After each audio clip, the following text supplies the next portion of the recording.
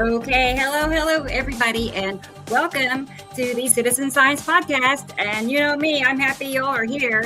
It's already been a whole week, you guys, like a whole week since we were here last, and I'm blown away by that.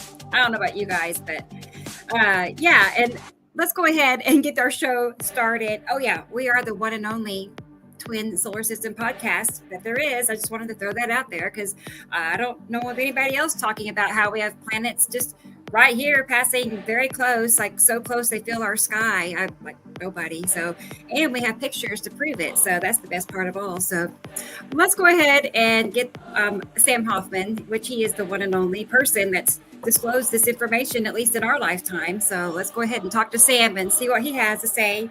Hello, Sam. Hello. Hi, everybody out there from New Zealand all the way around the world, and Alex in Germany, and Nicole in Colorado, and I see lots of folks are here already and lined up ready to talk. And yeah, fast week. I want to throw out real fast. Thank you, everyone, for the donations. That the girls had a very Merry Christmas, and they're smiling little teenagers. So all's good in the old holiday world. And I hope you're in between holidays and ready for the next one, and all happy and safe and snugly warm and all of that. Like I said, I'm just blown away. It's been a whole week. Yeah, it was. I don't know. The middle of the week just kind of like a blur for me. So, but it was nice. It was just how I wanted it to be, quiet and simple and all that good stuff. So we played lots of Christmas music. Oh no. Oh yeah. I was running all day long in the house in the living room. That's fun. Yeah. YouTube Christmas music. Right.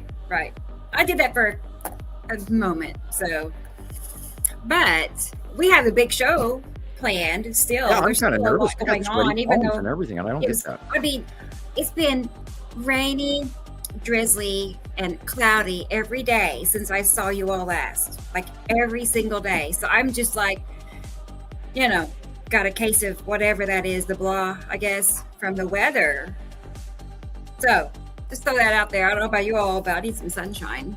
So I need my planet fix. That's what I need. I haven't seen a planet in a week. Anyway, okay. Well, how about we go ahead and get somebody else on here with us? I see Christopher. It looks like he's sitting out in the sunshine. Let's see. What's going on in Vegas? Hey, everybody. How you guys doing? How are you? Hope everybody's holiday was great. I'm glad to hear everybody helped out Sam for his Christmas with his daughters. I think that's awesome. So I'm glad you had a great holiday. Okay. Good. I have a nice my buffet is full of Christmas cards, and everybody sent a nice donation, and it's awesome and wonderful. Thank you very much. I can never ever thank you enough. And there's we'll tell the story later, but there was a card from Carol Ann that was just, thank you, U.S. Postal Service. Oh my God. Anyway, we'll talk about that later. And, oh boy. If we hear from Carol Ann. Yeah. I know she's running errands, but she's going to try to make it before the show ends. I mentioned to a guy at the truck stop the other day, I said, God, did you see the price of stamps? And he says, well, how much are they? I don't even mail stuff anymore. And I went, okay. 75 cents a piece now for stamps. Yeah. And your mail comes and it's always trashed and opened. Really? Oh, wow. Amazing. Everything's broken, in my opinion. Everything that we count on and was normal is no longer normal. And yes, I'm in my 60s now, and so I'm you youngins, and all of that. And wow, what a world we live in today. Wow. Yeah. And I turned my computer on, and the first thing I saw was something for, pardon the expression, but penis pills, and they were excruciatingly explicit sex acts on my newsfeed, and it was from an Arab country that was sponsored, and it was like, oh my God! And so I had to report it. I mean, it was high class porn. Oh my God! Then, and then they're trying to advocate for prostate issues. Anyway, that was my awakening. Facebook is getting wild. Good morning. Whoa. Yeah. It's 2025. I actually sat there and I said, oh my God, thank God the girls weren't standing here when I turned this on. And I'm scrolling down newsfeed, and this thing's the top thing, and there's this guy and this gal going at it with, porn angle shots and everything right there. It's like, whoa. Yeah. Whoa. Yeah, and we get limited and demonetized, and I watched your video again today, Christoper, with the Cube video for the 10th time, and okay. It says you've got 38 views, and I'm going, no way, because I sent it to at least 38 people, so and she's gonna Rebecca will pick up later. Yeah, we definitely have it to play too. I know that one I'm like you, Sam. I mean, I just fell in love with that one. Chris told me that it took him like over 2 months to round all that up and put that together. I kept switching pictures around, and I just trying different things with it, and then one day I deleted the app off my phone, and it deleted the video completely, so I had to start over, and it took me about 2 months to make it. I got full-on body goosebumps watching it. I mean, I was absolute body goosebump rushing out watching it. Cool. Nice. Awesome. Yeah, I agree. I mean, the music, the words. Wow. Wait till you all see it. Just wait. Well, let's go ahead and get Gillian on here. I see her in Scotland right now. Here she is. There she is. Hi, Gillian. Hello. How are you? Hey, how you doing? How is Scotland? Being festive. Nice. Still, me too. Taylor told me to keep my lights on for the New Year's show. I'm like, okay, so we're gonna do it again. January at least. Yeah. Last year we didn't take our tree down till like the 20th of January, and it was like way too long. Yeah, I think we still have Halloween decorations up from like 2 years ago. So. Yeah, my mom used to leave it on because my birthday was in the first week of January, so they just left it on until after my birthday, and then about 2 hours after they gave me my IOU birthday card, then the lights would be gone as well. Yeah, right. Yeah, we're very happy of 2024. 2025 is not supposed to be very good, according to Nostradamus and Baba Vaga. Oh, Baba Vanga said horrible things about 2025 as well. Right, a bunch of people. And I've been watching a lot of that, and of course, the popularity feed on YouTube on my smart TV is being pumped at me, and there's a lot of these coming out. It's spooky what they're handing out to people. As a matter of fact, I actually on live feed got a Nibiru Followers Anonymous Pass video, which I thought was surprising because for YouTube to suggest it for me was surprising because I know we're being banned or limited or shadow banned or whatever you want to call it, because I clicked on one of the sites last week and it said 0 views, 0 views, 0 views, 0 views. And then I went on to the actual video and here it's telling me it's got 3,000 views. Wow. So what they're telling you in the selection versus what's in the background. And I hope that they're not demonetizing people. And by the way, everybody, be sure to subscribe to Rebecca's Nibiru Followers Anonymous channel, because she's coming up on 10,000 subscribers. Awesome. And we need to go, I think, only about 300 more people, and she'll be up there. And so she'll be at that new milestone. And then after that, we're trying to get that silver plaque behind her there, guys. The one from YouTube. The little take the tinsel down and put the plaque up. I will. Okay. So be sure to subscribe to Nibiru Followers Anonymous on YouTube. And don't forget, now there's Christoper over there. Nibiru Skywatcher, or Nibiru System Skywatcher, isn't it? Right. Yeah, and go and look that up. Tell your smart TV Nibiru System Skywatcher. And then I was going to add on TikTok. I saw how he had 1,600. Sorry, Sam, but I just wanted to mention he had 1,600 followers on TikTok. It's grown several hundred since I glanced at that last. Like TikTok is weird. You have to follow all their rules, and they want you to engage in a certain way, like.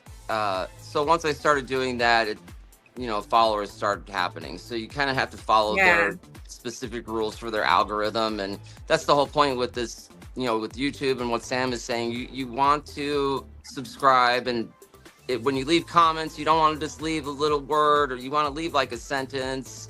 You want to do all of the engagement tools that are on the video, like liking, subscribing, all that stuff. It's ridiculous. But once you start doing it and the algorithm sees that you're engaging with other people, then it allows your page to get more followers that way, I think. Because they'll just take them away from you. Yeah. We've seen a lot of that. There is a lot of intervention right now going on from X and TikTok and Facebook, and I think literally come October, November, a whole bunch of new stuff happened. A lot of people, me included. I was watching YouTube and somebody's going, "Yeah, I got hacked," and then they did away with my page, and that's exactly what happened to me as well. Here, just a month ago. Terrible. And I'm still trying to get all my friends back. And by the way, in case you're out there, Michelle Mountain in South Africa, I did send you a friend request today. I'm sorry that you weren't in the pile that I was originally trying to reach out to everybody, but there was a lot of people I tried to contact. But they're still coming back in. I think I got like 80 friends now out of my used to be 6,500 or something like that friends. And so if you're out there, guys, and you are on my friend list that you think you are, find the new one. My new Facebook page has me with the beard on it, not my other one. So let's try and fix that. We got a whole year's worth of really cool stuff to talk about, because oh my God, what's going on now is just huge. And I mean, we're even seeing base clouds of Isatim's yellow moon now, which we never saw before because it was never this close to Earth before. And Christoper, oh my God, you are an up and coming filmmaker. You are doing excellent work. And I mean, and when you give me George goosebumps, Lucas. when I'm rushing out on goosebumps on your topic, then you're doing good. And so excellent work, and you deserve all the subscribers that are out there. Oh, cool. Great. Well, that took me a long time to close that speech, didn't it? That's okay. Well, we do have one more person to bring on up here to the panel, and it's one of our guests for today, which is our good friend Michelle Cox. Okay, so let's go ahead and bring her on here with us so we can, and then I believe Jesus will be here shortly, so keep my eye out for him. Continue the holiday spirit too, and everybody. It's still a holiday party. We're still having fun. Here she is. Now we can party. Michelle's here. So hey, Michelle. Hey. Hi, everybody. How are you? Good to have you back with us again. This is like a double feature. A double feature. Yeah. So it won't be a boring show now for sure. We have Michelle. Yeah. So how's the weather in Michelle? I mean, in Indiana, is it unseasonably warm? It's like 59 degrees here. Yeah. Is it the same for everybody? Everybody's I think I'm in the 60s right now. They think they're going to crash overnight. Yeah. Well, my little thing in the corner tells me it's 40 degrees in Lolo, Montana, and we are supposed to be, right now, we're supposed to be 0 or 10 below, and we're not. And usually in January, about the second half of January is when we hit 40 below, but I don't know if that's... It may have about 2 weeks from now. The entire country is going to be slammed into an very large Arctic ridge. It's about to come down. It'll come down in the first week of January, but it'll really kick in on the second week of January. So if you're an orange grower in Georgia or Florida, you might have to light those smudge pots. And then right now in Texas, Louisiana, Alabama, and southern Arkansas, you guys are having a really scary day, and I hope you have power. If you're in that eastern Texas to western Alabama area, and I hope you're safe. And they've had some long drawn out tornadoes, some really severe weather, major hail, major storm. They're talking like class 3 possibilities of tornadoes, and of course this is not normal for this time of year, but then nothing about our current weather is normal in any way, shape, or form. Welcome to climate change. And I cannot, if you are on the fence about climate change, oh my God, there's so much evidence that, I mean, well, it's flooding in the Sahara Desert, for God's sake. And we won't even talk about poor China that's been flooding for 2 years, or what Europe is going through, or what the UK is going through, or what we sort of had a lull in between majors. But what's going on right now in eastern Texas, all of Louisiana, southern Arkansas, and Alabama, and Mississippi area, and then even including Tennessee. There you go. Nice. That's actually three bands wrapped into one right there, and there's 3 arcs that are creating, as you can sort of see, where New Orleans and then Houston and then the upper band over toward Dallas. But that's 3 bands of showers that have come in off the Gulf, and it is extreme weather right now. So let's all give the prayers to those folks there, and it's going to be going through even St. Louis and Louisville tonight, and then it's going to end up all the way through South Carolina and Delaware and everything tomorrow. So you guys are going to have an extreme blizzard tomorrow, or maybe just rain, but it is extreme weather, high winds, hail. Park your car in a garage and all of that. So. Yeah, and I mean, there's a lot of people out there talking about it. You can look it up on Ryan Hall, y'all, on YouTube. And Ryan's a favorite of mine. That's why I mentioned him and give him a little prod there. It's spooky weather, and then there's an atmospheric river low. Now, do not forget that all of California this week has been suffering from major high tides from this river atmosphere. 30-foot waves. Santa Cruz got really messed up bad. And a lot of people lost a lot of boats and a lot of docks, and there was an entire pier with a restaurant and a technical crew that was rebuilding the damage from the last storm. Last week there was major earthquakes again around the world, and they immediately went off the radar. People forget so fast; it's amazing. There is serious talk about the underwater volcano going off in undersea off the coast of Oregon. Is going to be pretty prominent in the year 2025. There's also concern about Mount St. Helens and Mount McKinley and Mount Adams and et cetera, et cetera. So I'll folks go look that stuff up. Kilauea is burping not horrendously large volcanic eruption, but her caldera open core at the top of Kilauea is boiling away big time. And that whole lake of what used to be, calm lava is now seething lava, and it does have a flare up. And then there's a couple on there, major earthquake aftershocks did happen in the Tonga region again. And so, our hearts go out to those people who are going to continue to suffer these excruciatingly large earthquakes that are now happening around the world. And I think that's planetary related. And we've even proven that back from years ago when the Alaska quakes and all of that undersea tectonic plate shit went off in Alaska. That was right when Attu's moon was doing a real severe close pass, and we have pictures to prove that. Wow. And speaking of pictures to prove that, I think that there's a lot of folks out there that don't realize just how far back our information goes. Yeah. And I'll let you guys bring up that, and so I'm not sitting here personally bragging, but our information is vast. Well, somebody here says, do we know about what happened what about the Seven Sisters? Because we're talking about volcanoes, and that's the pinnacles, aka the Seven Sisters, are a series of volcanic symbols formed in Washington State, Queensland, and Australia. Yeah, there's Australia is going through some flooding, and they're going through droughts in other areas. Australia is really getting nailed, and we of course don't get that information up here in our news. And we literally, in order for you guys to find out what's going on, you're going to have to go out and look for yourself. You have to type in weather in Australia, weather in China, or weather in Russia. I mean, Russia, of course, ever since the special military operation took place over in Russia, all my friends in Russia are gone, and I don't even get to talk to them anymore. Hello, if you are listening. What happened to you? I haven't seen you in a while.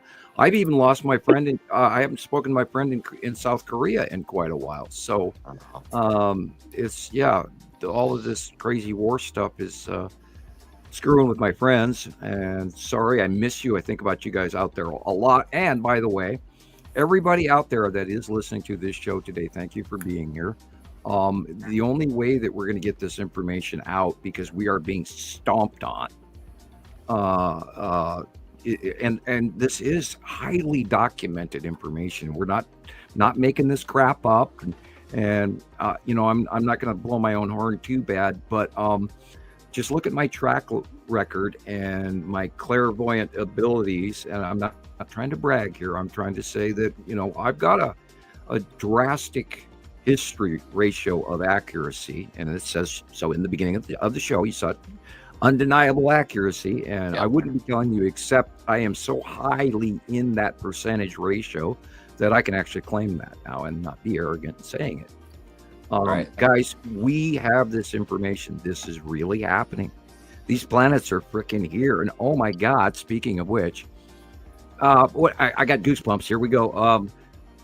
Talking about the Texas Cube and the Long Box Cube and all the UAP information and the orb sightings, and everybody just freaking out about it. I love it on one hand, and on another hand, there's so much misinformation because everybody's, oh look, I got a UFO, and here it's a helicopter, or I have some pretty good ones on video to show you all today. There's been a lot of bomber activity. Yeah, there's been so much activity this week, but I mean, on top of the fact that everybody seems to be even more aggressive and angry than I've ever seen them in my life, it's just beyond unbelievable. I got a friend request from one of your friends, Christoper, and we'll discuss him later. But I even added him to my friend list, and I hope it wasn't a sneak in.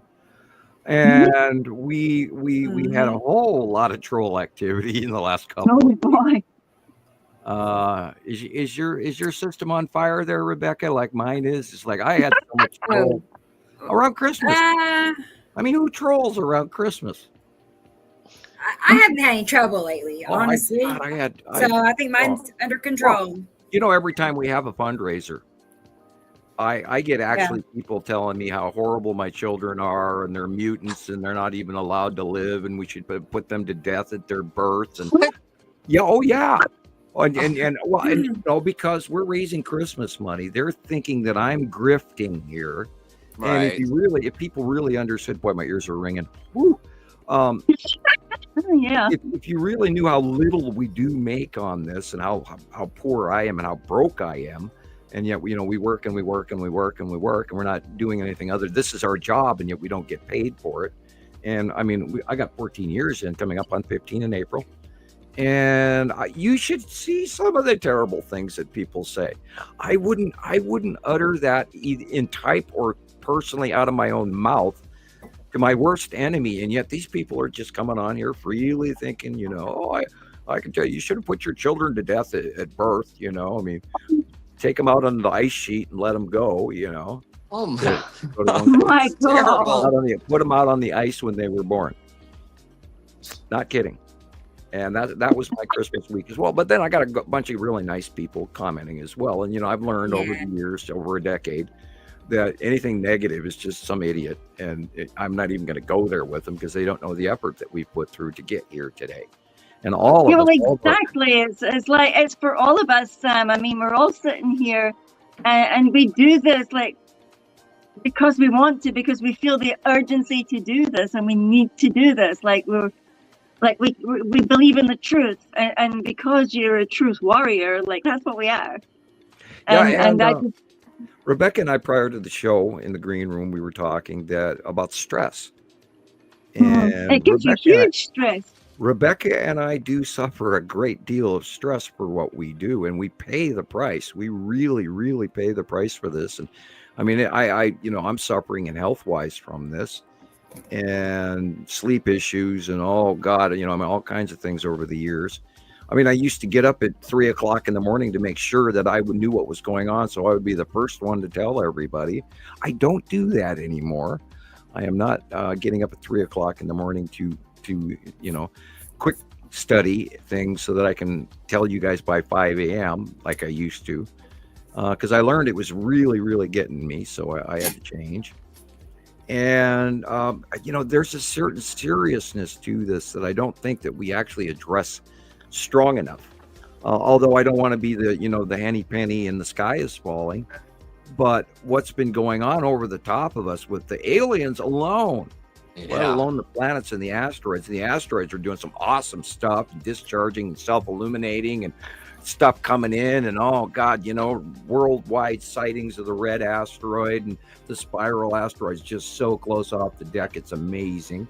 And there's just all this stuff happening, and yet I don't think we tell everybody all of that. I think we need to ask you to go and do your homework again. Come check out our material that we share on Facebook. because that's our clearinghouse. Send in your submissions so that we know what's going on around the world to help us get a better picture. We'll be coming up on the next month's drawing before we can spin around 3 times and spit, because that happens. And we're going to be, let's see, today is the 28th. So looking at my Yoda calendar here, we've only got, we have 31 in this month. So we've got 3 days left of the month and we begin a new year. And we're coming up on 15 years trying to warn you guys what's going on directly over your head, especially, oh my God, once you see the long box cube or once you see the Texas cube and then the little tiny triangles next to it, once you see that by eye, you're going to literally have to go to the store and get new diapers. Yeah. And yeah, it's... And it's freaking real. And I saw a bunch of videos this week where these guys are showing the Star Destroyers, but they're little microdot triangles, and they don't even realize, they say they're calling them spacecraft. And I did share that to Montana Skywatcher 1 as well. But and I posted a few UAP and orb sightings, but everybody's sending them to me, and I love that people are looking up. I love that. Yeah. But you got to remember the disinformation is just piling up. You see 75% more disinformation than 10% reality, and God. And people, homework, follow the facts. Be a scientist. Do your work. Don't accept what you get from one video. If you have questions, look it up. Go, Google for free. And the information, you just have to search. You have to take that step across the edge of doing your own homework, and then cross-reference. Go ahead, doubt our information. Jesus says this all. I dare you to check my facts. Yeah, I would like you to check my facts very much, because we have worked for a decade plus to give you this information that we've correlated for you. And there's so many hours you could not even come close to the information that we have absolutely 100% scientifically gathered. We're not guessing. We're not doing hype. We're not selling hype shows so that you can buy our merch. Hey, buy my tennis shoes or whatever. Yeah. We're not doing that. And it's direly, in my opinion, it's direly important that you guys, and this goes to that stress thing. And because we've become used to the information, and yet some of the severity of the meaning of this is existing in my stomach, Fridays on right before the podcast, because I am very stressed out knowing all of this crap is going on over our heads and people are not listening, and they should know this. Yes, it's scary as hell. Yes, it's insane as hell, but this is really happening. And God, wake up, people. I mean, oh my God, you want to know if we're alone in the galaxy? Holy shit, just look up. Speaking of not alone, I was going to say there's Archive Turtle? Christopher's video. Please show Christopher's video right now. Well, hang on a second. Archive Turtle over on TikTok is asking about the Star Destroyers. And they're not, I think they're maybe just hearing this for the first time, maybe. Yeah, they look just like Star Wars. I am not kidding you. We have had so many hundreds and hundreds and hundreds of sightings for years now. Guys, they've been out of hiding since 2019 of April. And they just, the sightings have been every day. There's so I get 5 6 people a day around the world that have an actual photograph of them. Uh-huh. And they're in the right place. They're always where they're supposed to be. So none of this is random. This isn't some Photoshop or AI creation, because they wouldn't do it in the right placement. The machine AI wouldn't know that unless you teach AI. Excuse me. Chris went on mute. But anyway, this is so freaking real. And yet it is week after week after week, never commented on by anyone in the shows after the, on YouTube. I read the comments. Purple. The purple in the skies, and that amazing video that Rebecca made about the purple repulsion lightning. I thought, oh my word, I wanted to put that with my pictures and go, look, people, look. Purple. Yeah, and the lead asteroid is self-illuminating off the bottom of Saturn's yellow moon. Yeah, look at that square, and then a few ships flying. Yeah, look at that stuff. Tell me the clouds are meant to look like that, unless it's like when I say it's a hologram, Sam, it's up on the hologram screen. Yeah, well, you have to weigh information because there's a lot of people. Oh, this is bunk, or no, yeah, Star Destroyer. And in order to identify the Star Destroyers, you have to remember that you're looking at them from underneath. And then the secondary trick, we usually try to have an ABC to an identification. We diagnose things and we break it down. If you don't see the conning tower on it, well, it could be a triangular cloud. But in this case, you do see the conning tower on the right hand side in the lighter blue. Right. The conning towers are just like the movie Star Wars, and that's what's freaky about this. We have Star Wars and Star Trek parked above our head right now. The cubes are literally like the Borg ships, although the Borg are not on the cubes. The cubes are Federation ships. They are a completely separate faction from the Nibiruan, the Saruman, or what you would refer to as the Anunnaki. So, and oh my God, there are so many videos out on the Anunnaki right now. And most of them are going through the Enki and Ilil story. And there's even a cartoon series, the Making of Us or something like that on YouTube. I saw that the other day. And a lot of it is very based into the story of Enki and Ilil. But the reality is, if we break it down to today's standards, and we go into the sighting files of NASA and the UAPs, the Immaculate Constellation, there's a lot going on, guys. And there's so much more than what they're releasing. Yeah, there's at these Star Destroyers. They're not stars. That is, that last picture was the site of a Saturn's yellow moon. And ask me. I know. I've seen plenty of those in the Northern Lights. All those stretched stars.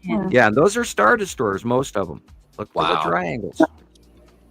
And there's support craft, and they're flying around. And right in the back, if you look dead center, there's the cube. It's blurry, but that is Texas right there in the background. Wow. Yep. Look at that. And those are the illuminated other craft because the light just happens to be shining on them at the exact moment they're there. But they are there, guys, and they've been there in the same place. There you go. And this is Gillian's old shot. Yeah, look at them. I mean, how can you get flubbed all your stars and they all look exactly the same shape? And they're little groups of really? Wow. Yeah, they're all grouped together, but you'd think it's like a lens flare or something, but it's not because there are different size. Each grouping is different size, and that's incredible. Look at that. Yeah, there's the entire fleet's plural, more than one, and a new faction showed up about a month or so ago, and we've been seeing their ships as well, and they're smaller ships, and they're literally proximity ships where the Star Destroyers don't per se come in for a close landing. They fly overhead and then they drop their lander craft out of it. And those are the discs ones from one faction. There are other factions as well. I mean, there are a lot of it's just like Star Wars, the first movie scene where they go to the Star Wars bar, and you got all of these different races that are here right now. We are not alone, guys. They are parked over the Mandalorian, everybody. I'm sure that adds a great deal of animosity to the overall government, knowing. I mean, can you imagine if you're a government official and you know the truth behind what's really going on over the top of our heads, and how bad this probably burning a hole in their tongues where they want to tell people. And I feel sorry for them, but they at least get to send their kids to college, so on our taxpayer dime. There's so much going on, you guys, and you have to check out this information. Fact check me. Do so, please. I dare you. We have every week, Rebecca and I get thousands of people sending in submissions of the stuff they've captured from the sky. Incredible. And we've watched it for so long, we know what's up there and we know what's not up there. Right. Like the sun simulator and all of that crazy stuff. And I hate to even mention that, but it's a patent. It doesn't mean it's up there. It's real. No. And it's in a Chinese lab right now, and that's made for a small area of illumination over China just to help grow their crops, and that's not going to be enough to actually light the whole sky. And then I always tease the sun sim people and the flat earthers, when they start talking about, well, they got the sun sim. And I go, well, why would you need a sun sim? It's not like somebody reaches over and turns the sun off. So why would they need one? And then, of course, if you go into the tech, it's actually for a localized illumination of an area to elongate the hours of sunlight that affect a certain region. Like if your sun goes down at 4 o'clock because you're in a mountain range, well, if you put a big satellite up there on a simulator up there that refracts and creates its own light, which takes a hell of a lot of power, which we don't have the tech for, and you create this light on an area, and it's a small pointed focal light, which is what a sun simulator is, according to the patent office, and nothing big enough to light up our whole solar system. So take that into account. But yeah, and do fact check this stuff. Look all this stuff up. I dare you. I really dare you. We're not wrong. We know it's here, and they are here. And oh my God, thank you for finally looking up, people. That's been here for a decade, and then you're just now starting to look up. I'm sorry. I was going to say, our following is growing. I do see that. We are growing, and I mean, just our crowd today is awesome. Bigger, I think. So it's awesome to see. I feel like we need to say hi to our people in our chat and see who all is here. So let me scroll back up to the top here and see who's first in line. Oh my gosh. Y'all, it's Dublin. Oh boy, that does not surprise me at all. She's always here, so that's why. Hi, Dublin. Where did we go? I'm happy you're here. That was at for 1:03 a.m. That was last night. Okay. And Dennis is in the house. How you doing? You know it. Hi, 4:30 Dennis. a.m. Wow. Do y'all ever sleep? No. I can't say. I don't either. So, all right. Cool. I imagine you posted your posting that is telling everybody that the show's coming up. So then they comment on it. They link in and you're right, Sam. It was awesome. They do awesome after midnight. So cool. All right. So we're working in unison day and night. And Screaming Thin Man is here. And he hello, Screaming Thin Man. On his tea thing, because we were talking about that last week. It sounds very beneficial. Interesting. I'm interested. Yeah, we're talking about his chaga tea again. Yeah. We need to do it, y'all. It's a sign. Let's keep going. Oh, hey, it's Nicole, everybody. I was just Nicole. Thank you for your Christmas presents, Nicole. My children were very happy, and I let them open your envelope on Christmas Eve. That's great. That's the only thing they got to open on Christmas Eve, and they were bouncing around and dancing. They loved it. Thank you. Fun. It's like, when they were little and they had bubble parties. Oh, yeah. You remember those photographs I used to post of them having bubble parties? And back when they were like 6 and 9 years old, they were into bubbles. They liked their bubble. Every year I bought a new bubble machine. Awesome. And until they were too big for the time, a big bottle of bubbles. They just, had a field day with those bubble machines. Sure enough, Nicole, I totally forgot about that till you mentioned it. Wasn't it the 20th? It was Audrey's birthday on the 27th. Hey, happy birthday. And she wasn't well, so I've been talking to her by text, and she wasn't well either because I wasn't well on Monday. So yeah, commiserating with her. In the last week, right after Christmas, we entered a new vibe stage. So healing and health to everybody who taps into that. You may feel more comfortable. That literally the 26th, I was wandering through the house, cleaning everything. I did laundry. I took apart my dehumidifier, cleaned it out, or my humidifier, not dehumidifier, my humidifier. I have both. And I got it finally working again. So the house was nice and moist, because up here in Montana, it's very, very dry, 35% humidity, desert dry air in the house. Because when you have a gas heater, it boils all the moisture out. But anyway, I was cleaning all sorts of stuff, doing everything, so I had to go and look it up. And we're in a new stage and a new moon. And thank you, Nicole, for your information that you sent me earlier about the phases of the moon. We're in a really slivery crescent of the moon right now, just past no moon. So good to know. Thank you. Okay, well, let's keep going and see who is here next. It is Kaylee Nadine. Good to see you. For being here. She's a regular. She's here most of the time. We'll be right back. Okay, Sam. And she's on Facebook too. I see her name often. So I am glad you're here, Kaylee. Hi, Kaylee. Hey, it's T. Racy, everybody. And As expected, I knew she'd be here, and she is. And yeah, I was gonna say I have a slideshow of pictures from T. Racy. Great. She's been sending me pictures over on YouTube. No, Great. on the email site. Anyway, regardless, we have a T. Racy slideshow today, so stay tuned. All right, so that's gonna be fun. All right, good to see you. And Katie Jo is here. Hi, Katie. And Patrick is here. Patrick. She's here for a little bit, and then she's got to go take care of business, basically.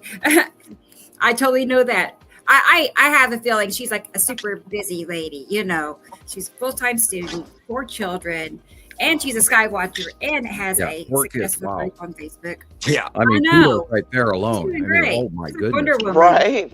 I'd be old and gray if I had 4 kids right now in the house. Whoa. I know. It's awesome. I'm impressed. So good to have you. And Brendan, he's in Ireland and he is here. Brendan. So we're all connected. That's pretty cool. Good to have you, Brendan. Colette yet because he was on time today. He was absolutely. Okay. Robin is here. Hi, Robin. How you doing? There he is. Wow, just in the nick of time, not 1 minute late. Man, probably going, how come you guys aren't on? It's 2 o'clock. We're always 1 or 2 minutes short. Check the timestamp. I love it. That's right. That's right. Yeah, I'm always telling everybody, we got 4 minutes, we got 3 minutes. We gotta go. I'm gonna put a gold star by your name. So and then everything crashes. Good job. Experimental is here. Just 1 minute late. It's okay. Maybe just by a second. Who knows? But still, it's okay. It's 9 p.m. for her. Same. Good job. Happy you're here. And Happy New Year. Alexander is here. Come on now. Click on there. God, it's going to be 2025 in 4 days. I don't even know what's going on. I'm still stuck on 2010. What happened? I put my head down in 2010 and started doing this work. And all of these years have flown by because I've been doing so much research. I didn't even have a personal life in between there whatsoever. You know, it's like me sitting in the living room looking out the window versus me sitting in front of this computer. How the hell did 15 years fly by? As fast as the weeks fly by, the years fly by too. Like this whole year. The things we do for you guys. The year is not really that long. Wow. It's not. I think obsession has a lot to do with that. You know, I mean, I am so obsessed with this because I see it in my head, and it haunts me. And this is how we can do these drawings. You know, my accuracy. This is how I know where the planets are because I see it in my head. And go ahead and you're welcome to argue with that point because that's what I was recruited for, was for remote viewing through the Far Seeing Project. And you can look that up too because it's now declassified, so I can mention it. Otherwise, prior to 2010, I was not allowed to say word one. Otherwise, they would deport me and my entire family back to Holland. So that and believe me, I could tell you stories. I won't down the U.S. government. I understand their role and why they have to keep things quiet. People ask all the time about, do you think they're going to actually fully disclose this event? And I watched you guys all three right there. Just shake your head no, because if they actually, we may see something. I mean, we might see an extraterrestrial presence visitation where it's absolutely undeniable. But then again, when the planets are leaving, we're going to really get a bigger show on this second star that we know is leaving. We're going to, at some point in time after this next year, 2025, we might see 2 suns in the sky, just like in the ending scenes of Star Wars, people, including a red standard planet and a dwarf yellow. And you couldn't fake that unless you knew it in the Star Wars series. Right. Those 2 suns are our truth. I got goosebumps. I got goosebumps down to my ankles right now. Nice. This is really happening, you guys. This is freaking real. And the trick is we cannot let this go by without it becoming public, because it is so serious. Everyone has a right to know. I believe that in 1980 so strongly you wouldn't believe. And I sat there and bit my lip for 30 years. And because the threats that were so over my head were so powerful that I didn't dare. And not only that, and they told me this as they're exiting, as the Virginia State Troopers putting me in handcuffs and hauling me back to Montana. Wow. They told me, well, no one will believe you anyway.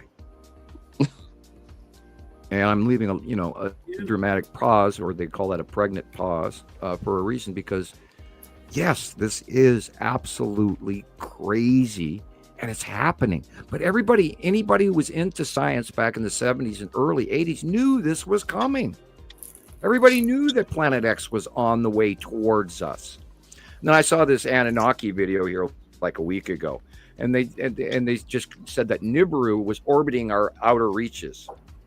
And that's an understatement of the reality. The reality is that we have two stars. We have a binary solar system. We always had a binary solar system. 7 planets plus on one side, 8 planets plus on the other. They are in a tight central spiral of the configuration of the compound of what we are. Gravity is merely an effect of this overall electrical magnetosphere solar system. You have to look into the science. And again, we'll just go to Christoper even. And the more that you have learned my information, didn't it all of these pieces fit for you, where it came up with answers that Einstein never touched? Right. It's all of incredible. This information fits. And that it all fits. When it's simple and it's true and it fits, it's the truth. If it's complicated and confusing, it's a lie. And we are our entire Earth society right now.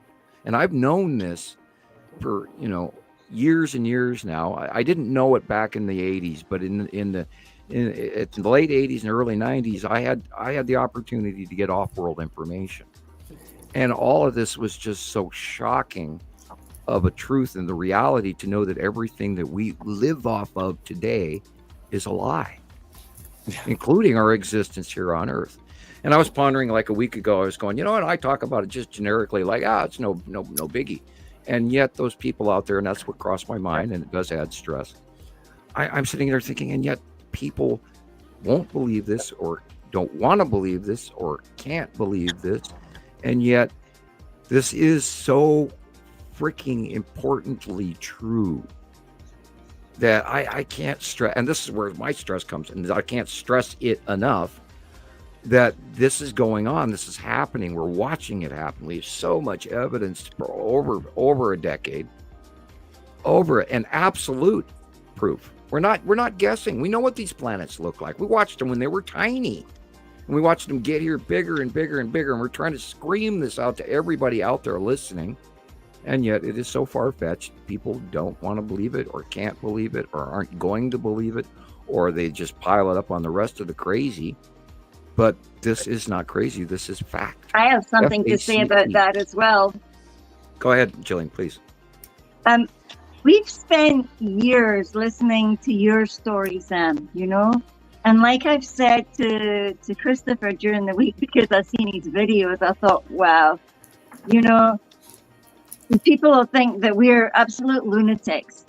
But we've figured out how to see what you've taught us to see. But I was sitting there thinking, how you also told us about the spiritual side, about source, about reaching for what's inside us, because it's not just about the big planets, because everything is connected in that atom structure you showed us. That's right there. Everything is connected. Everything is from tiny up to big to big to bigger to bigger, Yeah, like our babushka dolls. Those inner personality traits that we have since childhood. And see, mine is, okay, I'm not going to, anybody that tells me, oh, I'm a psychic, I never believe them. But I mean, I was another thing I've got to say too. For that. And how you've told us your story, and it didn't fully come home to me until I seen something during the week, and I thought, oh my word. And I said to Christoper about this particular story, and I thought, when I seen this, I thought about Christoper and the things that has happened to him in his life. He cannot make this stuff up about how dramatic and internal it is, as well as outside. People go, man, that's a cracker dude. He thought he was abducted by aliens and stuff. But at this young man, I seen something, and I've been asking for like a couple of weeks now, like I need something new, some new kind of evidence that, other people are experiencing this kind of thing too. And there's this story from out of nowhere about a young man who's working for the Jet Propulsion Lab. Okay, and it's very paralleled your life in a strange way about how he's young. He is that age, he's young, where the brain is so, it's at the point where it can accept anything, is what I'm thinking. How when you're 18, you think you know everything. Yes. Yeah. And this young chap, because you haven't been slapped down by society and rules and everything else like this. Now, my mother used to refer to me both lovingly and hatingly as Mr. Know-It-All. Oh, yeah. And because once I learned, quote unquote, the rules, I would repeat them to my parents when they were breaking them. And, and I don't know how many times my father said, oh, you in those American schools. Because my father was very Dutch. He was very old world European. We actually had to ask permission to speak to him.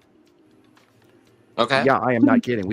My mother would go into his work area where he was working and have to ask permission to let us come in. Like the old world European, Father, will you see your children today? That kind of thing. Seriously. And my dad was in the concentration camp, a slave labor camp during World War II. He was living in Holland, and the Germans occupied Holland, and then they sent him off to Poland and other areas to build things and roads and the Autobahn and bunkers and all sorts of cement works. And my dad was in the gravel works, and the side fell in on one of the gravel pools, and a group of officers from the German army were standing there, and Germans are usually good swimmers, but this one guy was drowning, and so my father ran down and saved this guy. Wow. This is a direct this is absolute gospel truth. He ends up saving this German colonel. And I took lifeguarding as well. I can understand the feat of trying to save any human being. But anyway, so, they brought him back, and he saved this guy, and then they were nice to him, and they gave him a fake medical pass and allowed him back and they dropped him off in Amsterdam and everything, put him on a truck and sent him home. Because they said, well, what do you want? Do you want extra food? And he said, hell no. And he got and he said, that's the first time I ever got angry at anyone. And I got mad at the Germans, and I said, hell no, I want to go home. And they actually sent him home. And that's why I'm standing here today. Because my father probably wouldn't have lived. Yeah, I was just thinking he must have been a really important dude. Yeah. Well, he did save a German colonel. And, if he would have been a captain, maybe not. But it turned out this guy was a colonel, and they sent him home. And there's another story after they dropped him off in the streets of Amsterdam, and he had a long way to walk home. And he ran into trouble right then and there dealing with a Canadian thing. Anyway, I'll tell you guys that story some other day. Tell us that one another time. Yeah. Yeah, there's a story about money in Canadian. He had to walk across the Canadian lines at one point to get home and all of that. So wow. Going, being a Dutchman and not carrying a gun, not wearing any military gear, I'm sure that they would listen to him a little bit better. But anyway, today's show is brought to you by Ricola and Coca-Cola, so we can change the subject. Okay. So here I was watching this thing, and I thought that Samuel and Christoper should know about this story because, I saw that story. Did you see it? Work provided it to me as well, and we talk about the metaphysical thing. You guys are out there. Every one of you are out there today because you're supposed to be. We are all doing this because this is A, the reality. B, you all out there are supposed to know this reality. That's why you're here. It's all cosmically connected in such a huge story that this goes back over 2,000 years. There is a change in humans. That is our destiny. our destiny, our change is in progress, and each person out there living to this today and hearing this today is all part of that change. And it is incumbent, there's that word, incumbent upon us to share this information. It is a truth. It is fact. We took a decade, 15 years coming up in April, to prove this. We have all this information. This is real. This is the real fact. Frickin' ET is parked over the top of our heads in fleets, plural, more than one fleet, more than one faction, as well as the incoming factions on the other larger planets. Guys, this is the whole kettle of fish, as they say. This is parked over the top of us right now. And they're here. And I've been screaming it as loud as I dare, and you know, I'm being suppressed. But this is the reality. And yes, they look exactly like Star Wars. And Star Trek. The cube, the long box cube, looks just like a Borg square, and it is massive. It's even bigger than the one in Star Trek. I mean, that thing is the size of a moon. Which also, and then we could talk about the Empire Orb. Oh my God, or the Norway Spiral Orb, depending on what you want to call it. We call it the Empire Orb because it's even got an iris. But then the only difference is the one that we're seeing in reality has this spectrum of lights around it, which the Death Star from the movie did not have. I think the one that we're seeing is much smaller than the actual Death Star but literally very, very large as well. I have seen it by eye. There have been thousands and thousands and thousands of sightings going back because the Empire Orb or Norway Spiral Orb got here in 2009 ahead of the planets. So they were the first beginning force to show up. The G7 countries were all meeting in Germany on that day. Talk about Barack coincidence. Obama's administration. Look it up. It's on Google. It's for free. This is my new slogan. Guys, this is seriously happening. We are not alone. We have a freaking fleet over the top of us, pushing the thumb on top of the button and holding us hostage to give our commodities to them. Every 3,654 years we do this. That's why we're here. It's called tribute to the gods. And they're demigods. They're not gods. Yeah. Because there's factions above them. And the Federation is higher faction. And they got their foot in the door because, you know, here they are collecting the commodities of this region, which also goes to the higher group of area of stars, or it's not stars within this section of space. I wonder what they look like. I wonder what they all look like. Well, they're, you know, I've met 3 different races, so they all look different. I'm sure they're, you know, if you stare at a gray, at first they're shocking, but over time, you get used to them. And their skin is weird, and I could go on and on about the grays alone. Grays are pack creatures. There are different classes of them. Some are smart, some are scary. There's a saying I want to, you know, if anybody out there wants to hear this about ETs, if you meet a gray in the forest, A, don't shoot at them unless they shoot first. But B, there's 6 behind you. It's just like velociraptors. If you see one of them, there's 5 behind you, et cetera, et cetera. So, and humans, and I don't say this often enough, humans have an off switch. And that's the scariest damn thing in the entire world for anybody to hear. And I do apologize if this makes you uncomfortable, but it is a fact. I know I went through it. And they couldn't keep me out, which is part of why I got talked to from the off-world information, because they were very shocked by me. And I'm not your average Joe Facebook. So and I do you're part of this. And I have a sip off my pop. So please, somebody else talk for a moment. Okay. Well, I'm going to go ahead and get back to the comments a sec and see who else is here. I apologize. I did go on again, didn't I? well, I went through it's a whole okay. story time about Holland. Our and show, my we can do what we father, want. I'm sorry, guys. But Oh my it's okay. God, Hi, I'm getting Sharon. old. I'm rambling Glad you're on. here. Like, And in my- Andrea is here. Hi, Andrea. I'm happy. And somebody in my called me rapid Patrick, service. and I only see a bit of his name. Wendy is here. Hi, Wendy. Hi, And Wendy. Wendy is rainy, chilly, and gloomy in Connecticut Wendy. also. Nice So talking I to you. feel your Thank you. pain. I really do. Hope you're feeling better too, Yeah. Wendy. So, and We- there's we- Audrey. Happy We birthday, all, Happy Audrey. birthday. you can all self-heal now, Happy right now, because we birthday. just got out Yeah. of that horrible thing that I think it was Sagittarius or something like that we just went through, and it was really retrograde, uncomfortable, rough. and everybody got sick from that. So now we can take our vitamin C and get better. So do that this week. Do it. Okay, let's Now, see. keep it in Who mind. else? If you say, "I'm healing, I'm healing, I'm healing," you will. Hey, it's Tara. Do it while you can. Tara's here. Hi, And she's Tara. going to Hi, be on the Tara. show later, y'all.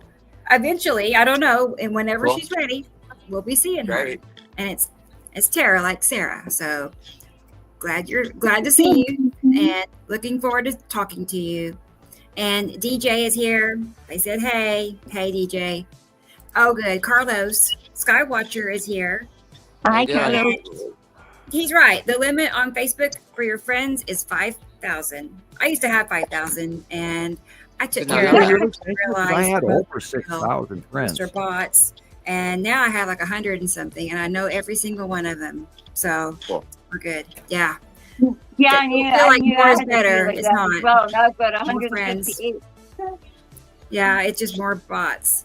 Okay, let's keep going. Let's see. I worry about that too when people send me friend requests. You know, it's like, is this Yeah, that, Sam, if you don't is have this our New York conversations State with troll them, and Yeah. all of that? You know, Don't sneaking bot- into the first don't. profile. it's not flattering. And some of them have really goofy names. Like you can tell it's a bot. Like Yeah. some of the names they come up with are just ridiculous. You'll know it when you see it. Well, I do vet people. I would prefer their real name, and this is why I wish people would actually put their face, which is why I did what I did with my name and my face. Yeah. It has to do with credibility. I mean, in the early years, I actually gave out my phone number, which I don't do currently, but people can look it up. I mean, I was amazed that even Carol Ann mailed me that Christmas card, and it had my real address on it, as well as my P.O. box address. And I was surprised that she had that. It wasn't necessary to include that, but wow, yeah, talk about her mail. Okay. Oh, let's see. Sorry. I Oh, it's amazing what the sidetracked. postal services become. Sorry. You got to be Talking wealthy about to mail anything anymore. No. I know it is expensive to Yep, mail a that package. and, It really is. There he is, Ninja. Ninja is here. Peace be with you too, Ninja. Hi, It's always Ninja. good to see you and Sabrina. Merry Christmas to you too. I know. Okay, and hey, it's Jackie. Hi, Jackie. Hi, Jackie. Good to have you too. Always is good to see your name. Let's keep scrolling. I don't want to miss anybody. I see a lot of repeats here, which is great. Everybody's having a good I'll time. mention to our Oh, hey, repeats. Patrick. Wow, Patrick, thank you. Hi, I Patrick. still Thank you saw so that. much. Really, Happy New that Year. helps a bunch. If like for example, you're coming down to it here. I'll mention it here in just a moment. Go. So please continue. Okay, we're getting close. And there he is again, Patrick. That's really thoughtful too. Thank you. And Nancy is here. Nice to see you too, Nancy. Very nice. And she's a regular. Yep. A regular, Nancy. And QV is here. Can I send some pics and how? Yes, you sure can, QV. Let me show you. Let me get Q it. is a little scary to see, but because we have a Sky little Pix issue with Q 4 and non. I at hope they're completely gmail.com. different, and it's something of your name or something. So that's where you can send it. Okay, QV Skypix for Sam at Gmail. Okay. All right. Where was it? Get back to QV. Awesome. I was gonna say that's a new name for Yeah. us. but Yeah, we yeah. recognize that. Glad you're here. Thank you. Please like and subscribe and hit the notification button. We're trying to get Rebecca up in her YouTube channel for Nibiru Followers Anonymous, so she can get her silver Yes. plaque. Yeah, we're all doing coffee today. Tosh Leon is here from Australia. I did not know that's where you were from. Awesome. I have a series of time-lapse videos from Australia to show later. So. Yeah, and if you're a listener out there and you'd like to be part of our show, do contact Rebecca and through many side channels. And even if you don't see the planets and you're on board with this and you want to learn more, we'd love to talk to you for even 5 minutes. You can do a masked appearance and put up whatever picture you want, and we just want to hear your opinion. Even if you doubt, we don't need any trolls, although we get them occasionally and they're fun.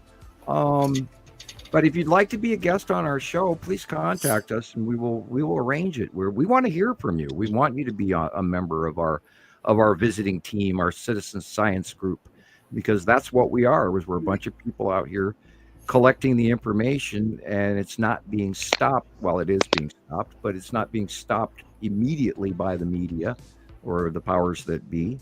And the more information we get out, the better.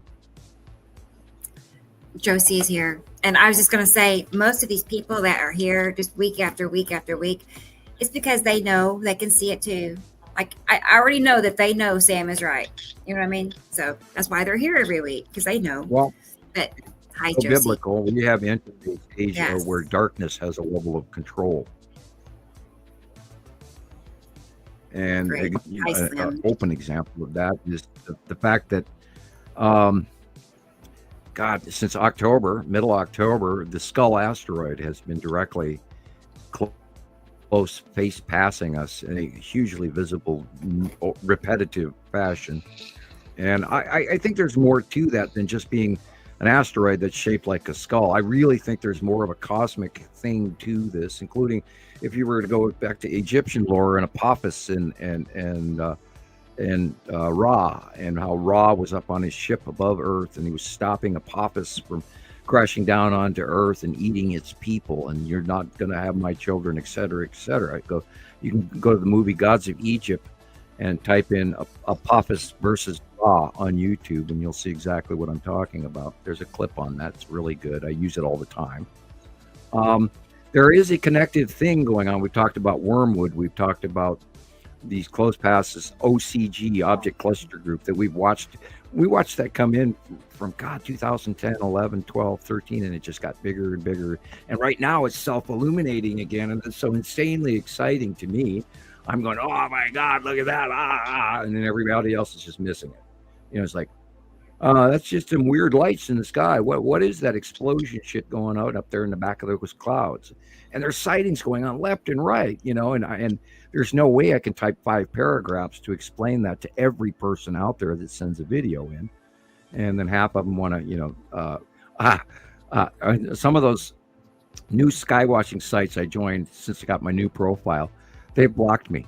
And I'm going, okay, I'm a member, but I'm not allowed to comment, like Wisconsin Skywatcher or something like that, and a couple of other ones. And I mentioned that Jesus joined and Nicole joined, and they're actively posting, but I can't, admin approval. And so I'm even joining all these new sites, and they're going, well, this guy's too crazy and controversial. Who the hell is he? And, they'll find out. Yes, AI knows about me. Google knows about me. Bing knows about me. I am quite real. Look me up. Sorry, had to throw in that personal plug there. That's all right. Slim knows you're real. I know they know you're real. That's why they're here. And Indica I'm Land. a real boy. Indica Land. Good to have you again. Always is. And Freezy. Freezy knows you're real, Sam. That's why she's here every week. Thank you, Freezy. Yeah, well, Good Freezy's a regular. We love Freezy. And Maria. Hey, Maria. Hi, Maria. Good to have you. Saw your stuff today. I did save your pictures you sent me so we can look at the few pictures you sent. And yeah, we're all caught up. Yes. And cool. Maria's on the East Coast right now instead of normally in Alaska. I know. In Tennessee. Down visiting relatives for the holidays. Safe journey. Okay. Be careful. Oh my God. You worry your friends when you travel. There's so much bad driving out there, so be careful. right. And wear your seatbelt. You never know. So, guys, where shall we start? We have so much. Christoper has a lovely yard. Look at that landscape. It is nice. Look how They got a peaceful fire that pit. looks. Man, lucky dog. Yeah. At a party. Wow, look at that. He's gone and stepped away from the platform. Yeah. Nice. Sneaky. Well, I'll wait. I'm going to wait on his. How about we look at this little slideshow I made of T. Racy? You know, before it gets too late for her. I know it's like You go working again. Did you get mine? I have part of it.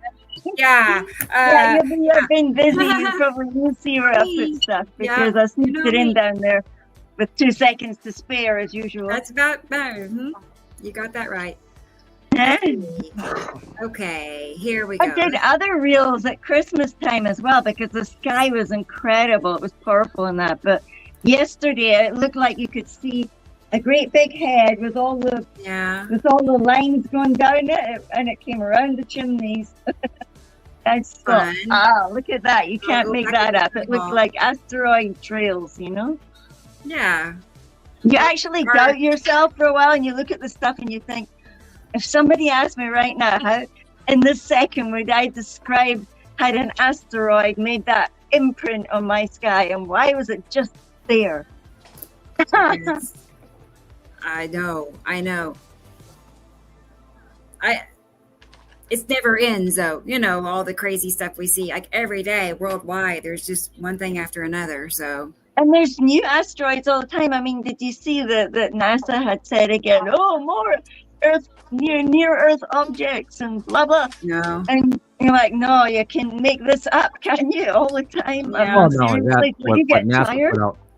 What NASA put out this week was a distraction. They're talking about, nearby asteroid coming past Earth and it's 7 million miles away. I mean, Jesus, God. You look over here, while this right here in front of us is happening. I have a picture, Rebecca, that I am currently on Facebook looking for, since we were talking about asteroids. So I will send you that, and I'm warning you early in advance because it's it takes time to bring up. But it is one of the most, and this is not mine, and I did mine it off of Facebook. I don't know the person who captured it, but it was so prominent I had to steal a copy of it. And here it is. And then there was that one with a swirl as well, like it looked like a swirl. Photograph. I don't know the value if it was a time-lapse photograph or what, but we can discuss it once you get that up, just for in a minute or two, whenever you're ready. It doesn't have to be immediately. Okay. Since we're talking about the asteroids over the top of it. I saw that. We have watched the object cluster group, the asteroids that are attached to the lower southern hemisphere of both of these gas giants. Gas giants have these big, huge moon groups and smaller asteroids, and A, B between the two. We've watched this. We actually saw the OCG, the object cluster group, when it was tiny and self-illuminating and way off in the upper left-hand part of our pictures, years before we even really identified the planets. And then once it started getting closer and closer and closer, and that discharge illumination between the object cluster group and the planets also started showing the outlines of the planets, which we had learned from watching this electrical dispersal pattern between these asteroids and the larger gas giants.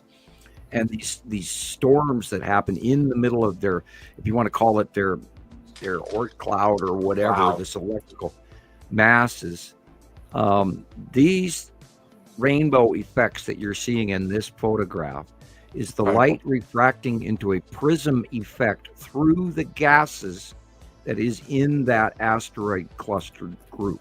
This is the side and bottom of Uri with all the asteroids underneath it.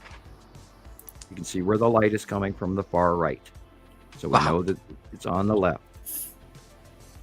This is the side of Uri and all of the OCG, and you're looking at, as a matter of fact, that big circular ball middle upper right is the Skull asteroid. Wow. Can't argue with that. That's right there. There's an object in front of its face, so we're not seeing its lower jaw as usual. And then we are seeing the part of the salamander, which is to the middle left upper. That is the salamander. The head, the arms, and the middle chest. And then you're looking down, you can see the lower legs at the bottom middle left, although they're not defined like some of our pictures, which is where this group got its name from, the Salamander asteroid group. It's a group of asteroids that are partially submerged inside the outer atmosphere of Uri. Now remember, Uri's a gas giant.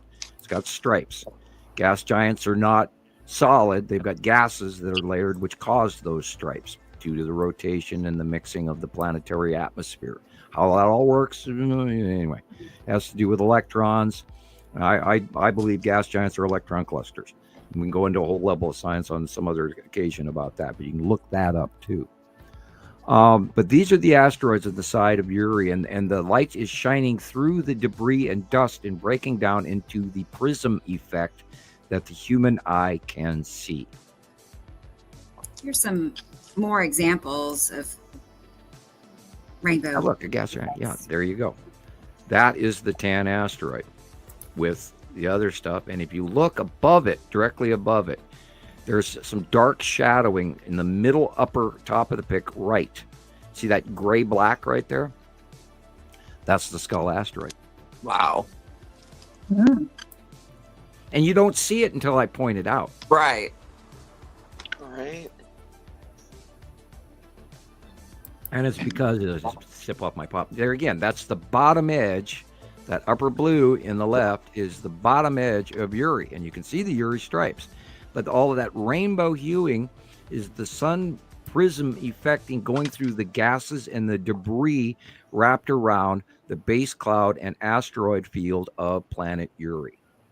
Here again, this is a combination of several asteroids. The red asteroid, the spiral asteroid, and the lead asteroid. And this picture is from 2021, I believe.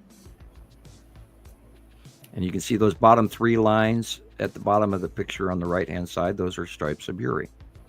And Atu is in the upper left. This is the side of Isatum's yellow moon. Wow. Because the light is coming from the left, so this is on the right-hand side of the sun. And by the way, Isatum is huge right now. Very, very large. Okay, this again is the asteroid field underneath the bottom. And this picture, I think, is from like last year, the year before. This is the red asteroid and the spiral asteroid, and then the debris field with a little mix in of Matim in the bottom right corner. Back when Matim was much smaller, and we didn't know she was peeking out and saying hello. He. This again is the red asteroid dead center top, and then the spiral asteroid and the little sister spiral asteroid, and then there's 3 or 4 or 5 or 6 or 8 or 10 or 50 smaller asteroids around even the red asteroid, for instance. And I last week I saw about 4 different captures of Casper, which is another luminescent ghost-like, which by its name, ghost asteroid that is farther right and off of this shot. But I actually saw some more evidence of Casper, and it was quite interesting because we hadn't seen it in a while. Moving on. Yeah. Okay, right. I guess I'm in show mode, aren't I? I'm in gear. Yeah. Okay. All right. So, next topic, or you want asteroid in front of the sun in the upper left. There is, I believe, this may be older shot. This could be either the red asteroid or the lead asteroid. It looks like the lead asteroid, so that means it's several years old, coming over the top of the sun. Wow. And remember, everybody, look at the dark areas first. Because if you don't, you're going to get sunblind by the picture, and then you'll only be staring, oh, look, it's the sun. And that's all you see. This is the bottom of Nepacity. Yeah. Hephaestus has an open core, which has multi little fingers. And if you look up in the branches there, that's the big 3 asteroid group. One more. You can see them There. 1, 2, 3. And there's a bunch of little ones along with it. This is an older shot. This is the bottom of Nibiru. Wow, beautiful. Wow. Oh, cool. That's the bottom edge, and you're actually looking at land masses in the white. Well, Now remember, I have a 43-inch screen. I'm not watching it on my cell phone. And I invite people, if you're really into this subject, get it on a big screen. Watch it on your smart TV. Oh my God, it's huge, and a lot of people don't realize how freaking huge these planets are and how close they are to us, and it's insane. And that's why people don't see them, because your brain doesn't grab it. And the first time I actually saw the side of Nibiru, I was shocked, and it was way smaller back in 2011. When it finally came up, we were watching it, in Antarctica on the live cams come up. And then when it finally got into the northern hemisphere, and I could view it by looking due south and sitting on a mountainside, and I drove up in the mountains and looked, and oh my God, there it is. And I was shocked and amazed at the size of it back then. And now that Nibiru has gone past us, I'm kind of like I kind of miss you, Nibiru. Where are you? And we only get a glimpse of Nibiru, which is really big, and we see it every once in a while now because of cloud conditions and sky up here now. And if you live at sea level, you're probably having a really tough time following what I'm talking about. But there are moments, and there are periods of time where you get the best glimpses in the world, depending on where you live. I was gonna say, I've been seeing Nibiru more here lately, over the past couple of weeks even. So it helps to know where it should be to be able to look in that area. And then your brain goes, oh, okay, that's got to be what that is. Right. And Isatum is huge. And then most of what we're seeing now is Isatum's yellow moon. And even in the last week, we've seen some base cloud patterns where it's so close and so big and so flamey, turbulent. And by the way, Rebecca, I hate to point this out, but you did tag a Isatum's yellow moon as Attu and Attu's moon again this week, and I didn't correct you on it. And I should have at the time, and I apologize for not doing so. But tell her the whole world. It's an easy throw. It's an easy. It's okay. I have trouble too. I look at stuff and I have to argue. I have had to retract. I think I know which one it is, but if that's the case, then I have questions because yeah, me too, because at one point you can't actually tell, because if they're over like that, then it's as if they've got like the moon's in there and they're like, you have to remember that Attu's moon is beyond us, behind us on our left shoulder. And if you're looking at it dead center to the right, then that's Isatum's yellow moon. Because Isatum's yellow moon has moved over from the far right to now dead center in the right and going over the top of us. Here is a video one of our listeners on TikTok sent to me, and they're wanting to know an explanation for what's happening here. 5 suns, how interesting. 5 suns. How do you explain all these points of light? That is Attu's moon directly above. Wow. That is a halo refraction. That is literally like the light angle on the magnetosphere of Earth. Wow. When the light hits just right, it's doing this flare focaling. Light travels inside our atmosphere and will focal out, which we call a backlit crescent flare. So the light angle is shining just right, and there's a cutoff halo going on at the real sun. Look at all that stuff. That is Attu's moon right there. Wow. Does only Attu's moon do that? Attu's moon has this very prominent upside down rainbow that we've captured 50 times. But yeah, I know that one. And the size wise, that's Attu's moon directly above us. Does Attu do that also? Some of these, as well? yeah, it does it often. Some of these might be the side refraction off the side angle of a rounded ball of the planet on the right-hand side, on the left-hand side, and then a backlit crescent flare behind us. The real sun and then the rainbow above us would be Atu's moon. So this is one of those light perfection moments. Yeah, right there. That's lead asteroid. Wow. See it? And Yeah. Optimus I yellow saw moon. a black lit crescent flare like that this week also. It was the brightest one I've ever seen. It was incredible. And we've talked about those double focal rainbows that everybody's captured for so many years. And that's what that is the light angle is going through the Earth's atmosphere. And these double huge weird rainbows people are capturing is the light where it's focaling out of our atmosphere and beyond Earth, going away from the sun. And some of that is atmospheric, but a good portion of it has to do with the light angling because there's so many other planets around us. The light is being pinched, and focaled, and it's shining between all these big, huge ass planets, and it's breaking free and changing the angle because it's being grabbed by the atmospheres of all this debris, and we see the rainbow, and we're seeing the electrical events of our atmosphere around us that goes out millions of miles. And people have to remember there is such a thing as space clouds. I mean, fingers of God, from the Hubble telescope shows us those are gases, and they are, not just water molecules in our atmosphere, but the gases out there are also cloud formations. And only when the light shines through them, where the light can break down into the pyramid prism effect, where the human eye can see, because we don't see as well as the birds. We don't see as well as dogs. We know going back many years now that the birds were chirping at midnight, 1 o'clock, 3 o'clock in the morning for years. And that's because they are seeing these planets. They're putting off a different light hue than we, the human eye, limited, can see. So all this stuff is happening, and all of this stuff fits, including the sun coming up in 2011 in the northeast sky, and all the planets tipping, and all the planets warming up. It's not just Earth climate change, it's all of the solar system. And how do you change the climate in an entire solar system? Well, you bring in another star, and it heats up the whole room. Plain and simple, basic math, basic science.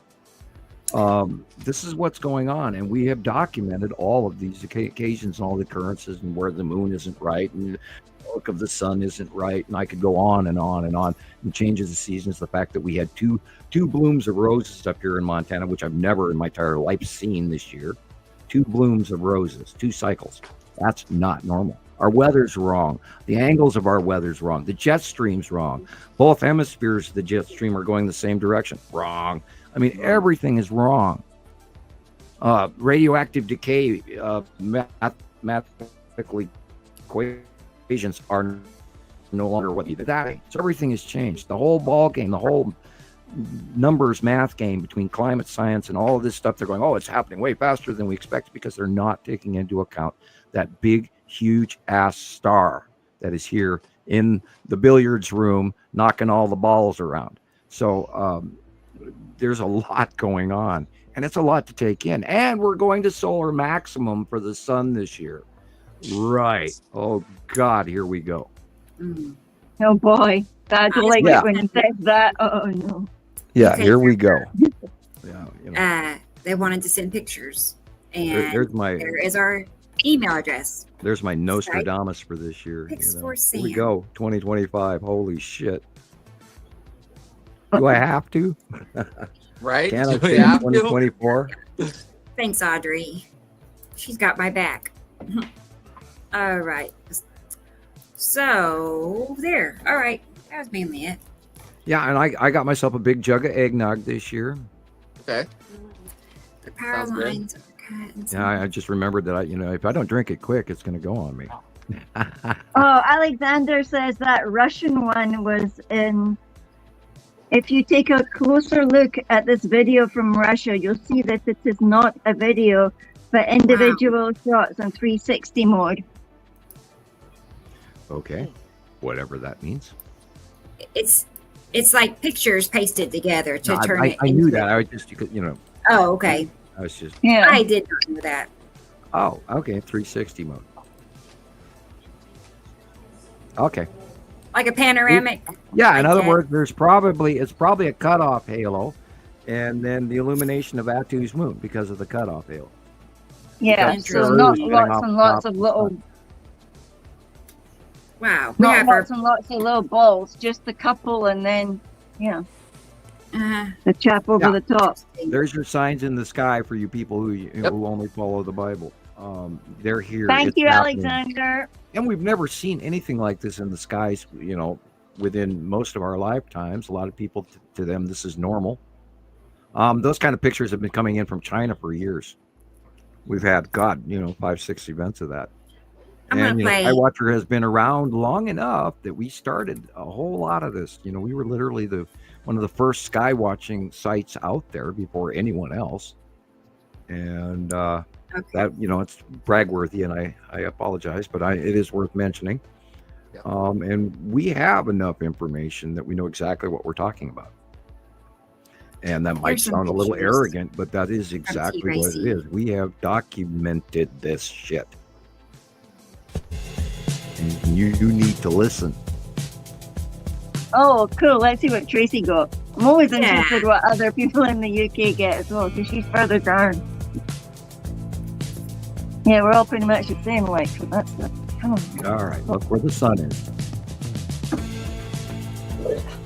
Oh, that in the upper middle lefty is where lead asteroid is. You can see several dots on it.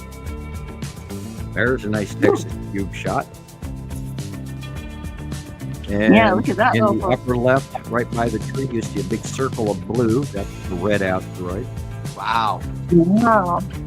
There's 2 illuminations. One is the side face of Matim, and the other is the sun. That illumination is the spiral asteroid. Cool.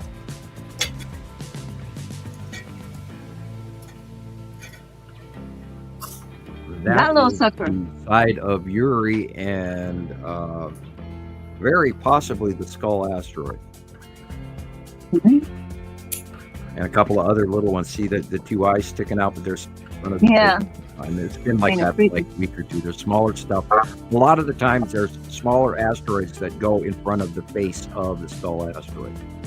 And it's got a whole cluster of them behind it. It's insane. We saw it 2018, 2019, and it was just coming straight at us, and you could see all the other asteroids behind it. It's sort of like, this flying in group of skulls. And it was insanely spooky. And Jesus and I talk about this regularly because he's seen what's up behind that as well. And if you let your mind wander, oh my God, you wouldn't believe what's inside that. And it literally looked like something from Lord of the Rings where they go into a ghost city. I am not kidding you. Right, or Dante's Inferno or something. Look that up. Yeah, spooky what's going on up there. And that's that Apophis thing again, or the Wormwood thing again. And look those up. God, and it's happening right in front of our faces. We've watched it for years, and so we've gotten a little bit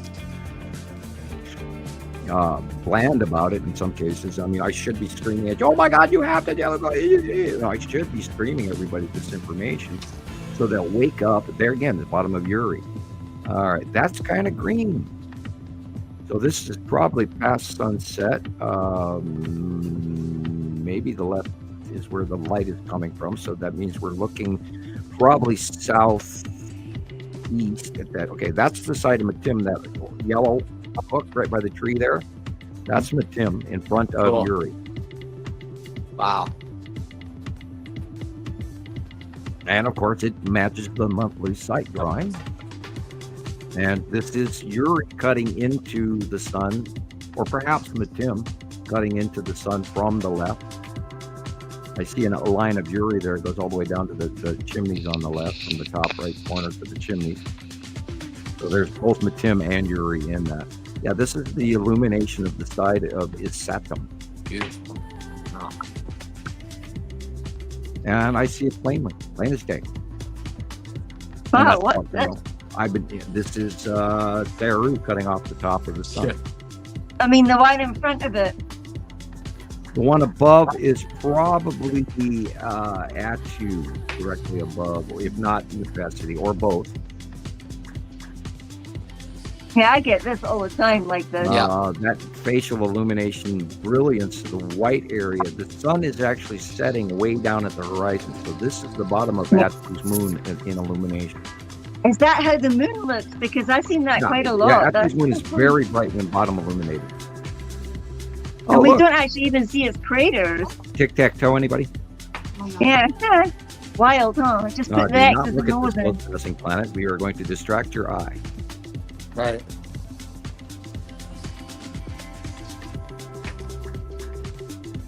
Yeah, I avoid C-trail shots altogether. I don't even save them. Otherwise, I'd have, hundreds of thousands of them. Right. Okay, Isn't see this the green. electricity? Looking at the bottom of my Tim with Nibiru behind it. No, I take that back. I'm looking at the horizon illumination. It sure looks like the bottom end of Pepsi. That again is the side of Uri or something like that. Can't tell. Look at all the tic-tac-toe. Yeah, I'd have to look. I don't know really for sure where the sun is because the illumination is off. But shadow, the light looks like it's coming from the right. It's a shadow, although the facial illumination is coming from the left. Yes, there's a planet there. That dark area, past sunset. Kind of glowing as well. Look at it. Yeah, the face edges illuminate, and you can see them. You just got to start by looking at the dark areas first, and then you'll work your way to the light, and then you'll see them. Your brain will grab it. If you don't look at it that way, if you're looking at the light to dark, you're never going to see it. It's going to just be okay. It's deep space displacement. But if you start with the dark and then work your way to light, you realize how much of that dark is there, and you'll see the rounded shape. And that would be where the side of Uri would be. Yeah, because the sky is clear. You know the sky is clear, that you should be seeing stars. And when after a while you don't see the stars, it's... Right. The light blue area in the middle is one of the stripes of Uri. Same with this. The light blue middle line, dead center middle, that's the stripe of Uri. You can see the green to the blue. The green is normal sky. The blue is the side of Uri. Oh, look at it. Yeah. And the dark blue area in the left-hand corner is the side of Uri. And you can see one of her stripes. Yeah, that one that's got the shiny bit through it, so you could see stuff through it. We've been seeing Atu's ring all last week. This is something light pinch. There is something cutting in on the upper left and on the side right. That could be the blue asteroid is there, yes, but larger is Saturn. Okay, here's an example of that. In the upper right corner, everything's sort of reddish blue, is the side of Saturn. Wow. Saturn is huge and it's cutting into the sun now. Whereas the Saturn's yellow moon is now closer toward Earth, dropped down a little bit to the right, and is more in our faces. So we're seeing more of an edge of its Saturn than we did before. And that, of course, will reflect in the drawings in the days to come.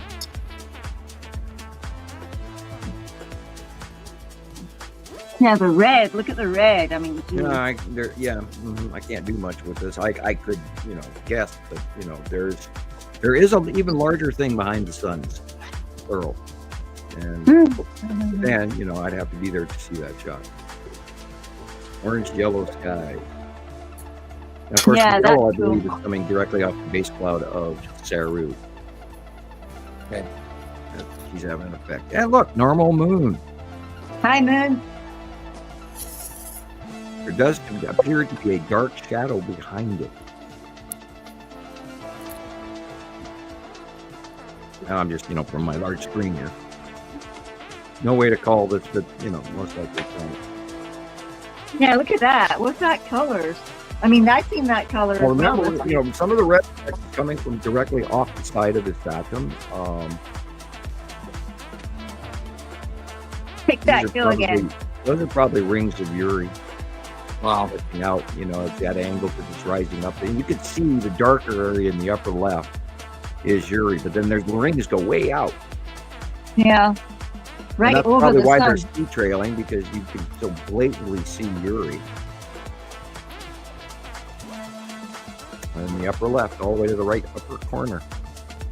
That whole thing was Uri. Yeah.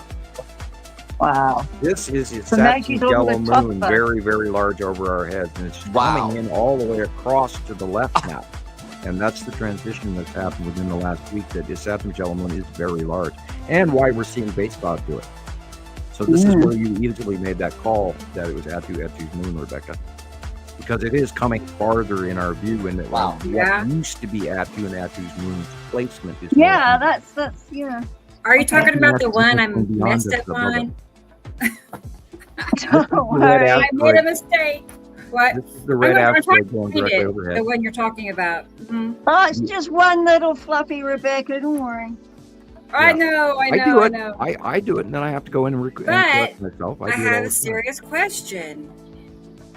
You know, ask him, Master. He's right there. Ask him. That is Nibiru back there, that blue thing. Wow. Because the light is shining from behind us on the left, so that's where Nibiru is.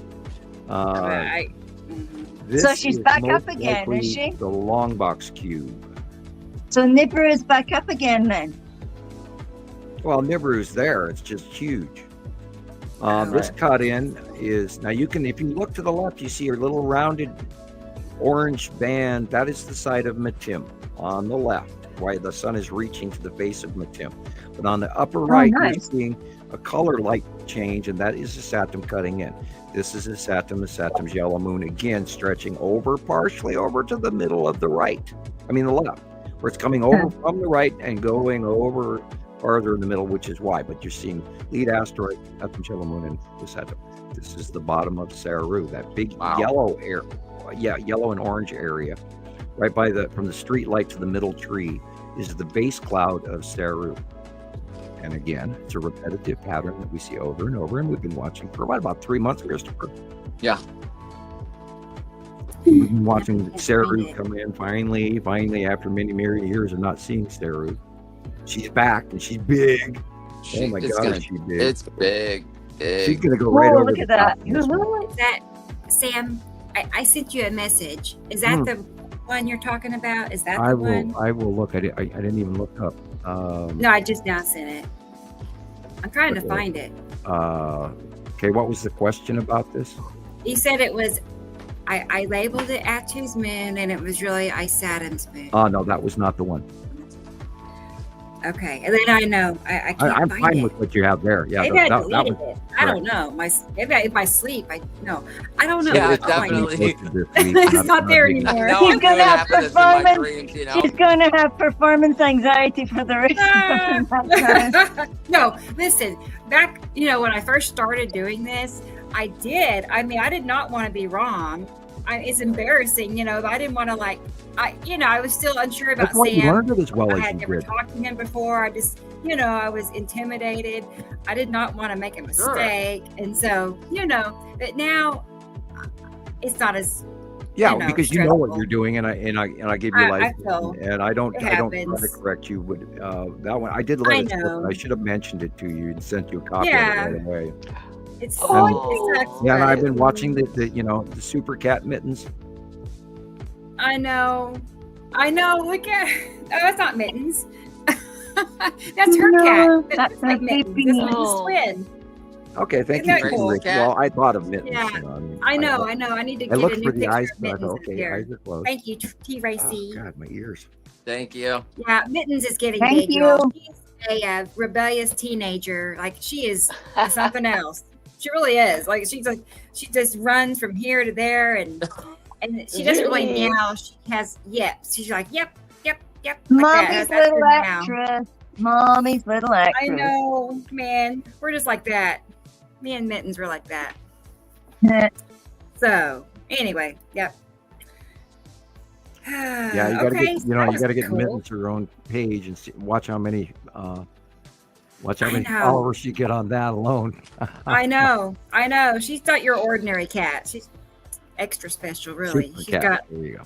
Yeah, she's super interactive and tries to communicate. I know. She's something special. So, okay, cool. We did that.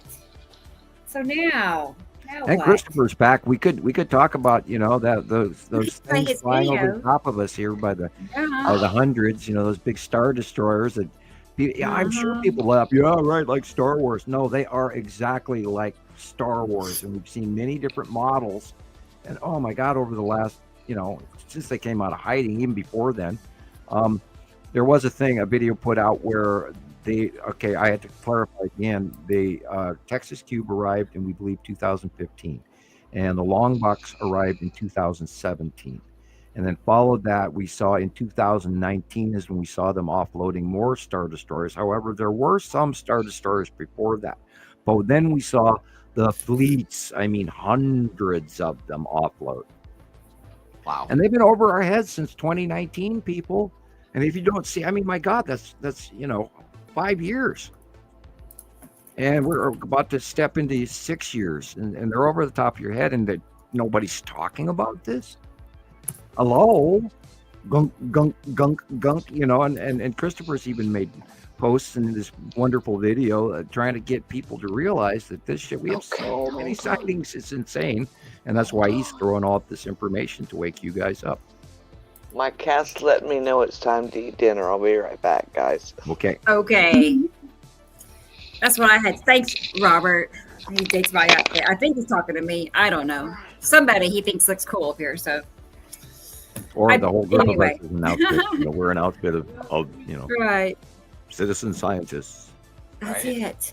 So, so how about we get this video going of Christoper? Now, this is a series of 3 different YouTube videos, or, videos he made this past week. At least 3. I don't remember. Maybe there's more. That he was busy. Yeah, I know that. Busy week. It's still going off today. It's just incredible. Yeah. Awesome. Wow. My turn is Rebecca's soon. talking about she hasn't seen anything in a week, but every time that happens to you, you usually end up seeing something really incredible. So right. And I think tomorrow it says there's a chance of like partly cloudy, so it might happen tomorrow. We'll see. So okay, but yeah, here is Christoper's work for the week. Okay, let's save that. All right, good deal. Here we go, y'all. That first video is the one that Sam was talking about the cubes and the crafts. And be ready if you're wearing headphones. Oh, it's so good. Be ready to rip your headphones off. Like gold medal. Okay, here we go. It is. It's awesome video. Awesome video. I got goosebumps every time I watch it now.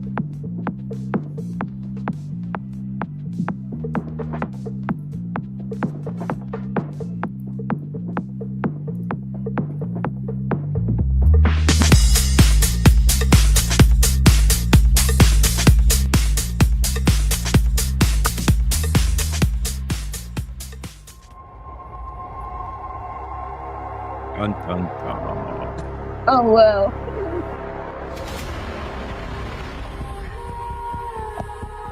You could turn that up just a hair. Oh, yeah. My one. Okay.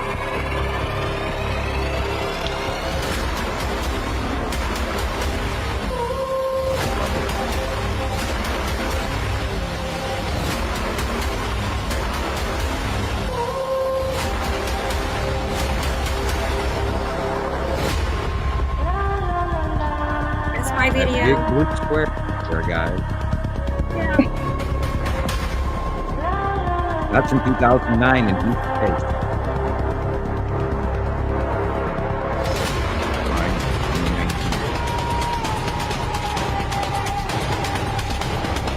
Arcurious Fruit.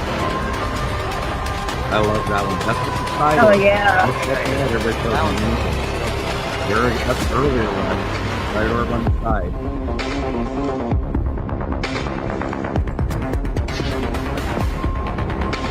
Love that stuff. Star Destroyer. Work that. Later.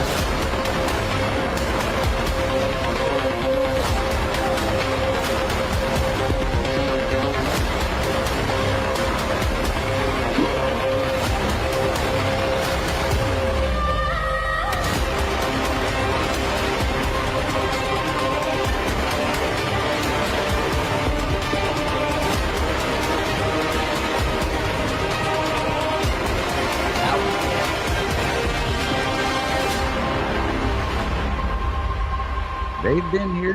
Where were you? And we've been telling you, we've been screaming this since 2019. Now, all of this has been verified visual sightings by me. I watched these things numerous times. monthly site drawing for December.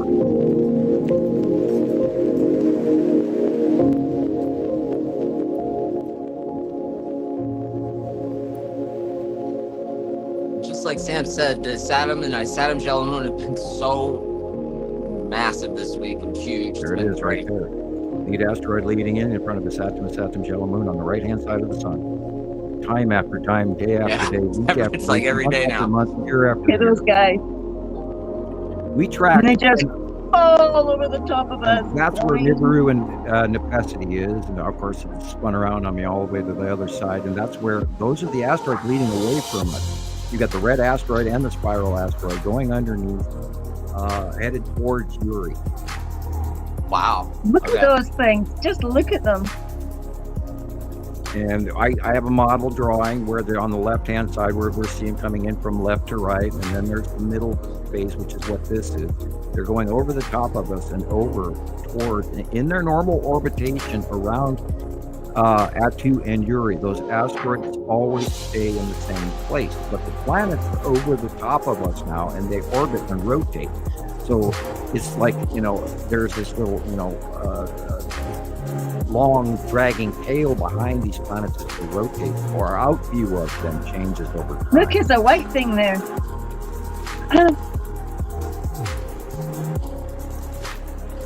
That is the side of Uri at sunset. That'd be Atu's moon right there. Due east, that is where Nibiru and all northeast, that would be Saturn's yellow moon and the lead asteroid. Northwest would be where Saturn is now. Just too fast to keep up.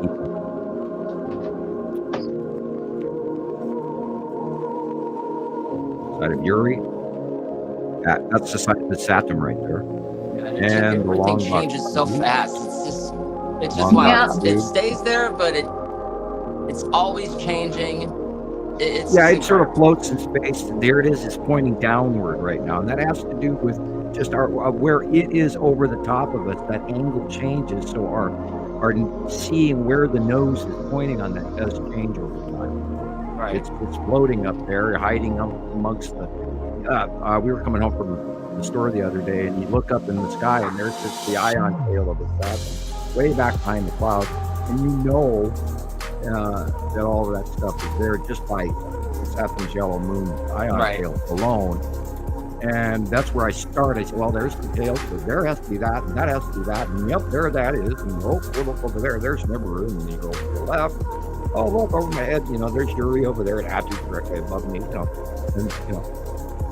and then you center in on it, and you realize this repetitive pattern that you can't make this shit up. You can't make the clouds do this over and over again.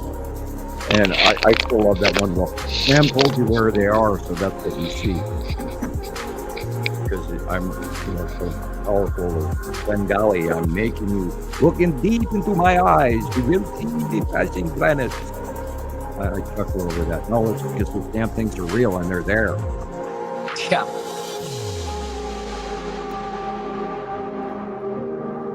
I was thinking about that the other day, and I just went, yeah, my friends all see it, so I'm not batshit crazy. No.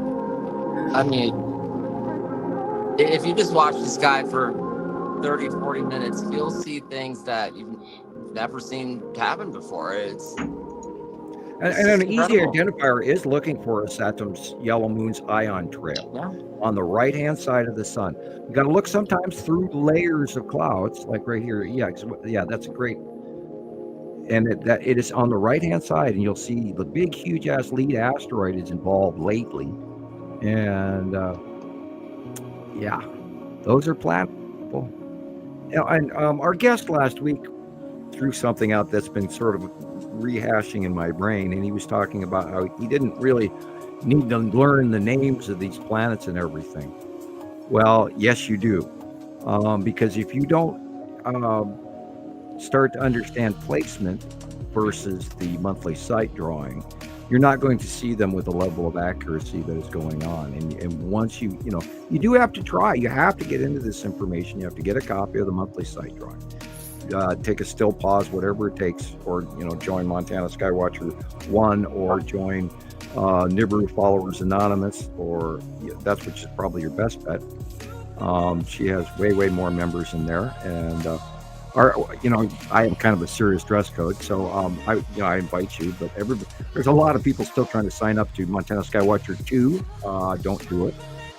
It's kind of a dead site because I lost control. It's still an active site and people are posting there, but I do not have the official control that I used to have. Although I comment on it from time to time and I post stuff there still, but I cannot remove any material that is not actual science. So be aware of that. Thank you. And somebody else can talk because I'm reaching for a Ricola. I was gonna say at the moment Andy is running Montana Skywatcher. Yeah, Andy has more authority than I do. Yeah. So and Deb, thank you, Deb, where she tried. I know. I don't think the cat meant. I think Deb tried. Thank you, Deb, if you are listening.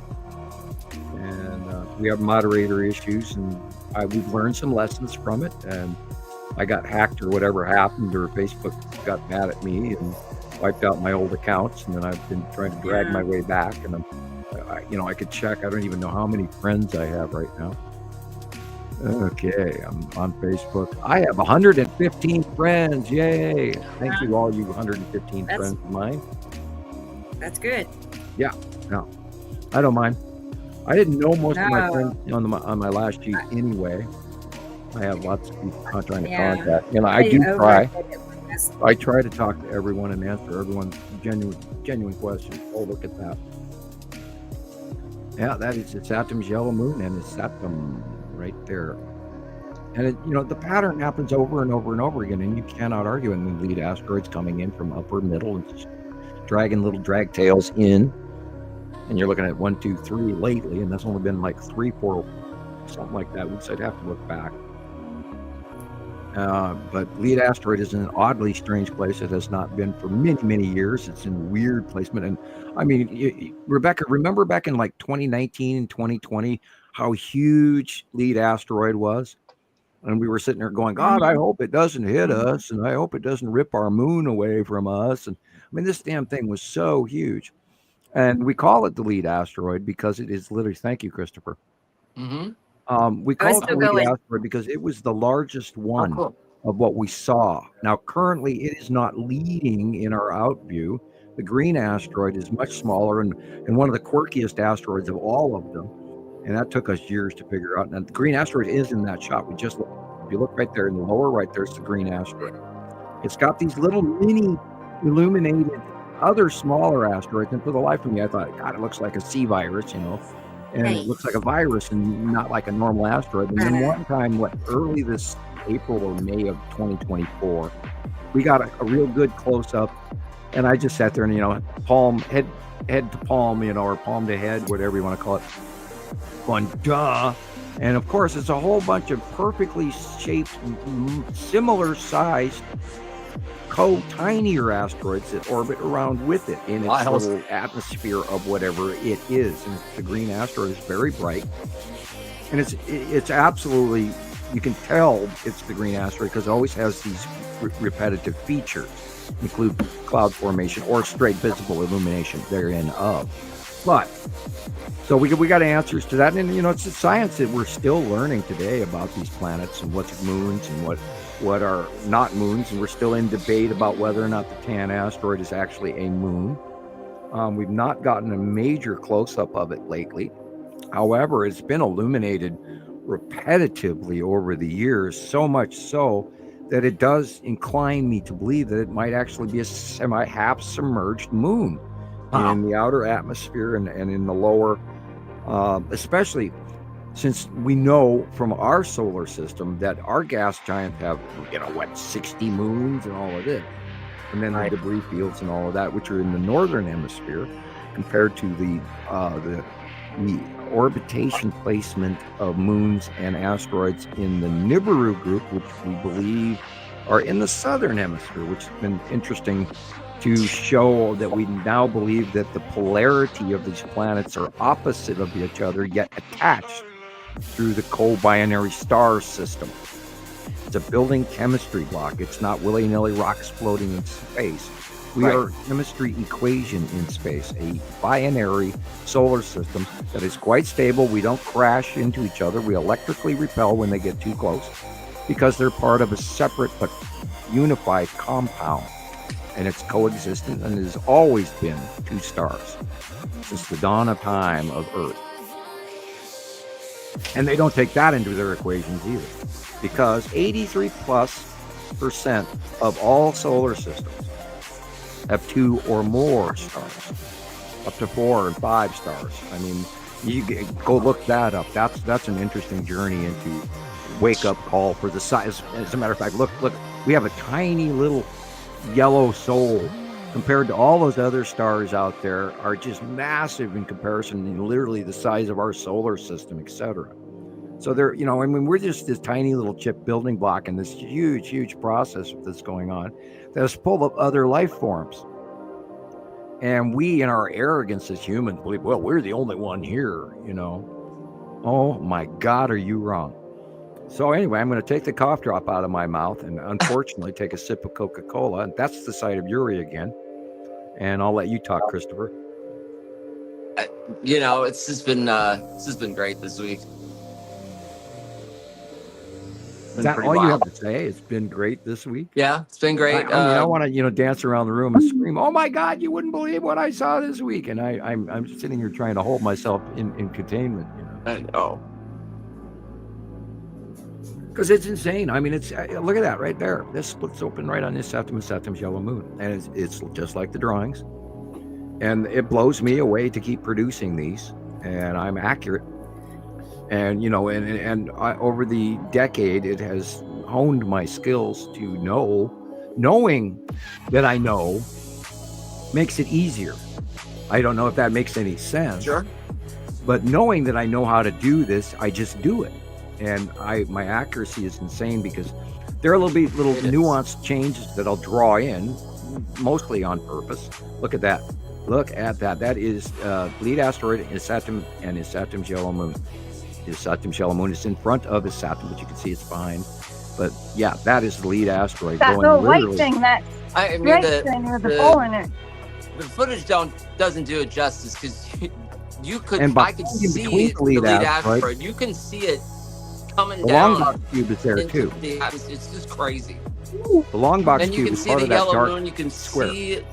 You can see a 3-dimensional sphere. It's incredible. Yeah. And the flame-like ion trail off of the Saturn that goes all the way across the sky to your back shoulder, and it's the only one like that in the entire sky.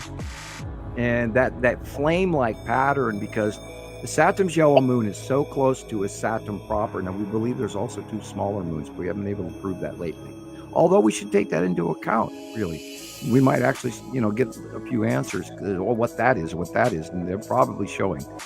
But yeah, the flame-like clouds, that again is on the left-hand side. So that would be, that's the tan asteroid right there. Wow. On the bottom of Uri. Yeah, right there is Uri, that white straight line from the right corner to the left bottom. And then that bleeds into Saturn's yellow moon.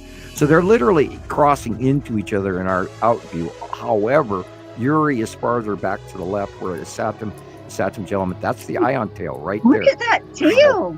This one stretches. Goes all the way across. That's the ion tail right there. It's like a ridge. This is the lead asteroid as well. And that is the bottom of Uri again. This is Saturn's yellow moon, and see their ion tail. There's the ion tail again. Look at that thing. Wow. And it's rounding all the way on both sides around the Saturn, but we only see one side of it because of our out view, how proximity close it is right now. And there again is Attu and Attu's moon above us with asteroids. Now you see these, like on the bottom left, these stripes that are, you'll see them again. There's these 3 stripes. They were cutting across the sun, and it's happened now for like 3 days. They've been there. Yeah, that's the lower asteroid bottom of the base plate or the base cloud of Uri that has all of those far-reaching ones. We've got numerous pictures of them going back many years when it was much smaller. Yeah, that's a batch of asteroids right there. Look at this one. This one's crazy. That whole cloud pattern that is, of course, again, the site of Isatum yellow moon right there. And you can see lead asteroid is huge and dark. You can see lead asteroid is huge and dark here. Lead asteroid is huge and dark again. That is Uri and Atu. There again is lead asteroid and Isatum yellow moon. And the long box cube is in that mix. There again is Isatum yellow moon. I've seen the cubes That's all the side edge of Isatum, that white line in the way background. That's the side edge illuminated of Isatum. And that could be the spiral asteroid all the way to the right, depending on its course for the day. See how low off the deck it is? Yeah. And I might have to draw it in that way next month, where it's moved over. And it's out view because they're rotating. And that's why the lead asteroid is coming in from the right and going down toward the left now, because that whole is right over the top of this. And yet lead asteroid is like this fist on the end of an arm that's swinging as the rotational swing of the body. And it's out there, and now it's changed direction in our out view, although it's just in its normal orbit as Uri goes above us and over the top of us all the way through till spring. And the next year should be very interesting. Kind of scary just to think about, but the facial illumination, it should be a bigger, grander show. I can't imagine it being any facial. bigger than this. If the extraterrestrials actually make a landing performance where the world can't deny it. You mean they're going to do be something? panic everywhere. That could be the skull asteroid.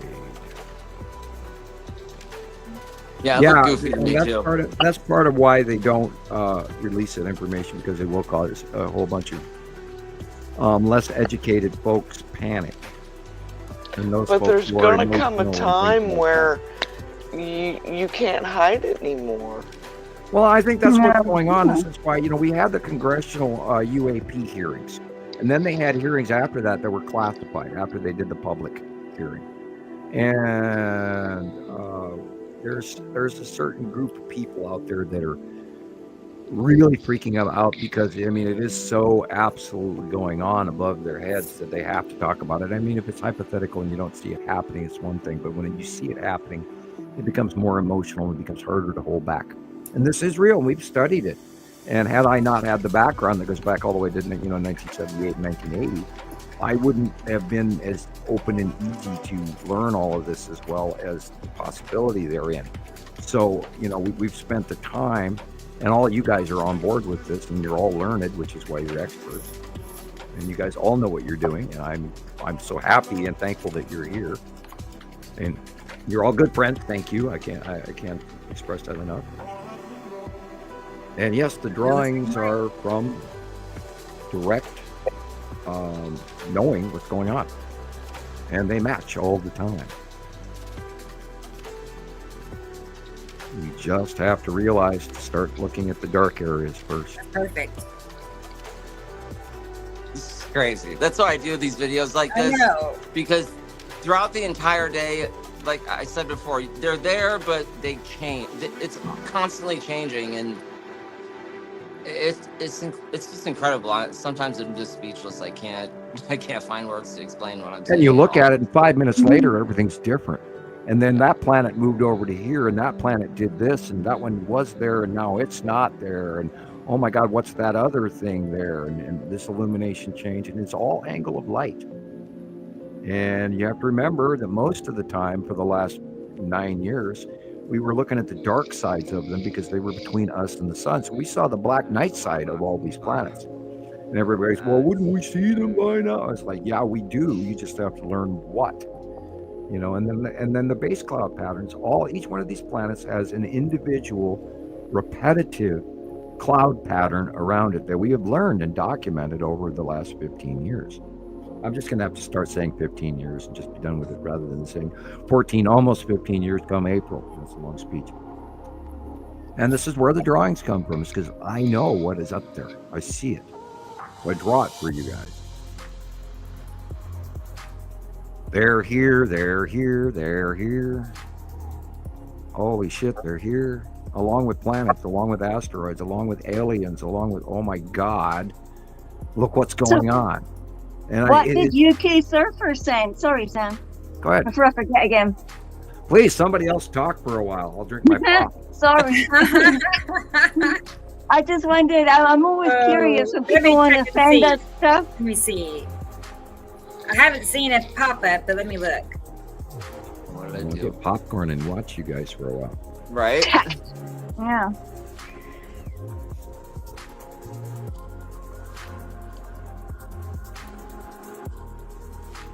And Tasha Leon sent me some pictures as well.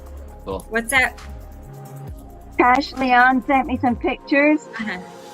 Yeah. What's Michelle? You know, you had asked me last week what made me notice things are different.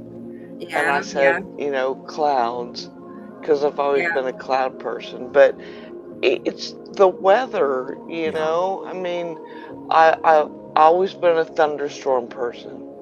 I love the thunder and the lightning. Right. And you know, when I moved to Indiana, I noticed that maybe being in a valley, that the thunder just rolls on and on and on and on. And then one day I was outside talking to my neighbor, and that was lightning bright, just, I mean, strobe light in the sky. Sure. And I looked at it and I'm like, where's the thunder? Yeah. And then the wind started picking up, and I said, I gotta go. All my windows were open upstairs, and I ran upstairs and started closing all my windows. My daughter called, and I got the last window closed, and I had a little corner in my hallway, and I literally cowered down in the corner. I said, Amanda, I'm scared. Oh my gosh. You know, I said, as many hurricanes as I've been through, Sure. you know, with the wind, I said, I'm scared. And the next day, it was like they were saying a tornado went through, and then they were saying it was straight line winds. And I mean, there were trees all in the same direction down. Wow. And then there was a picture of a tree that was literally twisted. Wow. And I'm like, this is not, no. That was not normal. No.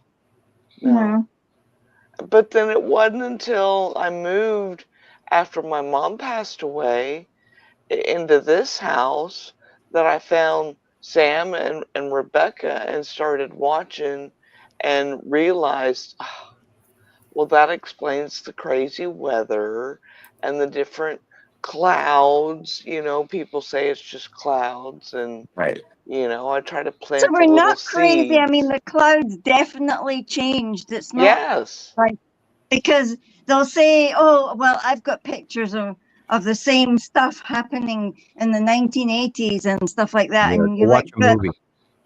All I ever saw in the 1980s was blue. Yeah. Sure.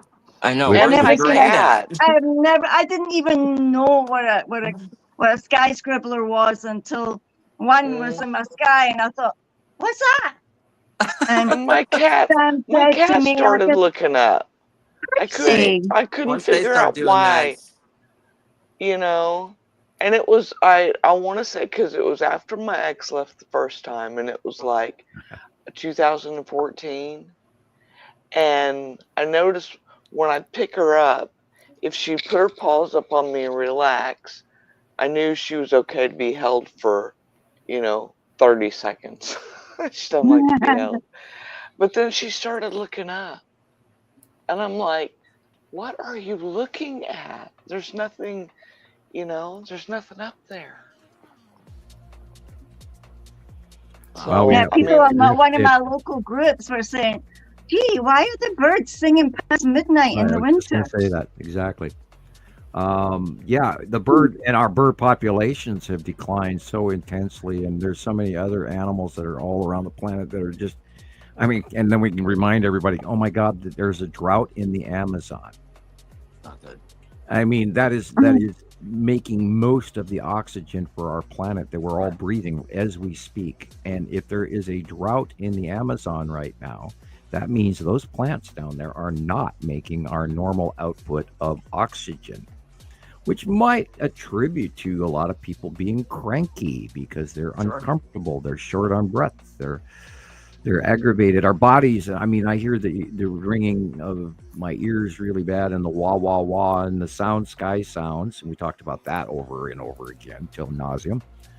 And it's still going on. I still hear all of this stuff. It feels like somebody jams a sharp stick in the side of your ear. And it's painful. And that right there is the bottom of a planet. And they are close to us. The sun came out. That's my sky. Right. The sun came out. Yay! Yeah, you've got the side of Uri right there. Maybe tomorrow will be a good picture the day. yellow moon, and the lead asteroid is illuminated just above the small chimney on the right-hand side. There's a big white circle there. Yeah. Yeah, and there's the ion tail going overhead in 3 fingers.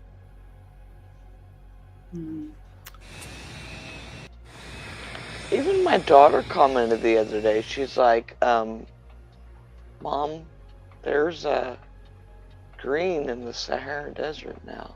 Yeah. And I'm like, it's like, what? Hello. Well, it's the Sahara has completely changed color. You can see it in space pics. Go look it up. Yeah, you can see it from space. Satellite captures are showing ponds and lakes and puddles and pools, and they actually had flooding in the Sahara. Now, don't forget the major flooding in Libya. And that is completely not their normal climate. And the flooding in Saudi Arabia. I mean, there were a lot of swimming camels over the last 5 years. And China has been flooded for 2 years. Europe has repetitively been flooded. And literally, we've already forgotten about Holland and Belgium and Germany last week before. They were inundated with major winds, and things were coming down and flying all over the place. And let's talk about what's going on in Texas and Louisiana and Alabama tonight. And these are not our normal sky behavior patterns. And if you don't seriously look up this information, you're not going to see it on the national news. But, I've run into a whole bunch of people say that they quit watching the news entirely. And that, frankly, scares the hell out of me. And very little would account for a lot of things. And I'm not going to go into it. I almost did, but I'll avoid going there. I mean, welcome to Bizarro World. We are a world of misinformed people. And oh my God, it has gotten so much worse even in the last 5 years. You used to talk to people, and I mentioned, well, what do you think of Nibiru? And they go, what's that? Oh. Okay, I spent the last 15 years screaming its name for the masses to not know about it. Wow. I even asked my cousin one day, I'm like, have you ever heard of Nibiru? He's like, no. I said, well, have you ever heard of Planet X? He's like, oh yeah, I've heard of that. And I'm like, well, it's not just one, it's multiple. I said, have you noticed a change in the clouds? Yeah. I said, have you noticed, have you ever seen purple lightning before now? No. I'm like, well, there you go. Yeah, and we go on, and where the sun comes up in the northeast sky since 2011. I always go to that, and where the moon is all screwed up, and where the arc of the sun. We haven't seen high noon. That's no Western term. In Montana, at noon, you'd look straight up, and that's where the sun would be, and that hasn't been like that for a decade now. And the arc of the sun, where the sun is now, we just went into winter solstice. And holy cow, is that way down on the southern sky for me up here in Montana now. And I went, wow, look at that. And even the angle of light of the windows that the light is shining into my house, and the length of the shadow of my house on the north side of the building is way, in the last 2 weeks even, it jumped like 8 feet farther north. And I was looking at the ground and where the grass and it meets the road, and I'm going, wow, did that shadow change quickly. So we are at a really weird axis. the tip of the winter orbit. Here we go. As to what these planets are going to do in our close proximity. Holy cow, we've never been in this close past stage, because now they're going over us. Before they were in front of us, below us, on the left hand side, and then they crept up in front of us on the left, right in front of us, and now finally, after several rotational cycles of changing out view, because they too rotate in their normal orbit pattern and we in ours, our out view has changed right, left, and now where we're at, they're going over us like a 747. And here we go. And we've never been here before. And we've never seen a Saturn's yellow moon this close ever either. This is her first official close pass, where before she was closed off in the distance on the left-hand side, size of a baseball if you held it out in front of you. And then it became the size of a softball, and then became the size of a grapefruit, and then a small melon. And then it went away, and then over the top of the sun in 2018 and 19. And then we got those really cool winged planet thing over the top of the sun photographs going back, a 3-4 year period. And then it went back, and then it ended up on the right. And then we started seeing the ion tail of tiny little Saturn, which was at that time in 2018 and 19, the size of a golf ball. And then you could see the ion tail coming off of it. And we knew it was right directly in front of Nibiru, because I'd worked out orbit model in my head by then. And then we watched it come forward, and it's been the dawn of my never-ending bliss, knowing that this ion tail is so blatantly visible throughout this whole process from 2019 on. And it's just been unbelievable. I mean, I'm in constant awe. And that's the first thing I look for now, is that darn ion tail. I mean, it's even outweighed my, because Atu is pretty much my favorite planet. And with the exception of Nibiru, of course. But now, the first thing I look for is that ion tail. And that helps me locate everything else. Of course, which is on right, which is on the left, where the light's coming from. It's what I go through. It's that process, which is what makes the monthly sight drawing so important. That you either have a copy of it or come to understand what's what, where's where, and when and why and how. And it always stays the same, even morning through night. You just turn it, turn it from the east to the south to the west, and you have the same thing all the way until it becomes dark. And then they go over the top of us, and we're seeing illumination of the planets at night. We're seeing illuminations of the object cluster group illuminating off of, like, probably the long box cube and all of that, where they're just glowing at night. We're getting captures of that all the time. That's rotating Uri in front of us. That's awesome. Look at that. The light, Uri is white. That was really good. Very bright illumination. These are all in Australia. Okay. So. Yeah, so there's a different angle. I found. Now that yellow glow above the sun is the bottom edge of Sarah, Sarah is invisible in this, but it's that base cloud right there at the bottom at the horizon. And then you're looking at Uri, and then this is Uri going over the head. Whoa. That's Atu that just went over. Oh, wow. And then the dark blue in the left-hand corner is Uri. And this is this is normal clouds as well. But that dark blue in the left corner is Uri now reaching above the sun. And then you'll see the top of Saru cut off the top of the sun right here. Or at bottom of Saru, excuse me. We'll cut off the top of the sun. And then we've noticed over the last couple of months that, it's way dark or the sun is gone when it's not supposed to be. And of course, that is changing. Right there is the bottom illumination of Saru as it comes in towards us at night. So there's a lot going on. The transition is continual, and they get bigger and bigger, and they're still moving. And now they're gonna move toward our right shoulder and beyond, assuming the path will not change. From down left below us to up to our right shoulder and away, as we're the smaller system. So I don't see them changing course pattern, with the exception. Look at that. That's like flat down on top, like flat. It's like flat. I can't explain it. It just looks flat. Yeah, that dark blue area up behind the clouds is what you should be looking at. Don't pay attention to the clouds. Look at the dark blue in the upper left. It's mesmerizing. Beyond the sun, I see the blue, but that white stuff is just so mesmerizing. It's like, I've gotten to the point where I don't even see the sky scribblers or sea trails. I don't even look. They don't even. I look past them anymore. And normal clouds, which is what we're staring at here, these are normal clouds. And you learn to look beyond them. Look at the dark areas behind these clouds. Look at that. See, there's a cut in. Saturn is cutting into the right hand side of the sun, which is why there was a direct pinch flaring in the shaft lighting. Mm-hmm. And then it makes all that mess as well. Everything gets messy. And illumination makes a difference too. Learn to look at the horizon. What's causing this light? What's taking the light away from the earth there? And the clouds go in two separate ways. Yeah, or three ways at some bottom of Uri right there being illuminated, because the bottom area at the horizon is a different color than what's up there. There's a planet going over the top of you, and then you have darkness.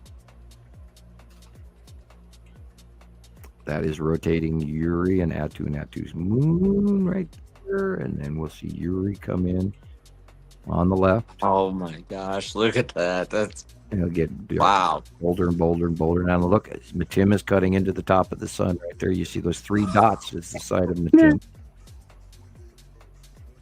And now Uri is going farther to the north, and so the sun has changed.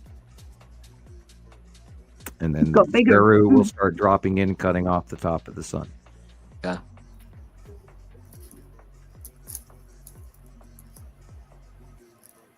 Rebecca, I sent you a couple of pictures that I've been meaning to send you. Kind of weird. I've got this in my head.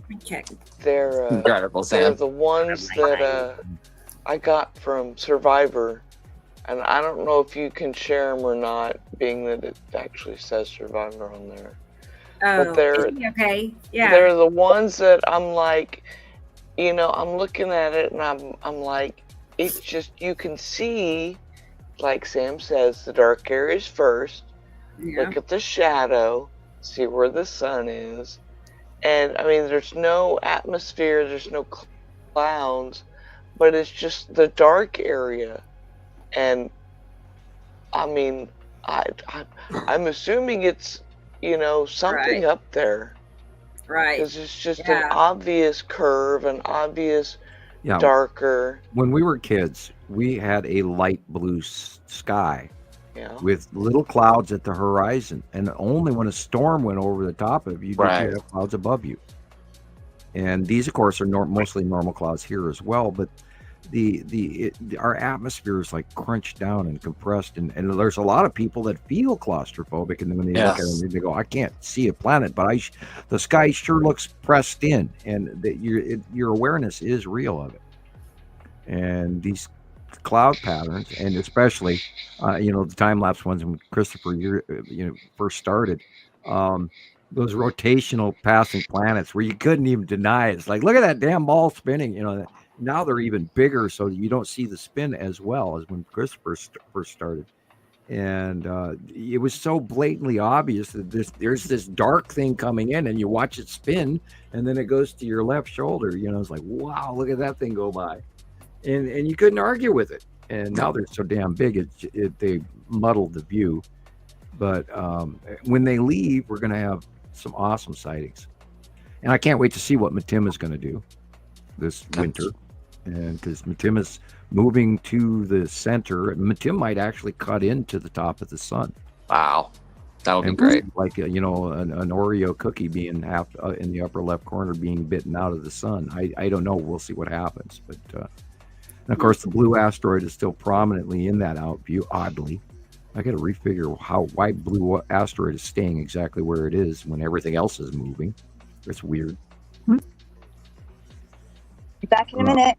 And then, of course, the Skull asteroid. I'm interested to see how visible that's going to be. Now that before we were on the left-hand side of Uri and Atu, and now we are on the right-hand side of Uri and Atu in their placement, go over the top of us, and we're facing the other arm of the solar system, of the spinning two-armed octopus that is the orbit model, and we're closer to Nibiru and Isatum now than we were, and yet Atu and Yuri are going over us and to our left shoulder. So we're underneath and in between them now, where we weren't even just 2 years ago.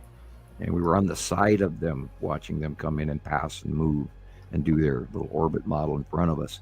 But now we're definitely in the middle of them, underneath them. Wow. And it's the coolest damn thing. And of course, we're seeing the asteroids, and we talk about the 180-day cycle. Now we're at the end of the 180-day cycle. It's less prevalent, but we're seeing, for the first time in many years since 2018, we're seeing this illumination of the lead asteroid and all of its gaseous fields and electrical discharging on it, whatever. And wow, those are cool in time lapse. Shows you the difference between cloud systems. These bottom little fast makers are the natural moisture, and everything else above that is space clouds, with the exception of what's on the horizon. There goes the planet right there. Cuts into the light of the sun. When you watch, and the sun does these weird little straight line cutoffs, you know that a planet base is directly between our out view of the sun. This could easily be a planet coming in and blocking everything, because look how dark it all of a sudden became in that one day. It isn't a storm system coming in. That's a planet coming in. And there it is. It's illuminated at night. And then they go back to a new shot.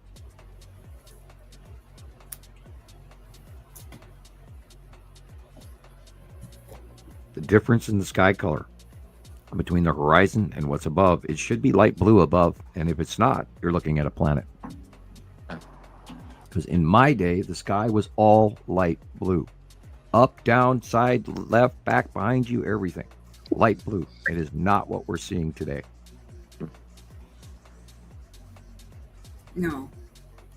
There's so many different colors, yellows and blues. Oh, and all these rainbow debris, that's asteroid field. And we have videos that I'm still to this day shocked NASA released that.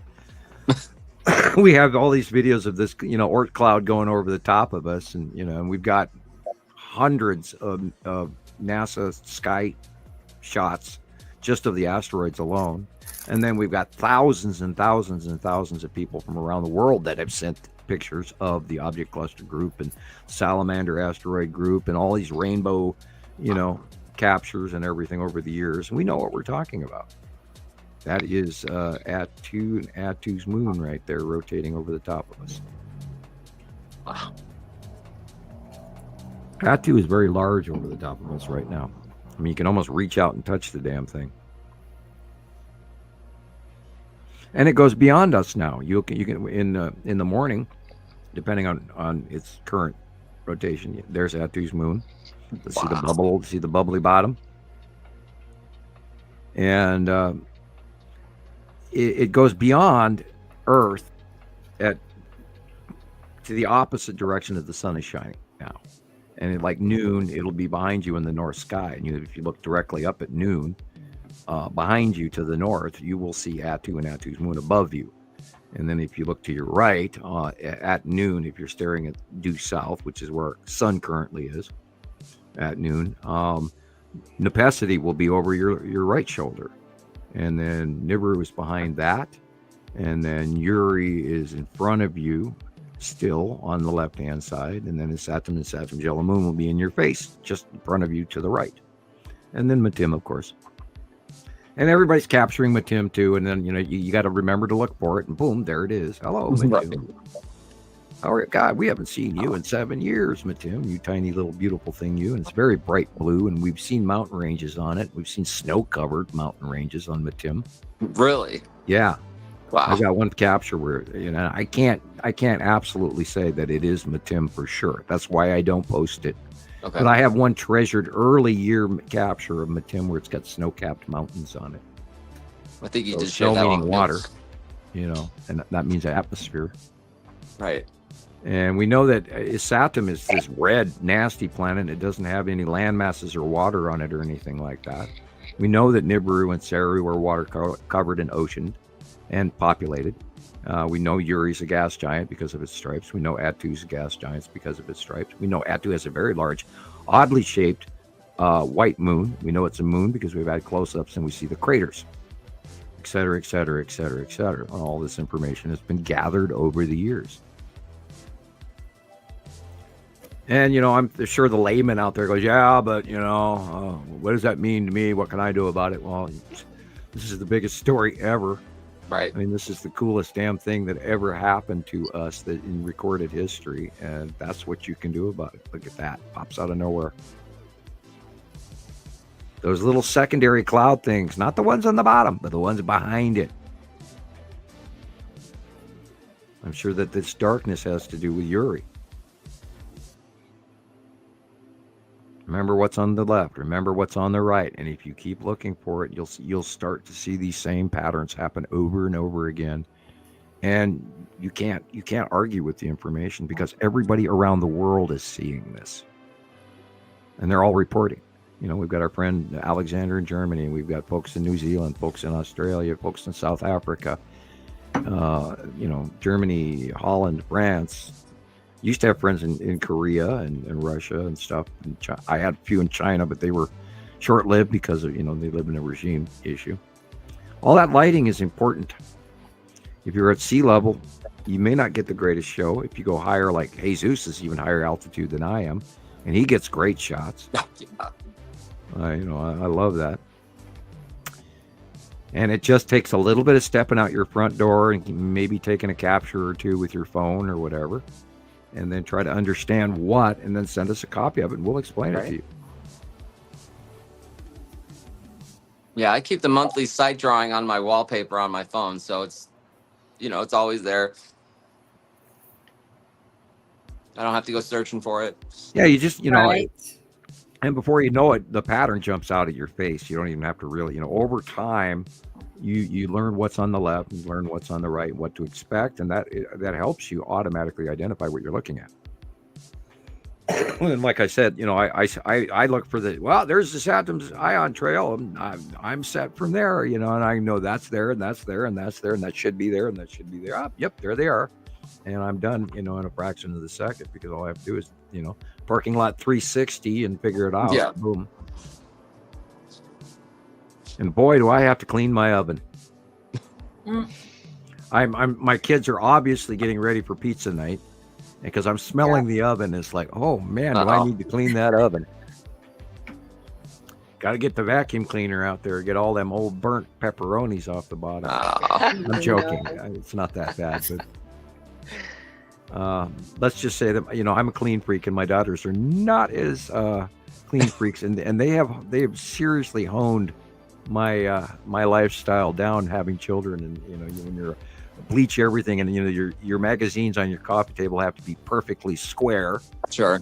And then have two kids. Yeah, all that goes out the window. Although I try to do my bleaching and my laundry and all of that on a schedule. That's from my old hotel days. Hey, it's laundry day at the hotel. We got to got to get that done. Otherwise, the wait staff is going to yell at me because they don't have enough for their carts. The wait staff being the kids who, Dad, there's no pants. Dad, I don't have any socks. And so, I know, right? Where's my socks? Well, you know how you solve that? You buy 3 packs of socks at once. Yeah. That way they're never short on socks. Although, since the C virus and the Chinese decline of industry, it has become quite difficult to get decent socks. So folks, we're already seeing shipping issues, and we have not bounced back from the C virus epidemic in 2019, 2020, as well as we would assume, because it has changed our lives. Look how people don't even dress the same anymore. No. And work from home and on and on, and I could just keep going and going. It has completely changed, and some certain groups of people have become emboldened, even though they are less educated, and thinking that they are entitled to their negative opinion in public. And we could just call that the Karen movement and the Kevin movement. We have seen real increase onset of people publicly misbehaving, and although the crime rate is down, the Karen rate of police calls is skyrocketing. Now, is there something there? Yeah, the planet. Well, look how we're tidally affected by our moon, and we've seen Atu's moon in front of our moon, or behind our moon, and Atu's moon is massive in comparison to our moon, and I'm sure it has. And years ago, when Neptune's moon was doing the thing, we saw planetary earthquakes. We saw people with mood swings, and now we've got Saturn's yellow moon on top of this. We have two other negative charged bodies that are tidally locked to their planets, which you could, debate the astrological and mythological effects of that, spiritual effects, body effects. Look at the strong wave, incoming waves that hit California this week. Yeah. You can definitely attribute some of that to they came out of nowhere. And the question is, and these are 30-foot waves. Right? It was like, was there an earthquake? No, These are the highest tidal warnings I think they've ever had. And now also there is a lot of activity going on underwater in many volcanoes throughout the Pacific Ocean. But I'm sure that, that river, moisture river is what they're calling it, that's coming into California right now, is definitely going to affect. There will be a major snowstorm in Colorado today and tomorrow as well. And this river of moisture incoming is what's pushing those waves. But I'm sure that the planetary effect on tidal, and they're talking about having to reset GPS and all of that because things are different, and they're trying to blame that magnetosphere graph that they put out, which is totally inaccurate because we've known for years it was way farther south, all the way in the middle of Siberia, not from where they were showing, which is more disinformation. And they put that out to try to explain the fact that they're having to seriously, drastically readjust GPS from your driver's screen going all the way up to the military grade. So that's how you swallow it, because they hand you things saying, oh, it moved over to here. But no, it's way worse. And we've known that for, 6 years, that it was way farther south in the middle of Siberia, upper Siberia. And that's the true magnetic North Pole, which tells you that the whole freaking axis of the planet we know tipped in 2011, because we know that all the other planets tipped in 2011 as well, and all their axes tipped. And compare pictures of Saturn now compared to Saturn in 2010, for example, and the angle of its axis of its rings, and all of this stuff, and even the rings of Saturn in 2018 and 19 and 20 were vertical instead of horizontal at an axis tip angle. But now to us, our out view of it, they're vertical. So that shows you our out view change. Their planet axis tipped. So our view of things, including where the Milky Way is, and then there's all kinds of, we can talk about that for next hour. We're moving in the magnetosphere of our universe. We're rising up to the northern hemisphere of our universe. And that's what the Mayan calendar was all about. Transition. Anyway, you got anything else for us, Rebecca? I'm talking. Oh, sure. Oh, for sure. How about we look at the some of these possible UFOs, crafts, drones? Yeah, sure. I don't know. Some UAPs, unidentified flying phenomena. All those things. I think that'd be fun. I found some pretty good ones. Interesting. So, yeah. Okay. UAP, unidentified aerial phenomena. Here we go.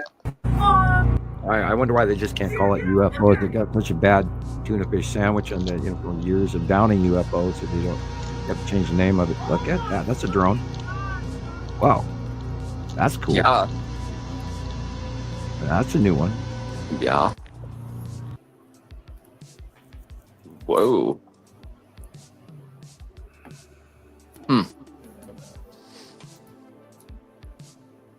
I heard whoa.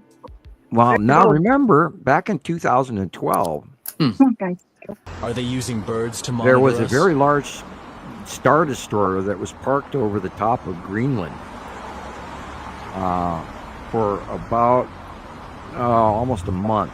And it was reported from Norway and Sweden and Germany and everything people were talking about it. And you can see it plain as day. There it is. That's somebody laser flaring a bird. Monitor us? There's the thing I thought. Somebody shining the laser fire. on that bird. Bird's probably freaking out. What the hell is that? What fool does that? It's one of them new government secret drones that looks like wildlife.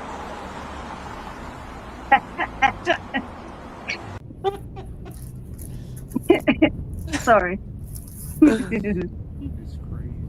That's kind of interesting. 3 F-16s. Yeah. Them. Where are they going? Flying in formation, very close formation. It's the Thunderbirds. That's one of them secret government contracts that nobody's supposed to know about. Yeah. Yeah, and you have to be careful what you attribute. You really have to. And of course, this is small, and we cannot run off of small single sighting events. We do not. I'll even blow it up.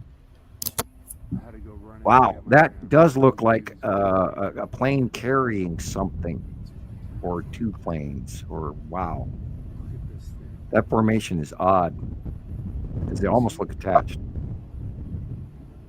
But there has been some secret missions. You know, those stealth bombers have been leaving the U.S. and flying over to other parts of the world and dropping some really large, nasty bombs on people. Bunker busters. I looked into that. Yeah, they're wild. I have Nellis Air Force Base pretty close to my house, and you can see them taking off sometimes. Like they do it right around like 40 minutes after sunset. They take off. They're loud, but they're quiet right after they take off. It's weird. They're incredible aircraft. Yeah. Now, generically, flashing lights means it's human. I've never seen any of the UFOs that I ever saw had flashing landing lights. That makes sense. So and a good portion of what was even on the news and I had a lot of people send them to me, and a lot of them were helicopters or actual human drones that were flying. Now they've had a rash of new drones that came out on the market, and they're big, they're huge. There's quite a few really monstrously large high-tech drones out there, and you get them for a few $1,000s. And I'm in awe that where that technology has gone. It's also changed the future of warfare. Yes. Now they've got tanks that don't have to have people in them either, and they can be POV What is this? from a spare site, and Is this 1,000 the miles same away kind through of drone satellite, that and they're they're seeing driving a in New tank into a Jersey? village, and it's spooky. Whoa. Now that. Wow, did you see the size of it in front of the... Yeah, it went right in front of that building, too. And it was small. So that was Yeah. an orb, a drone orb. That looks like the blue asteroid. Wow. That looks like the blue asteroid to me. Or the Empire orb. I always forget to say that because the Empire orb has that central eye as well. Yeah. Dun, dun, dun. Yeah, I'm sticking with my blue asteroid. Then stop moving. You just mentioned that a few minutes ago. Well, if it is the Empire orb stops moving. Sure. Watch that. What I saw, it came out of the clouds. It stopped below it dropped down out of the clouds, stopped, and then changed directions, and then turned, and then I watched that eye turn on, which is in the beginning of our startup of our show. That's a 2018 clip, I believe, a clip. One more. Which matches exactly what I saw when you see that blue light turn on. It's insane. You're like, oh my God, it's real. And I'll never forget that as long as I live. I almost peed my pants. I mean, my knees buckled. And if I would have been less constitutional than I am, I probably would have soiled my armor. The space tube. Yeah. Or 2 of them. Yeah, we sighted the space tube as of 2019, and I think we see those as container ships where they might be taking some of the commodities back to send them through a wormhole and ship them away. Shipping containers.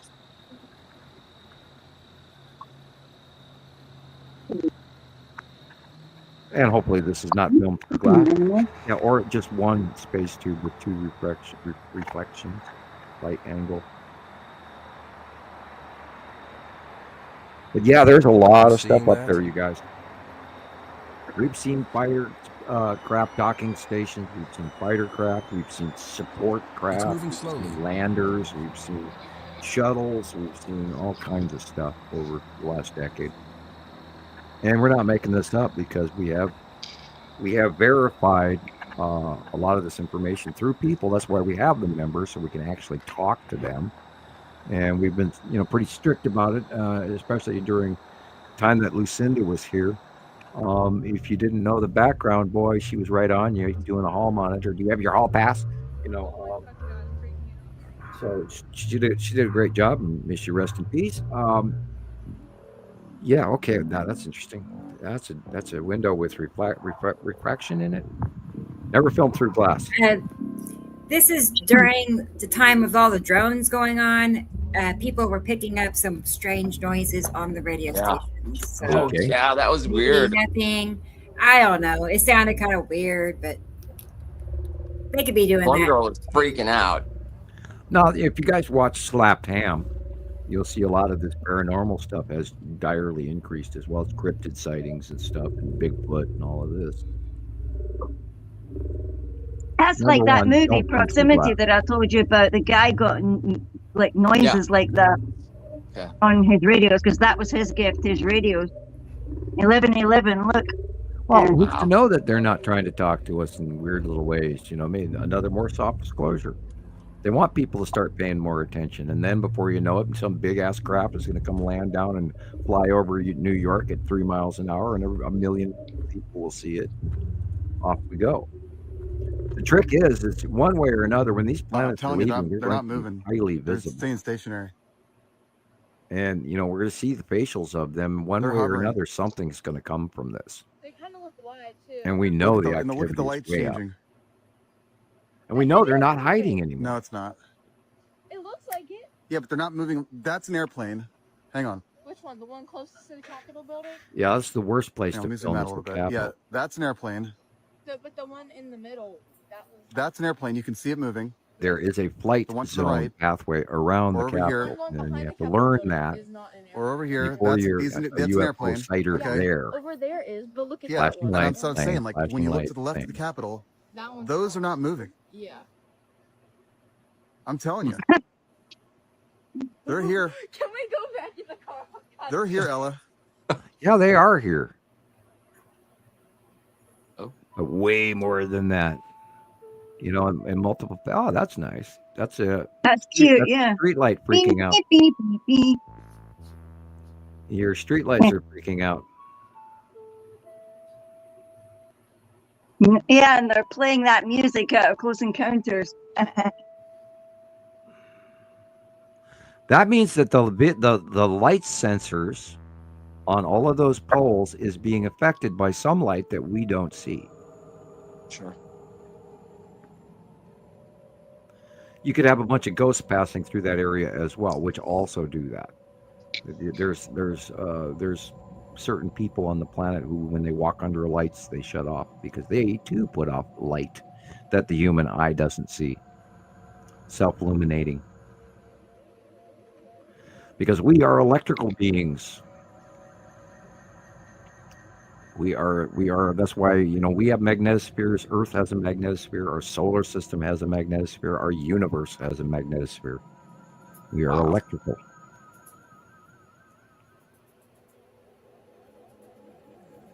What are they hearing? 'Cause I hear can't hear it. anything. So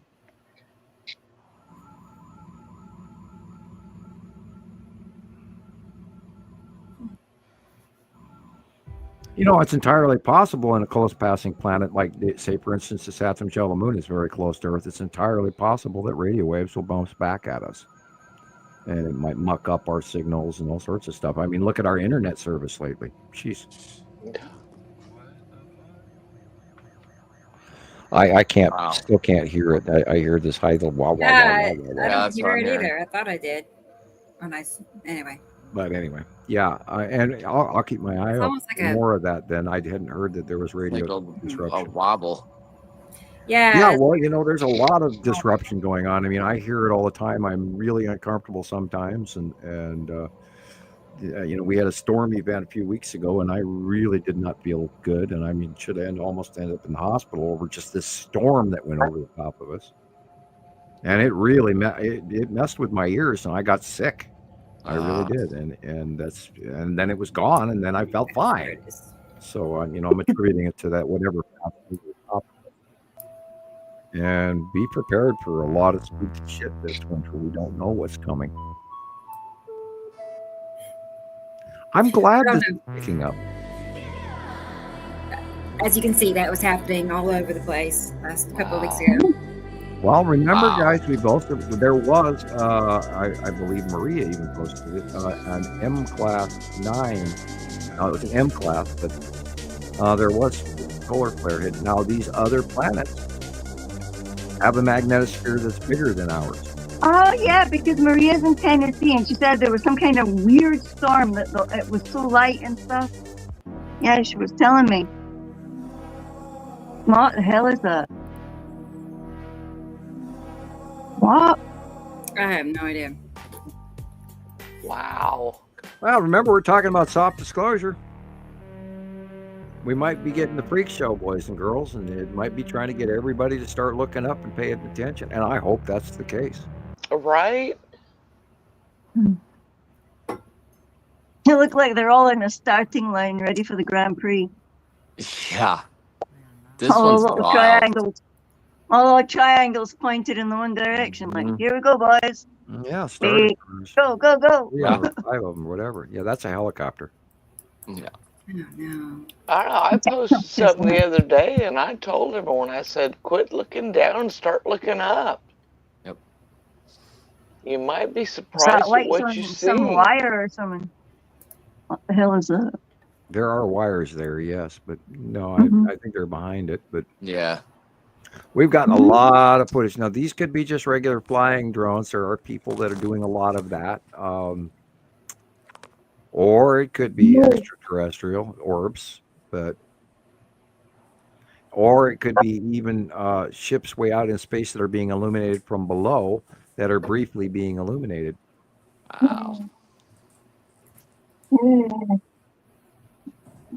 We know that the starships are here. And they're intergalactic, just exactly as what you put on your video, Christoper. They are intergalactic. We believe they came from the wormhole. We know that the cube was on the way towards Earth, and then all of a sudden, out of the blue, and like 5 years later, it pops out, over Texas, which is why it's called the Texas Cube, because it arrived out of a wormhole over the top of Texas. And there's more importance to that location, but we don't need to go into too much detail. I'm witnessing a portal opening up, and then a Speaking of portals, 1950s plane right? fly out of the portal, and it scared the heck out of me. Look at this. Unfortunately, I stopped for a split second because it started to look like it was flying towards me. Look at this footage. Look at the portal open. Is this not completely insane? Come on, show us then.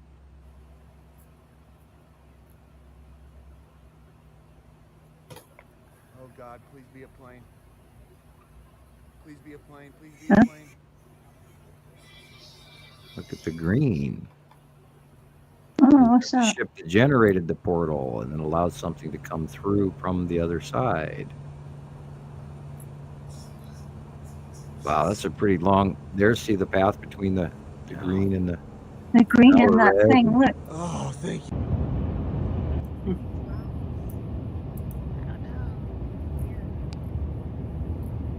Yeah, it's a good time for disclosure, guys. Wow, it really is. It's about time. Well, that Stephen Greer guy said that they were coming in about a month. They're not. Yeah, meanwhile, we've been watching them, parked where they are for years now. What are those? And we are the one and only Yeah, they're really low. Nibiru Followers Anonymous, Montana Skywatchers, etc. that tell you like it is. And there's no other way to do this. Flat out say, it's time. I'll be right back. Okay, Chris. That could easily be the green asteroid. Except it's moving. Although, you know, it depending on the orbit where this is that it's taken, let's see, north over Texas. Pretty interesting. Whoa. Oh, that's a plane.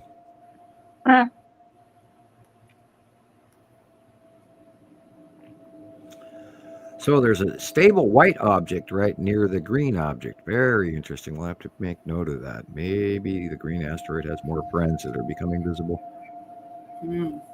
That really does look like some little chums, man. Oh, look, it's Santa and the reindeers. Balloons. Santa and the reindeers.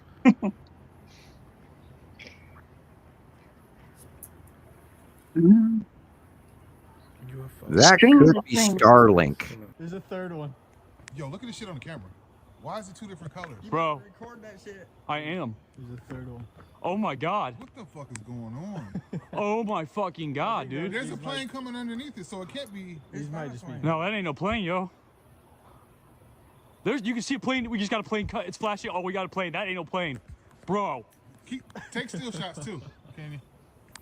Like he says, if it's not flashing, that, dude? It just made a perfect triangle. It made a fucking triangle. Whoa, bro. Oh my god. We actually caught a fucking UFO. Well, good for you, Wilbur. I'm glad you got your sighting. Oh my god. We almost left too fucking early too. I told you, motherfuckers. What the fuck is in there? Oh, they're swallowing. Now look at all the shit behind it. Oh my god. Right now, bro. You know, and there's so much more going on. That's what's hilarious. What are we seeing? I don't know. You know, it's just, you know, there's hundreds of star destroyers above us. There's these cubes. There's the Empire orb. There's Norway Star Orb, whatever you want to call it. But here's the And then thing: the these are not planet, flashing the lights. Like there are no asteroid, runway oh my lights. These God, are. it's just so overwhelming. Oh my god. The plane. Question is that the moon? You know, we don't know. And, No, that's one of the dots. There's a plane up to the left and front. Yeah, the ones to the left there are. I didn't see that one. The bottom one there is just sitting there now. Bro, how did those two lights come together like that? Oh yeah, the other light's not. That's wild. Where did the other one go? The third one. over to the left. Yeah, it's gone away out the picture. Where'd it go? Now, the Saturn and Venus have been very visible recently as well, near the moon. So the other guy's gone too now. Well, yeah, you always have to say, what is this normal planets? Because every once in a while we forget that. And I do too. I've caught myself going, where are the normal planets before I go too far? It's got flashing lights, so that's a plane.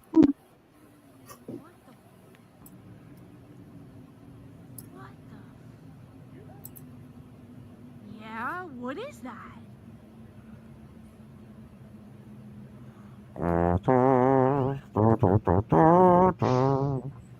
This is the weirdest looking shit That's so weird. I've ever seen. It's Luke Skywalker in an X-Wing fighter.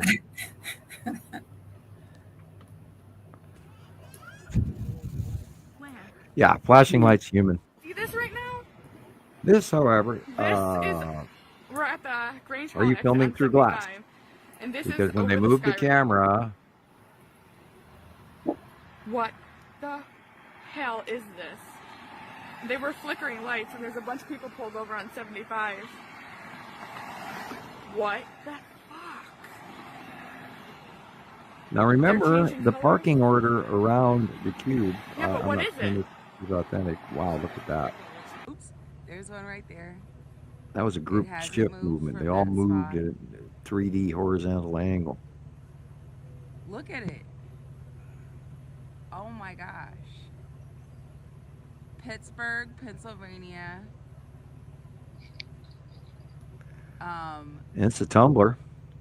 What's today? December 22nd? That is an asteroid glowing. 10:48, Because and it's that's tumbling. over toward East Liberty. And it's just sitting there. Not And that could going even be anywhere, Lorraine. just hanging out, chilling. Okay. What the fuck? They space critters. They come to eat your face off. Oh no. Wow. That's truly weird. A flying potato peeler? What? An Ankh symbol?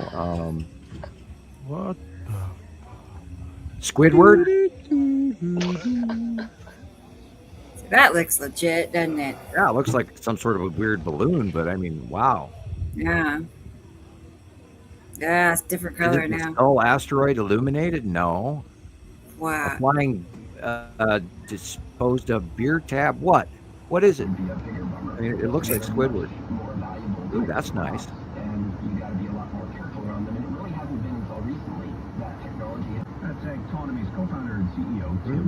Norway spiral orb. Oh, interesting. You see can you go back Yeah. to that Let's when see. it was showing the negatives on the flat array on the face of that?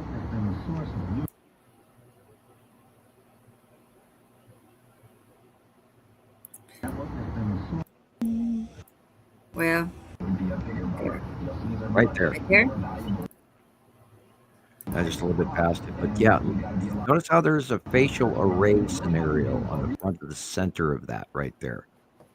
It's white, but I would bet money this is the Norway spiral orb. See it right there? Yeah, look at that. Because we know that there's a light array around the center focal eye, the blue light that turns on, but there's other lights in this sort of metallic like bracket array on the face of it. I've seen it by eye. Okay. So you think that's the Empire orb? Yeah, I do. Uh-huh.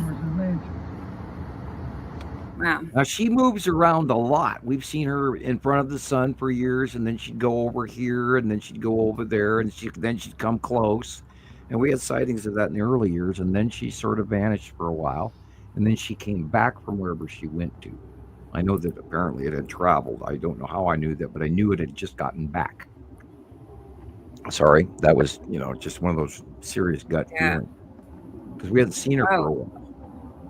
What's that? Remember, they have smaller little things that offshoot. Yeah.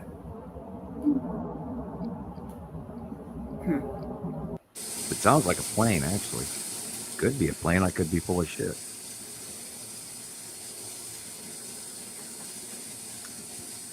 Yeah, there's lots of sightings going on. I'm so glad that people are out there looking and filming at night even, So that's way, way increased. And I'm glad everybody's got a camera on their, on their hip. This is how we do it.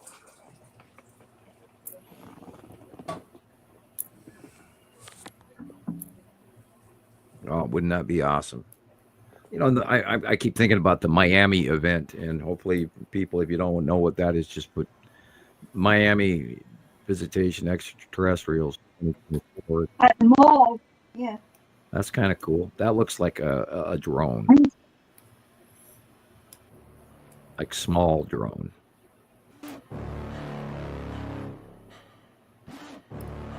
Those Was that the one that zaps the clouds and they all disappear? Those are missiles trying to knock down other. That's probably war footage. Mm.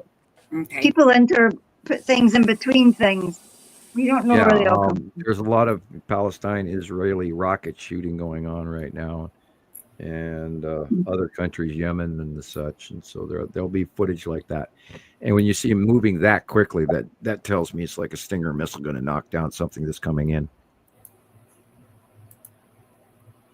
Yeah. Now, when you get these formations, this is the ones I pay attention to, and you ask yourself, wow, look at that thing up there. Are they triangles or are they dots? And these are the Star Destroyers, I think, is what we're talking. And they're there. There are many of them. And they're becoming pretty evident. I think that, people ought to pay attention to the fact that there is a force parked over the top of Earth right now. And you want disclosure, there it is. Now that is interesting because that looks kind of like a drone. A four-rotor drone.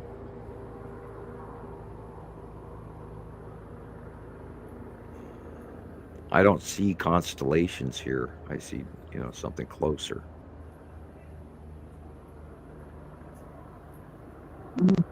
That's weird.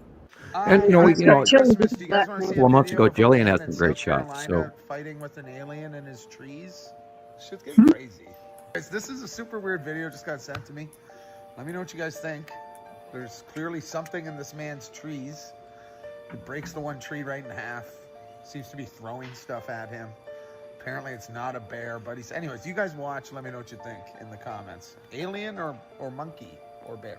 or cryptid. Oh my god. Oh my god. I hope you can hear this. It sounds like... And I have to go cut pizza. Be right back. In the tree. Okay, They're Sam. breaking limbs bigger around than me.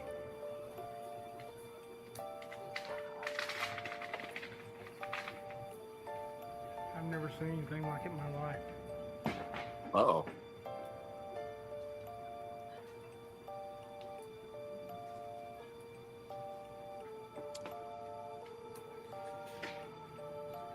They're ruining this freaking place. Yeah, they don't like you messing with them. Look, What the heck? what in God's name? He's brave. Yeah. He's I'd be good. out Oh, of there. God, no way. Someone start the car. No. Look, that's bigger than me. Look at that, look at that, look at that, look at that, look at that. Whoa. Oh my gosh. What in Jesus' name is doing this? Oh my God, he just took half the tree down. It's like invisible.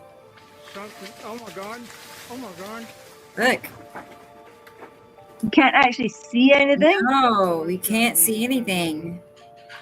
I don't even think a bear would have a chance in Hades, and they're doing this. It's something stronger than a bear.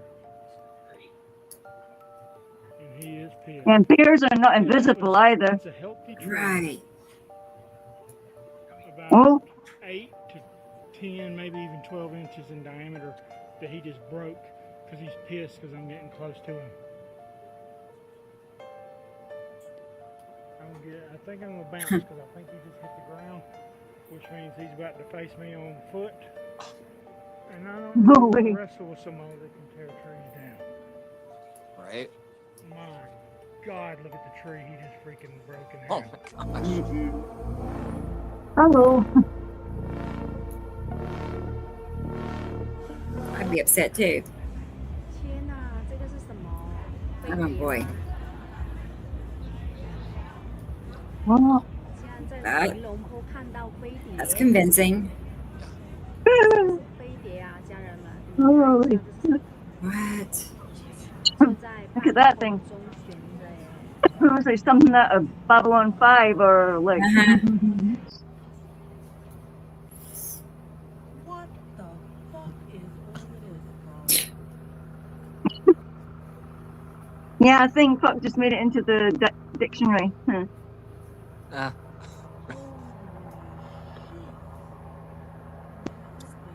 Hmm.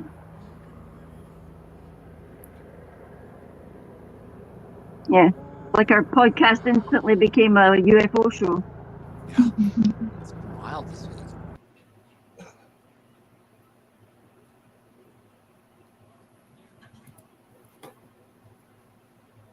Definitely no shortage, of these videos like that. So it's like sightings are increasing. Ramping right on up. Yes. Usually you have to dig around to get them, but now they're just like, hello, all over.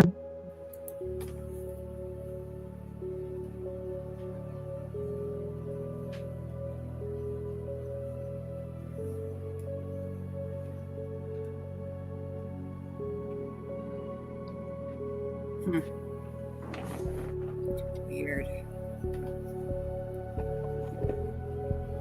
A star twinkling in the night. Oh. I'm not supposed to sing, Sam. 3 wise men and a camel. I'm still seeing that from last week's show. Actually, 3 camels, but yeah, I noticed right away on the start up tonight's show that the holiday lights were missing, and it was like, oh, it's all crisp, Remember last week's show you did the Christmas lights and the holly and all that, Yes, all the decor. Mm-hmm. Oh, it looked all crisp was and fun. clean. Ready for the new Oh, year? no. No. I wasn't to do tonight. Why don't you two? No, bro. Ah, oh my God. Helicopter go Bed. They go in the clouds. They don't. Go to bed. Come on, puppy. Go to bed. Get something to chew and lie down. That's a good boy. Not getting any more food. Crazy. There's even been some congressional leaders that were talking, and they were like making faux pas because somebody was shipping a replica of one of the TIE fighters from the movie Star Wars. And he went, oh, we need to check into this. And it was all just left field, put your foot in your mouth. But the fact that this is going on is really, it's exciting to me. It's hilarious. We've been talking, I mean, we talk about stuff many years ahead of many other people. And you just stand there and shake your head and go, well, duh, I've been telling you that, and yet, some of this is so far-fetched. I'm sure that a lot of people can't even repeat it publicly or at their work site, and God forbid they mention it to their family, because we've seen a lot of ramifications of that. So, yeah, this is a key topic. It really is. It's been our throat since the 70s, that anyone who sees a UFO is a nut job, and they did a very good job of it. Yeah. They formulated public opinion to the point where we were discounted. Sorry. I just realized what time it is for Gillian. I know it's getting late for her, so we should do her pictures. 34 seconds. It's 12:20 in Scotland. Yeah, I have to go to bed because I've got work. I know it. Well, here, let me get your. I just loaded them. Let me see if it can save. In the Rocky. Yeah, 6:20 my time. Mountains. Christoper, are you on Mountain Time or West Coast time? Right now it is 4:20. So you're on West Coast time. Yeah. An hour behind me. Yeah. And I'm an hour behind. So you're all different times as well. It's really quite funky that you're all different times as well. It's kind of wild. Yeah, because I'm Easter time. 4 major time zones. So what time are you at, Michelle? 7:20. Then Sam's at 6, and then he's 4. What's Rebecca? 6. I'm 6:20. And Rebecca is on Central, and I am on Mountain, and Christopher's on Pacific. Yeah, 4 different times. Your country is so enormous. I don't think I can wrap my mind around some country that big. Well, Montana alone is pretty much about the size of the UK, I think, or at least northern UK. I'm not sure. I'd have to measure that. Montana is quite huge. We're the second largest state. Oklahoma is pretty big. Yep. Now, Nevada is quite large as well. Nevada's full of a whole lot of sand. Yep. And it's quite an interesting state. I like the rocks and the topography, especially on the drive between Vegas and LA. Is that the 15? Yep. Yeah, on Highway 15. Wow, what geology they've got there. I've seen some crazy stuff. I've driven that quite a few times. And I love Utah. Utah's beautiful. I don't like the people in not most of the populace of Utah, just a small faction of the bigotry that does go on in Utah. But then I'd have to also at the same breath mention Idaho, which I don't live in, but Idaho is pretty scary lately. Oh. Yeah. Oh, look, everybody's telling what time it is. It's 1:20 Sunday morning for Alexandria. And 11:20 for Sharon in Australia. Yeah, Sharon, you're in Australia. Why don't you set up an opportunity to be on the show so we can talk to you and hear your Australian accent, please? Yeah, that'd be cool. I would love to speak to you down there. We could do that. I just, Wants to. Yeah, that'd be fun. I like to hear an Australian accent. I like, I tease Gillian about her South African Scottish accent, and I love Gillian's accent. Right, she's got a great American accent too. And you have you've become a little bit Americanized as well. Yeah, I've got an older American accent because I hang out on the weekend with Merkins. Merkins, my dad used to say Merkins. Yep. Oh, You'll get to know yes. lots of Mertens in your work. Your coworkers come to you, Gillian. What's happened to your speech? Why are you talking like that? You sound like an Sweet American. Sharon. I'll send you a message, and we'll line it up. You know, my cousin lives in Look at that. Perth. We got that to look forward to. Oh yeah. She's There you lived go. there Sharon's for going to come on with us. years. Maybe next week. You coming on next week, Sharon? She could. Well, Anytime. I'd love to. Well, I invite everybody, and no matter what level of knowledge you have, we want to hear what you know and what you've seen and how you found us and all that. I mean, we have a dozen questions, and you don't have to be here for the whole show. You can be here for 5 minutes if you choose. And yes, it's it can be a little bit scary to step in front of the cameras and actually talk to people on a live feed, and I understand that. And preparing for the show still bothers even Rebecca and I, and we're on our 94th show, right? Awesome. I know. 94. Wow. It's like, why? But I do. I can't help it. I can't. Oh boy. Once you get on, you get comfortable. You're like, I was Larry the first time, and yeah, just hanging out. Yeah, all it our gets you friends. a little bit, but then I mean, everybody's got a microphone in front of them these days on YouTube. Good night, Doobaloo. Good night. We'll see you next Night. time. Hope you're feeling Bye, better. Doobaloo. Headaches are horrible. Oh, Sorry. no. No. Yeah. Yeah, they suck. Well, Om chant and then send the Good pain night. backwards, and you'll block it. You put a deep throat Right. Om, and you get like 528. And even if your head hurts, start oming to shake your vibration in your neck and your throat, and you can send the pain backwards, and that migraine will go away. Backwards where? To where it's coming from. You could feel the pathway of the onset of the wow in pain and wow in pain. It comes from your neck and goes up to your head. Well, when it hits you, send it back. And you'll send that nerve process through thought to block the superhighways of that pain signal. And then you will be able to, while you're Om chanting, to actually drop your shoulders, exhale, and relax. And then you've broken the cycle of the migraine.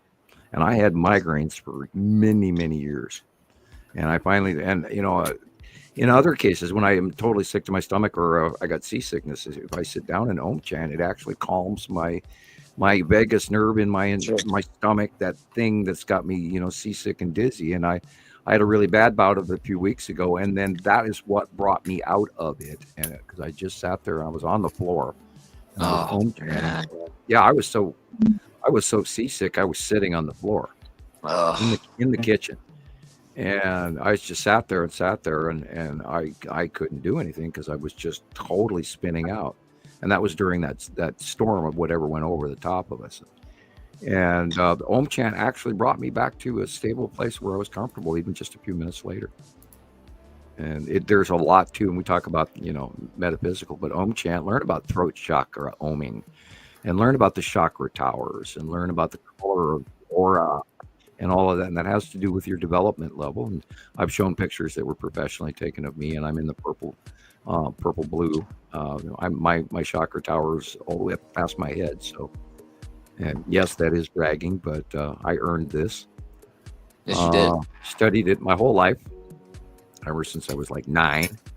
And my dad would always hand me books and said, well, when you study this, then we'll talk. And, we kind of talked every once in a while, but not well enough. Anyway, another story.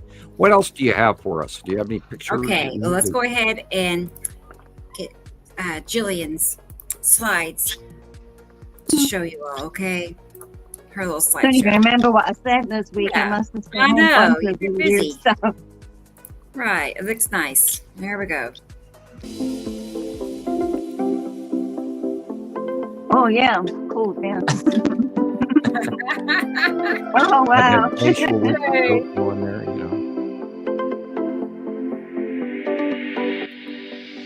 And the light is coming from the right behind us on our right side. So that's Atu's moon, and the red asteroid underneath it on the middle left.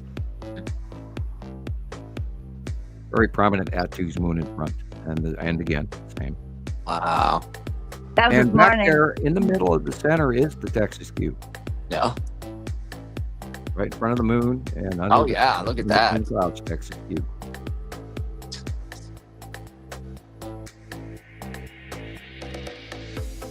It's Sloping days.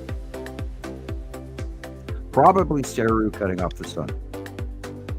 Saru is getting that close and that big. It's huge.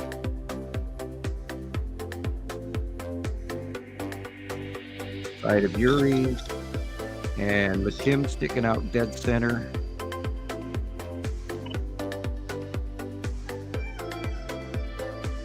Little touch of Salamander, asteroid group 10, asteroid, etc. Same thing. Again, you can see Matim better in this shot. Dead center directly above the chimneys in the middle. There's a circle the size of a small mandarin. And green. That is probably the lead asteroid in front of the Saturn's yellow moon. Probably. Yeah, it just came around the chimneys at lunchtime at about 3 Awesome p.m. chimney. New high-tech radio antenna too, by the way. Their ladder needs some more paint.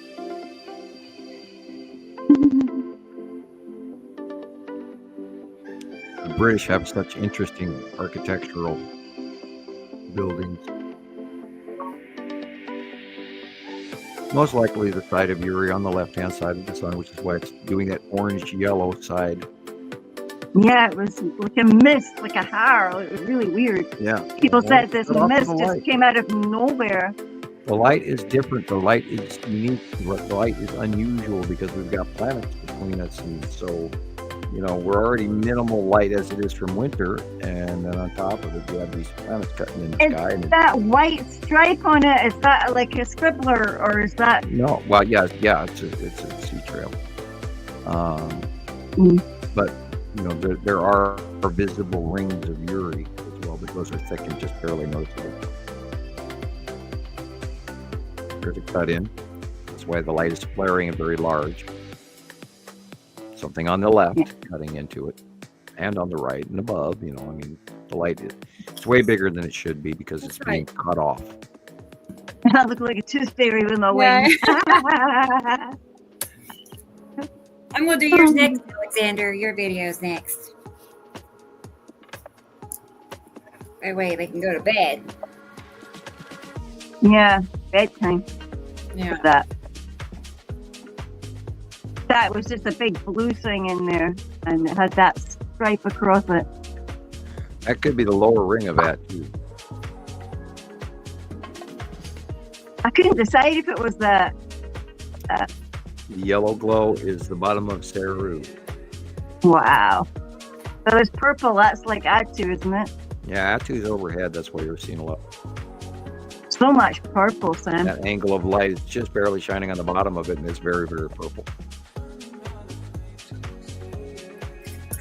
Interesting black dot in front of the sun. Smaller asteroid. Great. Warbird. Probably bird because lots of seagulls around here. Seagulls in your shots. See the purple and the green and the orangey yellow stuff. Yep, not normal skies. One of them again. Yeah. Yeah, look at the size of the sun as well. Yeah, it was weird. Way too big, which means there's something cutting it off and flaring it out, making it larger. Because the sun isn't that big. Look at that color. I never filtered that. Why is it that color? What's that color? Okay, the sun is down, so we know that on the right-hand side, very red is Saturn that's there. So there's probably a red hue coming from the Saturn. And the purple is Atu, and you see that big dark purple area directly at the top. There's probably Atu overhead.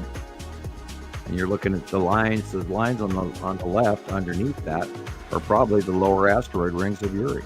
Or I mean the asteroid groups of underneath Uri. My rabbit. And that's a plastic or glass rabbit. My wee China rabbit. Oh, okay, well, won't the weather get to it? Mm-hmm. Okay, I'm seeing palm trees. What country am I in? Somebody else's one. Side of Uri on the left. Uri on the left.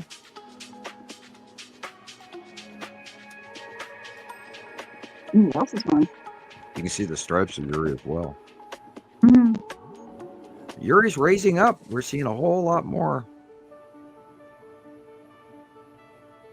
That is weird down there. This looks like Hi, someone Carol dropped Ann. it. That's an old joke from Bureau of cool. Land Management. We're seeing palm trees in Carol the Ann. rainforest. She's here. Hello, Carolyn. Good deal. You didn't miss too much. We're watching She'll Gillian. catch up. She'll be catching Yes, up. she will. Thank you, Carol Ann. Thank you. Thank you. Your Christmas card is in the mail, Carol Ann. Thank you very much. We kind of sort of discussed that. You know, I sent the copy of the, or I sent the outside envelope that she sent to me back to her, threw on an extra stamp, and it's just trashed. So it's like got ate by the mail or more. We don't know. Where did this stuff come from?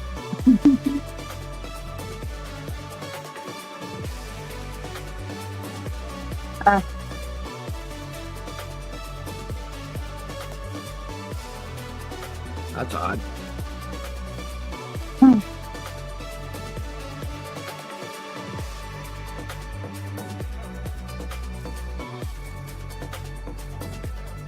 Yeah, this is one of those where you want to call it Atu and Atu's moon, but it is the Saturn yellow moon and lead asteroid. Because it's going farther over to the left than we're used to seeing it. And that's happened in the last, because the Saturn's getting much, much bigger now as well. That is probably it again. Yeah, nice palm trees. Yeah. Where did they come from? They haven't had a hurricane recently. You know. That, of course, is Uri. Got palm trees in Scotland, Gillian.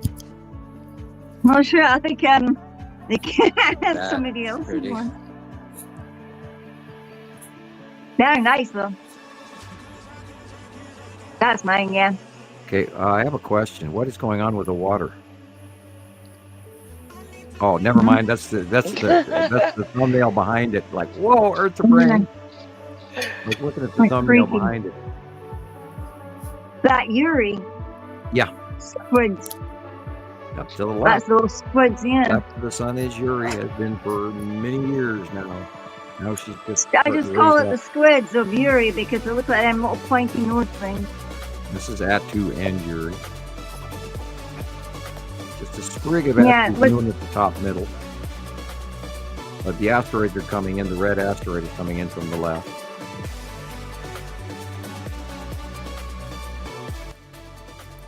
Yes, they're that close. That's asteroid. Wild. Probably. Bottom of Uri. Coming in closer and then going over the top of us and into the north sky at transition of the day. And then that's an Atu's moon. Okay, the light is coming from the far right, so that we're looking at probably at the bottom of Atu's moon again. And you're looking at Atu and Uri, Atu's moon and Uri. And then Saru is in the far back edge, which is just barely visible. And some of the base cloud. I don't see Matim in that one. Thank you, Gillian. Yeah. I can go to bed. Thanks, Gillian. Mm-hmm. Now I can go sleepies. Yes. Mm-hmm. I don't want to. I know. It always goes by so fast. You know, we just started. We just got started. I know. We just. Can we do another one tomorrow night? Yeah, and the next night, and the next. Yeah. Do a sequel. Hey, we were doing 2 shows a week, and it almost killed us. Oh yeah, we were too blank tired. It's just ridiculous. Yeah, well, you know, we were always working, trying to gather material for the next show. Yeah. Well, they say it's going to rain for the next, I don't know how many days. I hope it's not pouring rain tomorrow. I can have a real quick look at that. Maybe. Can you tell me? Depending on if my computer's going to let me. Yeah, no. Near Earth objects. Where's my null school?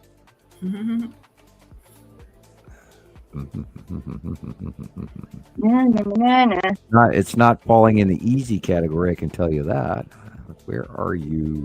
I've got so many saved links. And hey, there's Dave's Waffle House on YouTube. I suggest you watch it. There's the old Radio Wasteland. I'm not finding it. Never mind. I will look at it later. Send me a message. Okay. Yeah, I did not watch European weather this week. I was a little bit caught up in Christmas. Christmas, happy Christmas. But, you know, I too gave myself a little time off and relaxed and wasn't thinking about Nibiru per se as much as usual. So you had a nice time off and you got something tasty to eat? Yep, we had ham for Christmas dinner and it was real good. Me too.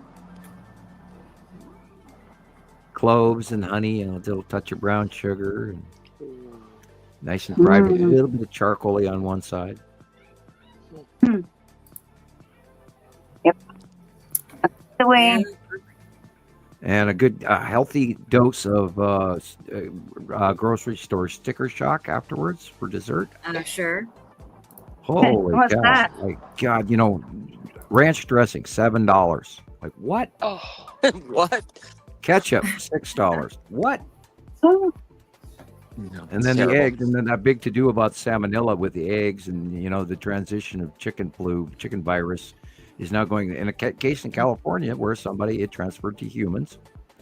So there's a shortage of chickens, and so the price of eggs is skyrocketing. Plus, there's a corporate greed thing going on in so many companies right now. It's scary, like the meat industry. Oh my God! Is that why everything is just going up scarily? How do they go to sleep in the at night? 70s, we protested when milk went over $1 a gallon. And, you know, now that eggs cost more than a gallon of gas, there's a problem, you know. That's insane. Eggs cost more than, wow. Yeah. And, well, eggs are, upward of $6 and $8. And they normally were $2 and $3 and $1.99, and you know, just a few years ago. And now, because of the animal population and the viruses, and a lot of that also has to do with climate change as well. When you change the temperature on creatures in their environment, they get sick, and you know, bring up the Zika virus and don't forget leprosy in Florida, and all of the mosquitoes. Yeah, that was strange. I mean, the sharks moved. You know, we're seeing shark sightings off the coast of New York State now, which were used to be warm weather sharks off South Carolina, North Carolina, and now they're showing up in New York. And, you know, nobody ever talks about the seal sharks in Oregon, and even those are all of a sudden way more of them. And, you know, it's just there's evidence of climate change and planetary tip as well all over the planet. Regional animals and fish have moved. And of course, you know, you don't want to eat anything out of the Pacific Ocean thanks to Fukushima. No, you don't want to have anything from there. Yeah, not if you want a long life anyway.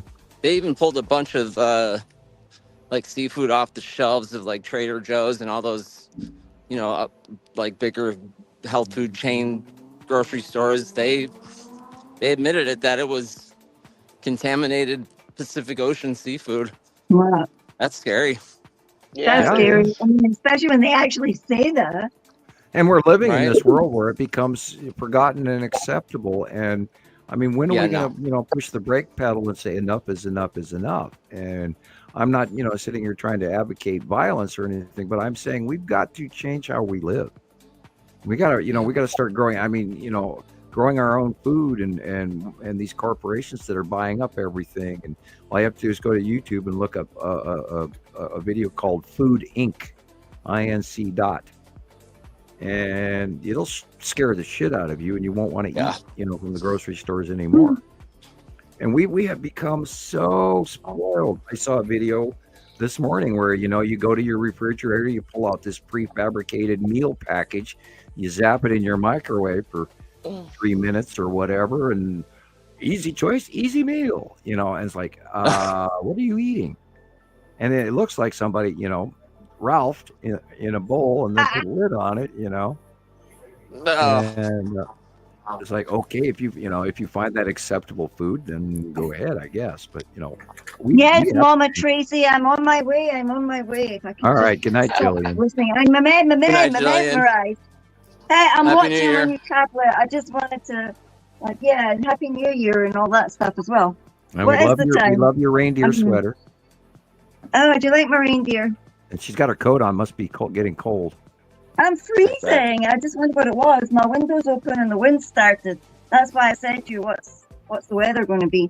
It suspiciously looks like it's coming now. Yeah. Well, yes, you are getting a pattern from the North Sea these days.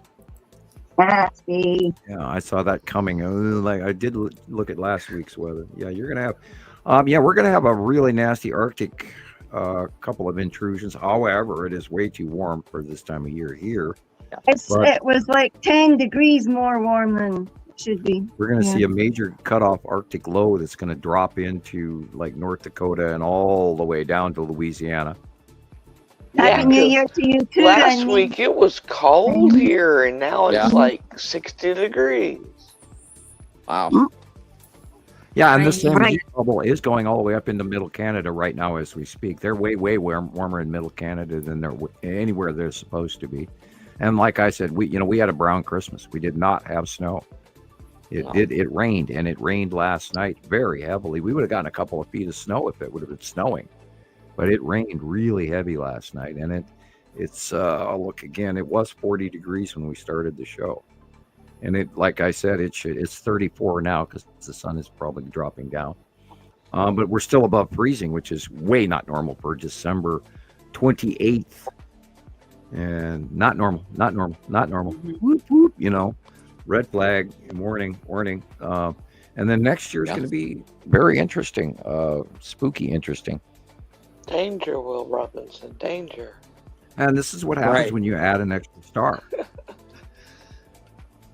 Plants are doing different things. They're living through the winter, sticking out of the snow, and they're still alive. And the light is weird. There's too much of it. Remember, everybody, if you roll down your car window and your window tinting isn't there, you're blind, and you're getting a sunburn in a matter of a minute, where, when I grew up, it was a half hour before your skin even got hot and in the light. And now your skin gets hot in a matter of minutes. So, completely different lighting effect I can going attest on to that. right now.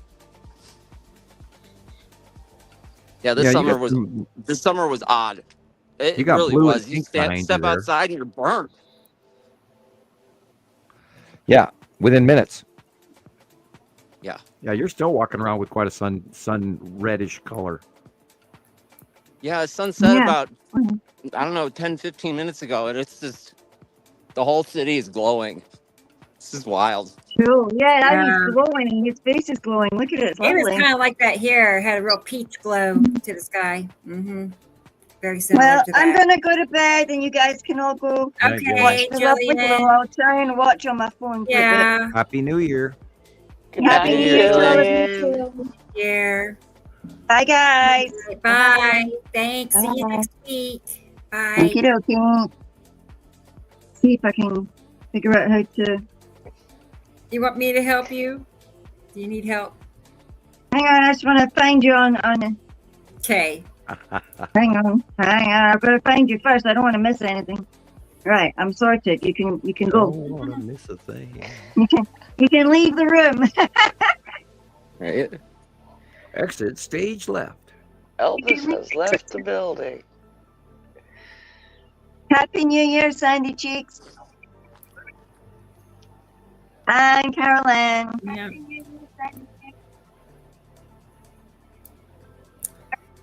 Sweet. And Tracy. And Ashpin. Oh my goodness, lots. Okay, happy New Year, everybody. Yeah. Happy New Year. Happy New Year. We'll see you next week. Bye. Bye. 2025. Bye. Good night, Jillian. Oh, goodness. Yeah. Yeah. Okay.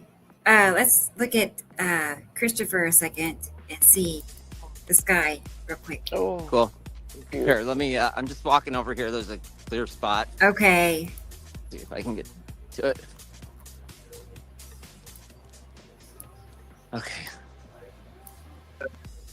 Yes. Let's turn these off a second. Lead asteroid, and that is his Saturn and Saturn's yellow moon directly above you. Yep. Or in front of you. You guys see it? Yeah, that's not Atu. Yeah, that that's is northwest. Look at the size. And there's the ion tail, It's very so big. big right now. It's crazy.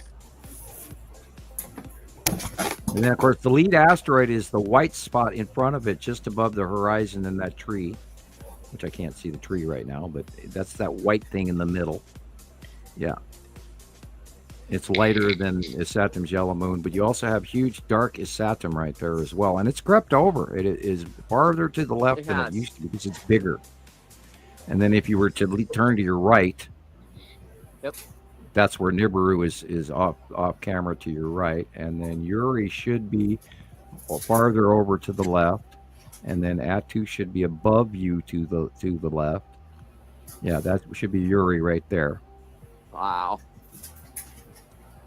And then Atu's moon and the asteroids. Oh, is that the Skull asteroid right there? Can't tell. Right to the left? No, dead center above that light pole, right there. Dead center above the light pole. Wow. Is that the Skull asteroid? Can't tell. It's about where it should be. Wow. Yeah, you're still on it. Yeah, that looks like the Skull asteroid to me. Remember that the little wispies go straight up off the top of its head. Yeah. Wow. And then left of that would be the Tan asteroid and Lorraine and Pappy and the Salamander asteroid group on the side of Uri, which is illuminated in the light blue. Wow. And of course, the yellow and orange at the horizon level behind Uri is Saru. There's that orange and yellow again. That's the bottom of Saru. Wow. Very large Saru. Yeah. She's got a very thick single core. Whereas Nepesi has a triple 1, 2, 3 ringed core. That is gorgeous. Yeah, and look at that color. They're so huge. Oh my God. The whole sky. Yeah, you know, it's boggling the mind that we, and you know, this is such a null period because they are so over the top of us. It's, you know, we're robbed of part of the show just because of how large they are and how they blend into our out view from one side to the other. Yeah. Go over a little more to the left or the right. Back up a little bit. It'd be okay. I'd like to see them a little bit further back. Is that the ion tail over to your right there, leading off? Yeah. Nice. Wow. Amazing. Yes. Look how blue it is there. That's where Nibiru is. Well, that's Nibiru is farther over to the right and yet behind this shot, you know, on the right-hand side. But this is Isatum and Isatum's yellow moon and the ion tail right there. Very large, very in the middle. And it leads all the way over to the edge there. And there is another white thing. So it's probably the lead asteroid. And the long box cube is just a little bit higher up right in the middle of that blue area. Yeah. Yeah, that's where the long box cube is. So big, you guys. Oh my God. That thing is crazy. Or is it just really close to us? You know, I mean, you can't judge size all the time because of proximity issues. We went through that with like why Nepesi was so huge for so long, and yet Nepesi is a very small planet compared to, you know, even Uri or Atu. And yet Nepesi for 2 years was right in our faces and over the top of us and cutting off the sun because it was coming towards us, directly at us for a long time. And that was the last trailing planet connected to the spiral, you know, Nepesi, Atu, Uri, Saru, that has this spinning arm in a rotational spiral. And it blows me away how tight their spiral of planets is versus ours. Ours is way spread out. But we're the exterior of the equation, and they're the interior of the equation. Oh, that is absolutely gorgeous. Yeah, you can see that is Saturn yellow moon, and the lead asteroid, long box cube, and the ion tail going from the middle of the blue pink area all the way to the right, probably all the way across the sky. Yeah. And Wow, that's I how didn't you find a expect Saturn, like is you this find the tonight. ion trail. And then lead asteroid has been in the middle of the mix in the last 3 weeks. And that's going to change too, our out view of she probably might be headed toward the middle of the sun again, toward the middle. I don't know what's going to happen with the lead asteroid, but it might get even closer and even larger come February. Who knows? I try not to over imagine. And that's the site of Uri right there. All right. I'm just going to take a couple pictures of it. I'll be right back. Look at the blue-green just above the horizon, above that yellow. That is Saru blue-green right there. Wow. Look at that blue-green. Yeah. And I bet you can see land masses because Saru has these little circular islands all over in the less deep oceans. That's where it's green-blue. Yeah. God, she's huge. Yeah. That is blue-green Saru right there. Holy cow. Wow. What's behind you? What's Chris? behind me? Like what's right behind you? Right behind me is northeast. Just more of the ion tail just stretching clear across the sky. Let's see here. That is where Nibiru should be, that light blue area right behind you. Here's the ion tail, and it just it's going Side all of the way. The edge of Saturn's yellow moon, the ion tail, which Right. goes lighter blue all the way across the sky. But right there is where Nibiru is back that way behind all of that. And it's so big it fills all your out view. But that's why it's glowing light blue, because that's the face of an illuminated front of planet Nibiru. Okay. Keep going to your right. Okay. Please. Let me get away from these lights. I'm just curious. Okay. And that right there is where Atu's moon should be directly up. And then Atu, for sure. Southeast at sunset is like, yes, Atu location. Nice. Can you guys see the city lights? I think Nipicity is in front of Saru. What do you think, Sam? Like above in front? I might have to. Like your drawing that has Nipicity. Right overhead on the right-hand shoulder as you're staring at the sun. Above us, beyond Earth. Okay. Both Atu and Nipicity are now going beyond Earth, whereas and Uri comes in at our face and then goes into the north sky.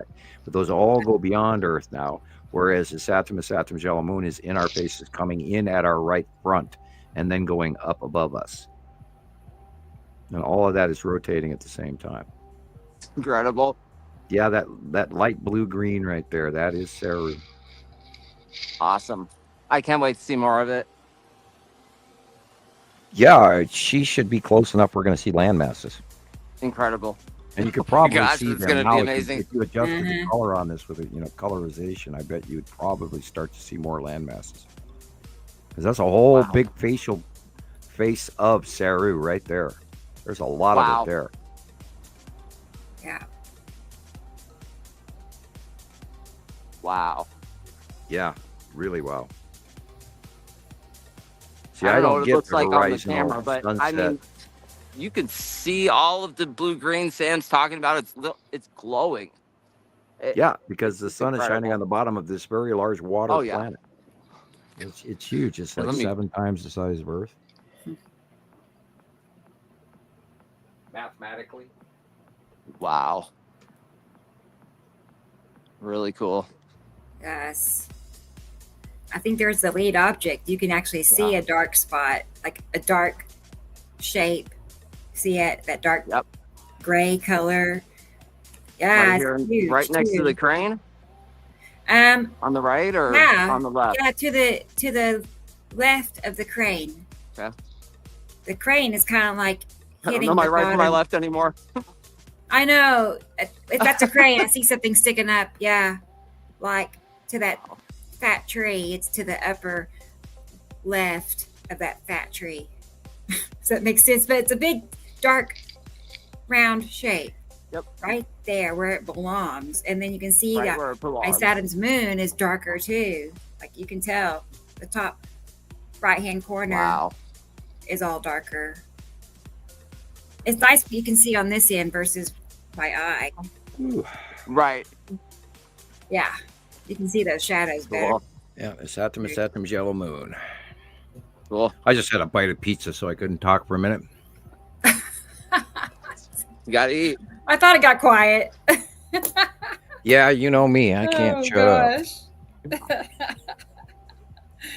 Oh boy, that's funny. I am going to, of course, pay for that bite. Oh no. Yeah, I've been trying to not eat that torture? frozen pizza as much as I was. Yeah. Right. I don't know. Sometimes it's good. Sometimes it doesn't set so right, but occasionally I have a bite. Sandy Okay, I guess. If it's pepperoni, it's going to be greasy. Right. Yeah. Well, Red Baron is, or I think it's Red Baron, is the better of it. DiGiorno is at twice the price. But anyway, Sandy, I do not know what the Saru people look like. Huh? Okay. I imagine they look like us, but bigger. Right. Hey, Sandy. Makes sense. Yeah. Well, they live on such a large planet. Therefore, Right. their barometric pressure has to be vastly different than ours. And therefore, gravity is stacked up air on top of our shoulders as well. That's part of the equation, is all this stuff on top of us. That's why we don't float away. Unless you put a whole lot of, hydrogen in your pocket. Right. I'm amazed we don't travel by air, but with, the old dirigibles and not dirigibles. God, my Earth's brain. I've been here too long already. I can't talk anymore. I'm at 4 hours. Brain glitch. Eek, eek, eek. Yeah. I'm amazed that, everything's, I can't believe that we're still flying around in jets. There's 1 million people in the air right now. Yes, it's crazy. Right now, as we speak, there are 1 million people in the air flying around planet Earth, putting off all kinds of jet A lot of beams. planes. Yeah, a lot of planes. And the airline industry is insane. And of course, now if the government would have changed the fly zone thing, because there's a big top secret going along with that, which is why they don't change it, we would have had flying cars by now. We'd be the Jetsons. But air traffic control already is insane, especially when you take into account what's going on around in the world right now with the Chinese balloons and the UAPs all over the East Coast. I can see why we don't have flying cars. Could you imagine trying to traffic control some idiot, in his little for-proper, leaving Las Vegas, heading for the weekend to Tahoe? Right. I actually saw something on TV. About this father and daughter that actually bought a flying car, like $200,000. Oh, that's not bad. Not too bad, but they said they can only fly during the day because it doesn't have lights on it. We'll get some lights. Well, maybe that's if you can a afford good a $200,000 vehicle, you could put some lights on it. Yeah. Crazy. I've been saying for years, for that kind of price ticket, those Dodge Ram trucks should fly. That they should time travel. Yeah, for that price, yeah, or be a DeLorean, and Doc Brown jumps out of with steam and mist, yeah. Wow. Good old Doc Brown. Yep. Marty, we miss you. Yeah, generation raised on that stuff, I am happy with what I have now because there's no way I could afford a new car. Oh. It's insane. Yeah. Knock on wood. Yep. Yeah, I'm driving a 20-year-old car plus. Same here. Yeah. I'm driving a 1993 Dodge Dakota. 99. Oh my gosh, 93. Nice. Wow. I'm impressed. We're still going. Well, back when they made cars last. There's that only lasts 20 years. She's got a few problems, but yeah. My heater doesn't Mine does work. too. Oh no. The what? Oh no. My heater. The radiator? No, my heater. My heater. Oh, core. I was gonna say, how do you get by and that? my mechanic bypassed it, but I have a Yeah. seat warmer that Yeah. plugs into my lighter, and that's fine for me. But then my windshield wipers quit working, Oh man. Yeah, and I they freeze haven't up. gotten those fixed yet. So yeah, if it rains, I'm not going anywhere. Time for You the can't go shop. anywhere, right? Yeah. I'm a hermit. I don't go that many places anyway. I Right. don't drive as much as I used to either. I wouldn't want No. to drive in the rain anyway. I wouldn't if I didn't have to. Like I wouldn't. So. No, and I don't. Or at night. No, No, I no, don't at night. drive at night anymore. Well, I don't drive at night because I'm by myself, Right. and I just don't feel safe. Right. It's I don't like have my nowhere to be.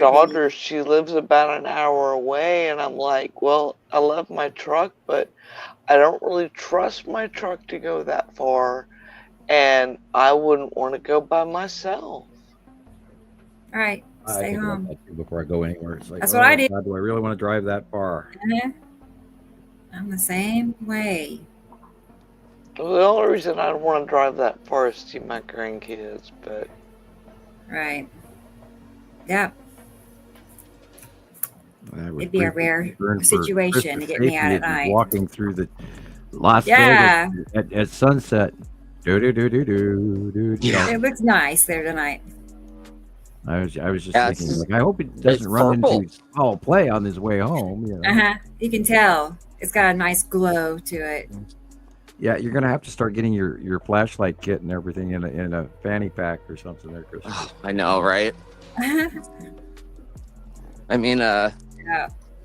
I don't know. Well, I carry a little like pepper spray thing with me, but I think There it's you go. expired. Yeah.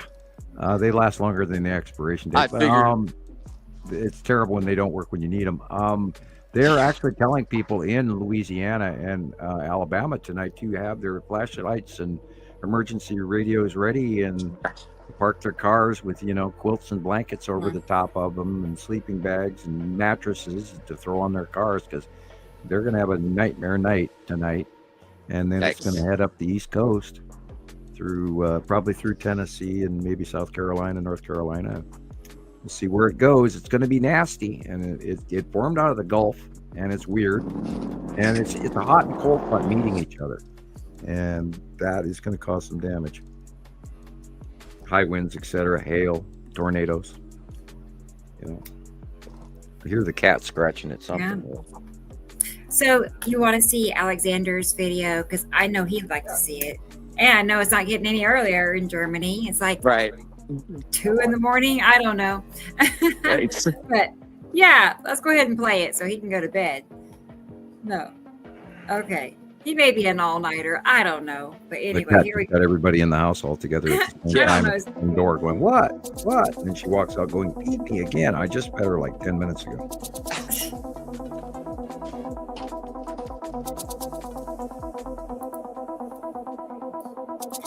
It's a long intro. There.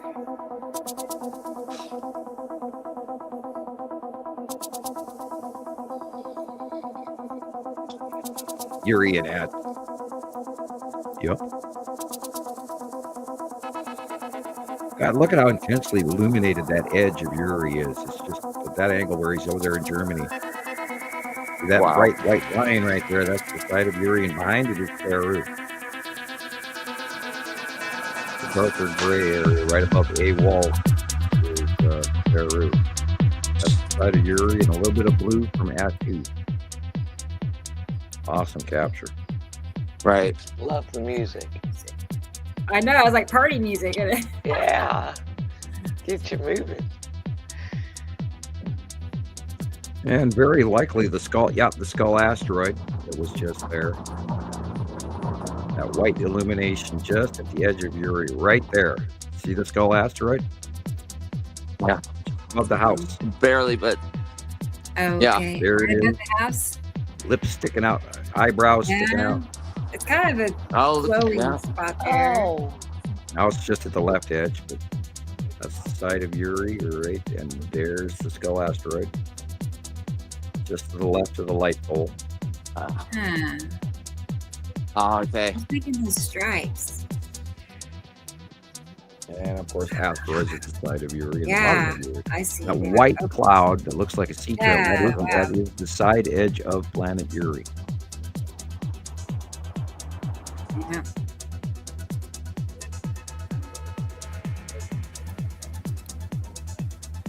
Because it's there.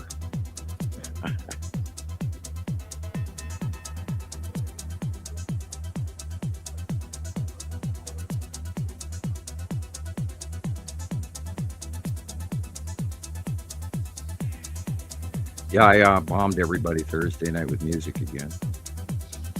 I was sitting That's here fun. until 2 o'clock in the morning. I apologize to everybody being in zombie mode and giving everybody music again. Yeah. I just get, the beat reminded me that I just get in these moods where I'm just handing everybody music for hours.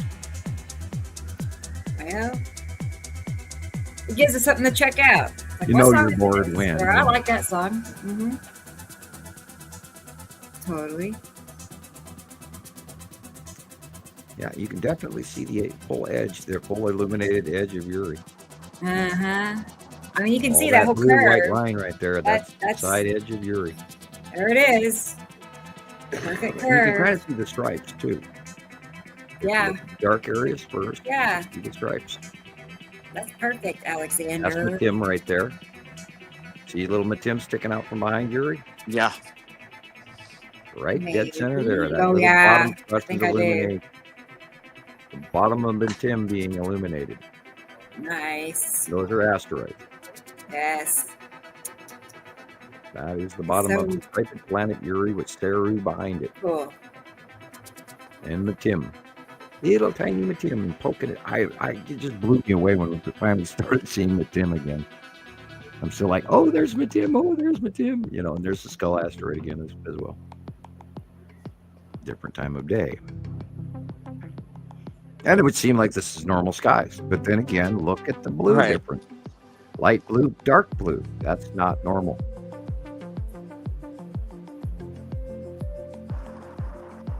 Is that the red asteroid? Looks like it. Looks like it to me, too. Is there a little sister in front? It looks like the red asteroid. Well, that's big lately. And it is kind of red.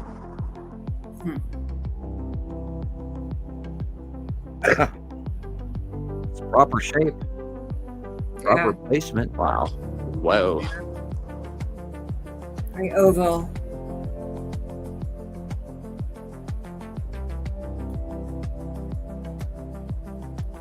And that would mean Atu and Atu's moon were directly above that. Wow.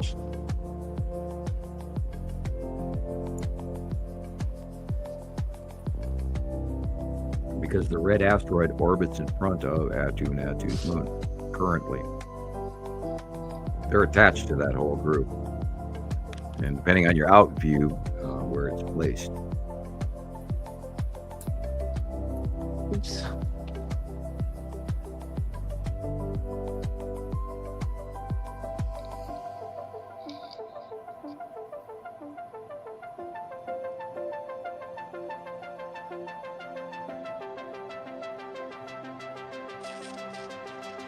Some normal clouds, some not.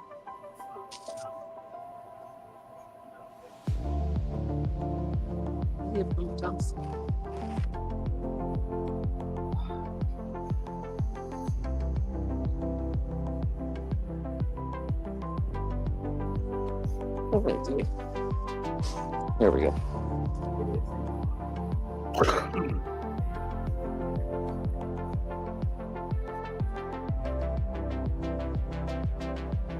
That's possible. That's Matim cutting in from the side on the left. It would refract into this water.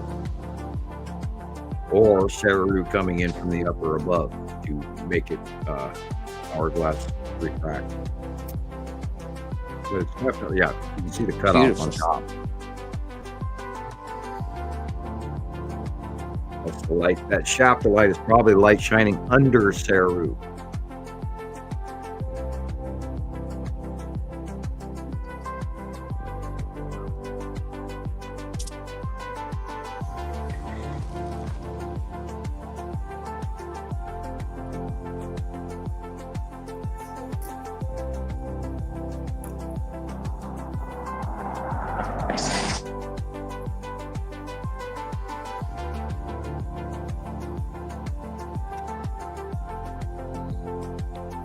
is that blue Matim right there, just above the square cloud, right there. See that? That big Yeah. circle to the left of the sun. And the sun looked like it was being real Looks fancy, flat but on there's one also side. normal clouds cutting in as well.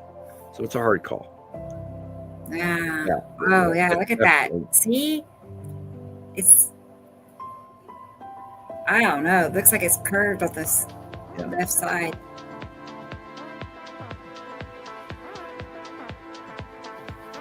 Yeah, something's there. I'm amazed that he has eyeballs left after trying to film that. Yeah. Alexander, can you see okay now? God, Chris, I just looked at you again and it's dark quick. There it is. Look at that. Yeah. Uh-huh. Oh. Yeah, The the top lens of the sun flare. is probably being cut off by Sarah. Uh-huh. We've seen for weeks that the light is prematurely going away, and right at sunset. And it's like an hour or 2 hours, depending on where you are, previous to actual recorded sunset time. So we know that Sarah was coming in and blocking off the top after the sun for a couple of weeks now. I'm just in awe that Saru's back and the Tim is back, and the whole progression of what was going on in my own mind as to where we were and where we were placed. It just falls right into what we've been talking about for the last 6 months, for the last year and a half. And it's just like, wow, this is all, there's no surprises. It's all falling into place. And obviously the orbit model is correct. And those crop circles and all the information that we've, gumballed together in a conglomerate have paid off to be sensible and correct. And I am thrilled with what's going on and where our science is taking us, especially. I am not fearful of our information. I am very comfortable with what we have. And I'm digging the crap out of it, and I really am. I mean, this is fantastic that where we are, and being right is really cool. It's like elation. It's like, wow, you got to be kidding me! Wow, thank you. I'm trying to remain humble to the fact that the moment I get arrogant is when I'll screw up. So I'm not going to do that. Right. But But it does make you feel extra confident when you are talking about it. We know what we're talking about. We know why the light effects are happening. We know that it's a repetitive pattern that we've watched develop over the years where, when you first started, they were smaller. And now look where they are. And then, again, watching Isatum from way back on the right-hand side, coming in, getting bigger. And it's like, yeah. And, because the drawings and everything, and I really knew that I was comfortable at that, even though I'd been doing it for many years beforehand. Now there's Yuri again, the whole blue thing. That's Yuri. Alexander put these on there. These are from Alexander. Okay. Yeah, I see it now. That would be Atu and Atu's moon in front of Yuri. I agree, Carol-Ann. And look at all of those asteroids up there. That is the bottom of Yuri, and all the asteroids that are up tucked in between Atu and Yuri. And well, hello, that looks a little cubey. We know there's ships up there, right there, as a matter of fact. Neat. That could be the Skull asteroid. In the lower left is the Skull asteroid. See the eyeballs? Right where that moon is, that's the two eyeballs. Look at those little asteroids. Yeah, those two of those are not asteroids. Those are eye sockets. Wow, no, what? Yeah, those are eye sockets off the Skull asteroid. See it now? They're here. Oh my gosh. Yeah, that's the Skull asteroid. Did you see that, Alex? Down that ass. Dun dun Oh dun. And this is why we earlier definitely. talked about there's a level of That's scary. evil, pardon the expression. There's a level of negative that has recently taken over our I didn't know it planet. could get that big. And we have to, it's our job to keep in the smiley, the British say keep a stiff upper lip, because we've stepped into a new age that's not cool. Or for those of you who wish to look it up, the opening of the sixth seal. And that was all to do with that last eclipse and all of that stuff that was, remember how freaked out everybody was during that, the eclipse we went through this last summer. People forget still all talking this about shit. it. I don't forget. And that was the opening of the sixth seal for those of you. And by the way, I am educated in religion. I have 4 college credits in world religion. And therefore, occasionally I'll stand on my little soapbox and say, well, I kind of know what I'm talking about, including Abrahamic religions and everything. And a lot of people don't even know where the Old Testament comes from. I took the time to study that stuff. So anyway, the opening of the sixth seal, and you can look that up. I'd throw out a few, anyway, John or Paul or Luke or Deuteronomy, or even we could go to Revelations. But anyway, yeah, there is. Oh God, there's so much documentation. This is all where the dragon comes from too. Wormwood and the Chinese, dealing with the feng shui and the dragon.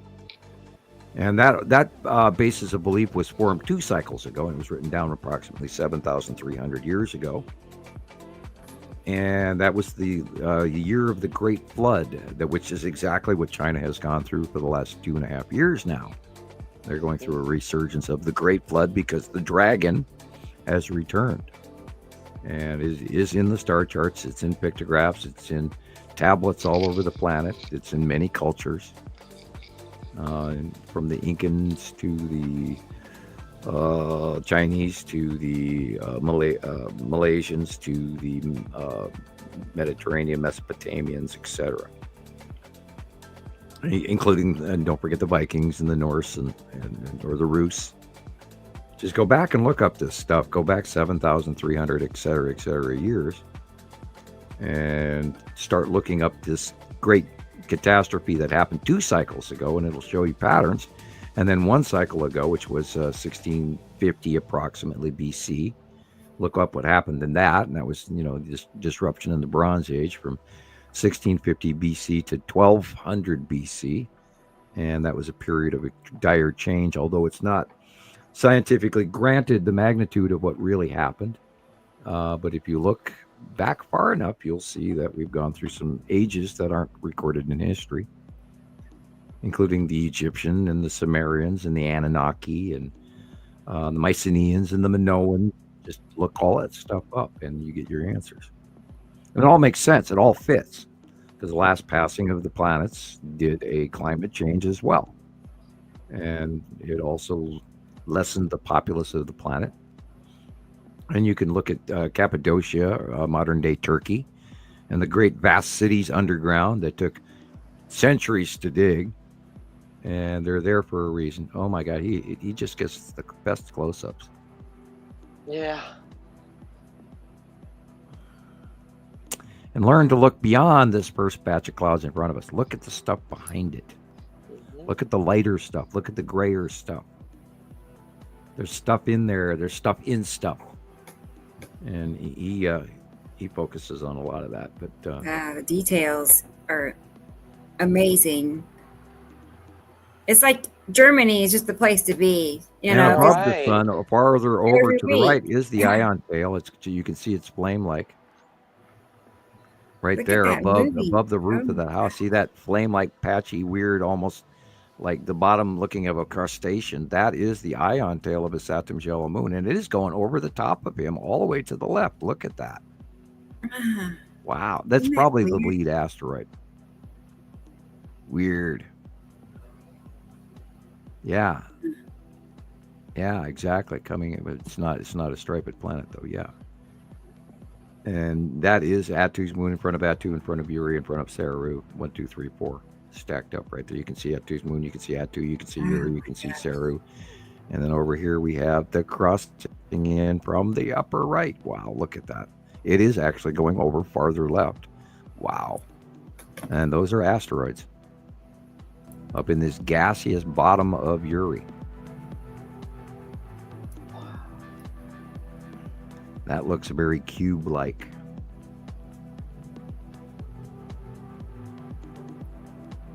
Notice how it's completely different shaped and different intensity of dark blue compared to everything else.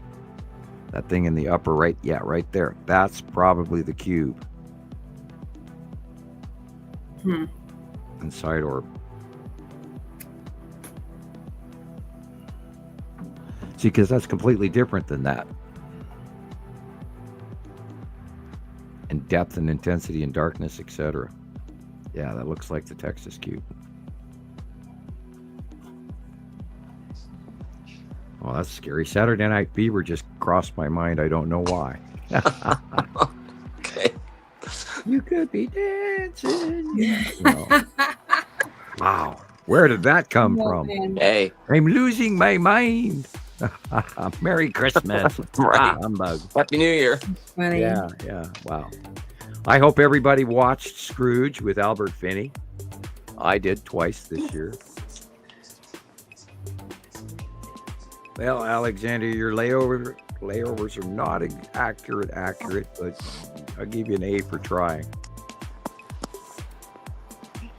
Yeah, that's kind of what's going on. Yeah, that last go around was mostly right.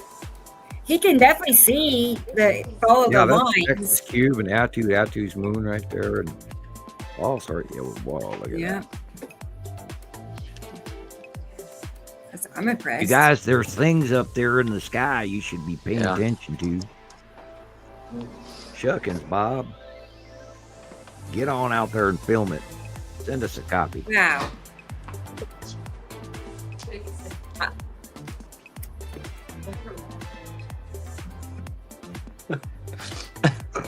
I really wonder if we're going to see a visitation event. I remember we're supposed to share this planet, you know. Yeah. Who said that? Who? Where did you get that from? I got that talking to the Pleiadian. Oh. Remember, they're from the future. Yeah. So there's no telling when, you know. I see. It could be my generation, my kids' generation. I don't know. You know, I don't know the time. I actually, at one point, I actually had to ask him, not tell him. I had to ask him to stop telling me things. Because it was just too much. I couldn't remember it all, and B, it was just too spooky. I mean, I learned shit that I don't want to know now. I bet.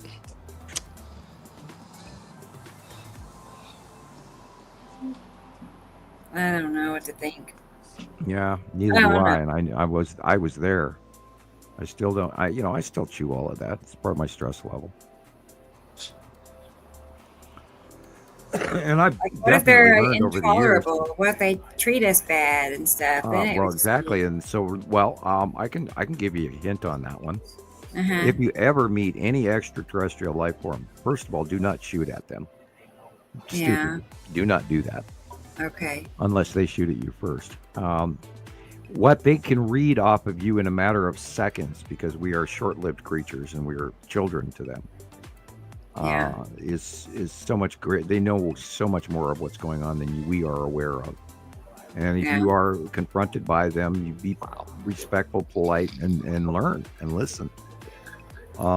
Being afraid of them will not help you. And then if you're lucky enough to remember it, then be thankful, but do not seek to meet an alien, because it is it's a mind messer. It screws with you. You suffer emotional, philosophical arguments in your brain for years to come after meeting an extraterrestrial. And because part of you does not want to know this stuff. And it's why a lot of people have abduction syndrome, where they don't remember, and they're fortunate. Because the process can be it's alarming to have somebody completely be able to turn you off, walk up and pick you up and carry you onto a ship and examine you and take samples of whatever they want, etc. And there is a bunch of going on. And part of the licensing of planet Earth is that there's a treaty where they're allowed to do so many per year, although both sides have broken the treaty many times over. We may have a new one by now, I'm sure.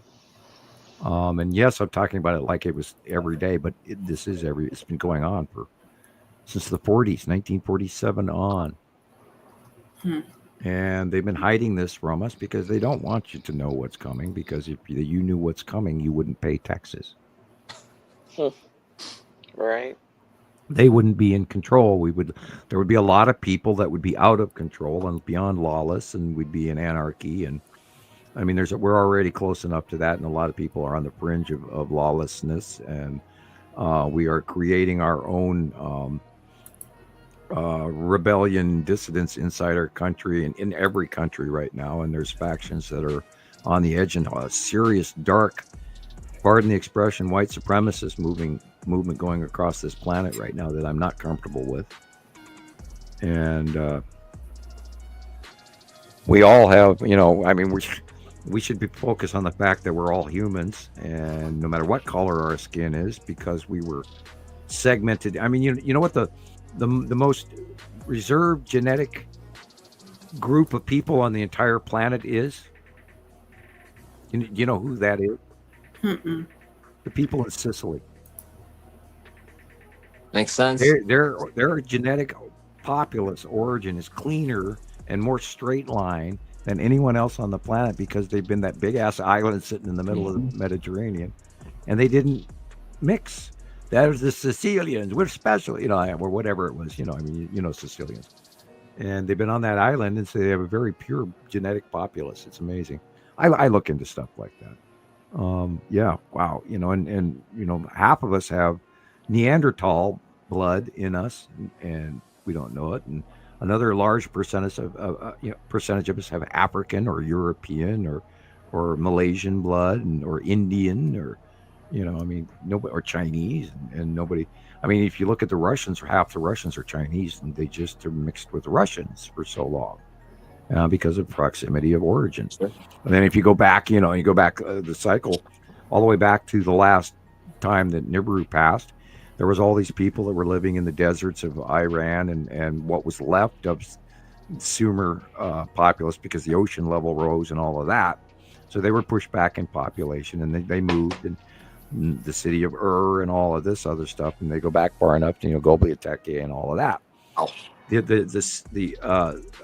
The Aryans, which was a group of people, of white people, probably from the steppes of Russia or northeastern Europe, actually were forced out and moved into India.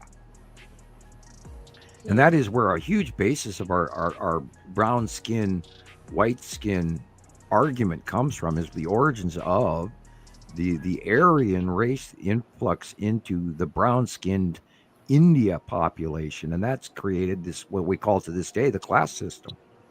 And that has reverberated throughout history. That, and of course, African slavery and all of that, and how, Dutch traders and English and Spanish traders were trading in human flesh, etc., depending on which year you look at. But our notion of racism, dark skin versus white, is all created by some less educated folks having to do with monetary things and transitions, literally, of the last cycle. We lost a lot of information from the last age. There used to be unbelievably large kingdoms prior to this, and civilizations before that even. And then all you have to do is go watch the Enki and Iliel stories and the Anunnaki movies all over the place. And, watch 3 or 4 of them, and you probably get half a truth in the middle of all of those. But anyway, I digress, and it's time for another cough drop. Another. Does that make cough drop number 2? Number 2. All right. I think your record's 3. Ricola. Yeah, of course, Ricola. Ricola. Yeah. All right. We're at 4 hours 32 minutes, so I'm entitled. I know. Tara had to reschedule, just so anybody that's no worries. Thinking about Tara, she was gonna join us next Saturday. So well, yeah, it always works out for the best at the right time. The source moves along accordingly. Yeah, which is always fine. But I wanted to show you, there's a few pictures that Nicole had put together, and I thought we'd take a peek at those real quick. Of course, I don't see them. Let me look in here. Hang on a second.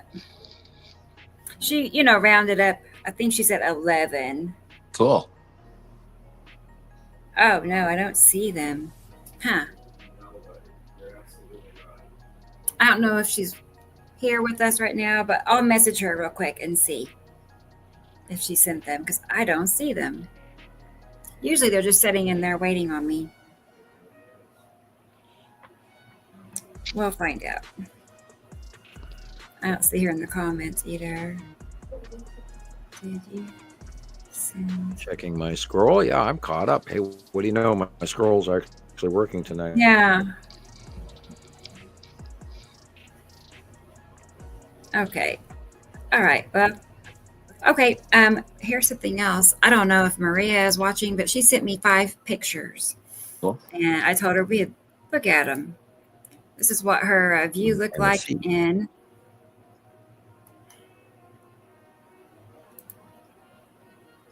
Hopefully this is it.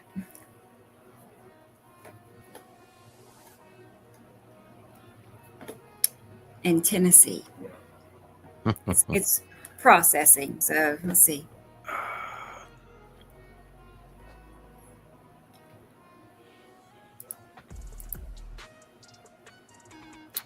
Well, it's very slow.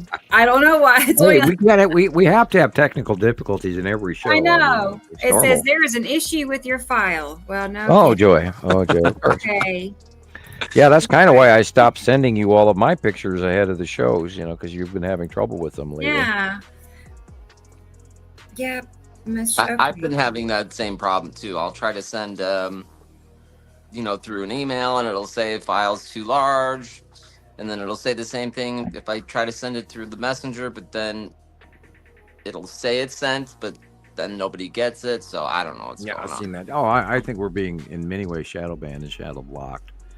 And like I said earlier, there has been a huge X and Twitter and TikTok and Facebook meta. I'm getting a new screen on when I log into Facebook that I never had, 2 months ago. And at the end of November, was when my file got changed. Now I've got this new meta pop up that never was there before. Wow. Ever. And so they have changed. There's a lot of changes that have recently just hit. And there's even a big to-do going on with the Republican Party members being blocked off of X. And that's up to Elon and his boys playing some games. But there's a lot of those are going on. There's a lot of new changes that just took place. And I got blocked out of my own, thing. So, and I was told, well, it was a mistake, but then they never gave me access back to it. So I lost a lot of, friends and a lot of videos and a lot of stuff that I'd saved away on that file. But anyway, well, it's happened to Rebecca so many times. I figured I could give it another shot It's too, so annoying when you lose something that Yeah, when it's years worth of work. And I'm kind of used to that. Yeah. I lost a lot of movies from the Understanding the Sky series. Yeah. And that was like 3 years, 2.5, 3 years worth of work. And I think there's like 7 videos left. And then there's a bunch of people that supposedly have translated some of our videos into Europe and, Swedish and Italian and French, and never saw any of that yet. Of course, maybe we don't get their information from across the pond. We only get stuff in English. We get British stuff, occasional stuff from India. And then we got bombed with, oh my God, recently we were going through friend requests from people in India, all this group of scammers from hell. It was literally like it was raining scammers. Right. From If India. you're on the Facebook groups, anybody that's watching, if you're on Facebook group or anything and you see somebody that's messaged you a link like join my Telegram group or my WhatsApp or something like that, don't click on it. Don't, it has nothing to do with our group. Yeah, you have to be careful even in newsfeed. Mm-hmm. Yeah. If you click on some of these things and like this offer, they're selling all those laptops that Walmart had to clear. You don't click on those because you're going to bring in one of those scammer screens and they're going to log you, and then they farm and mine your information. And I found that down on Facebook, most of those sales ads are scams. Yeah. There are not a lot of real sales items on Facebook per se in your newsfeed. And I saw repeated ones right before Christmas where they were talking about Walmart selling all these laptops. for real cheap, $99 and stuff like that. Do not click on those in newsfeed. So, and I've gotten where I got a virus opening a PM on Facebook one time. Oh. And I even remember who it was that sent it to me, and that was part of the 104 group, and I wasn't too pleased. Right, or they'll send you like a PayPal, like an email saying this is PayPal or something, and you owe $7,000 for. Oh, my favorite is, hey, look who died. Right. Yeah. And you have to click on it. You're the beneficiary for $20 million or some crazy. No, all it says is, oh, by the way, hey, look who died. And then they give you an IP address that doesn't show a picture. It just has this, this link. And you click on that link, and I've got you in PM. So that's happened to me. So when somebody talks to me and I don't know them, and especially, I've gotten the look who died like 20 times. It's been sent to me. And after the one time that I did, and I just immediately reached over and turned my power off on my computer. Boom. Yeah. And saw where it took me. Look at that. Okay, the light is behind us. Wow, that is pretty darn square. Yeah. Yep, that's from Maria. Wow. That would be a very large Texas cube. And if the light is behind us, it has to be Atu's moon and the asteroids above. But boy, that's square and big. Almost too big to be Texas cube. Of course, she's in Alaska, so that's higher up north than we are. Is that? Yeah, the light is behind us. Right. Is that like Atu, or it would be Atu. The dark area, it would be Atu in the upper everything of this picture. The dark blue area is Atu. But the question is that's a white square that literally looks like the Texas cube, and it's really big. But in Alaska, maybe it is. Oh, this is Tennessee right now. Oh, that's right. You're right. Tennessee. Yeah. Yeah. Gee, and I knew that going into this and completely spaced it out. Well, it looks very cubey. Forgive me, I am zonked. I had a nap right before the show, so I'm a little bit, I know. Christmas, come on, give me a break, man. Right? Right. Start talking about naps. I might fall asleep right here. Yeah. Oh, wow, cool. The Big Dipper, which is probably north by northeast right now in this time of year. Tip backwards. Where in the summer, it's usually in the northwest and tipped flat to hold the liquid. Now the liquid is going to pour out onto the handle and the user. And I forget which two stars those are right to the right of that. I used to know that. Okay, that was it. That was all the pictures she sent me. My book is right in front of me, right there. I should actually just open the book and look it up. But yeah, I've got a pocket hand guide to the stars and constellations, printed in the early '80s. And then here are those pictures that Nicole rounded up. I have not seen these yet either, so we're gonna check them out together. Look at that! Wow. Oh, that looks familiar, Christopher. Yeah. Yeah. Okay. Wow. Yeah. I think that was this morning. Jackie woke up and took some pictures. I was still asleep. I'm like, you went outside without me? Oh, I love it. Yeah, you can't argue.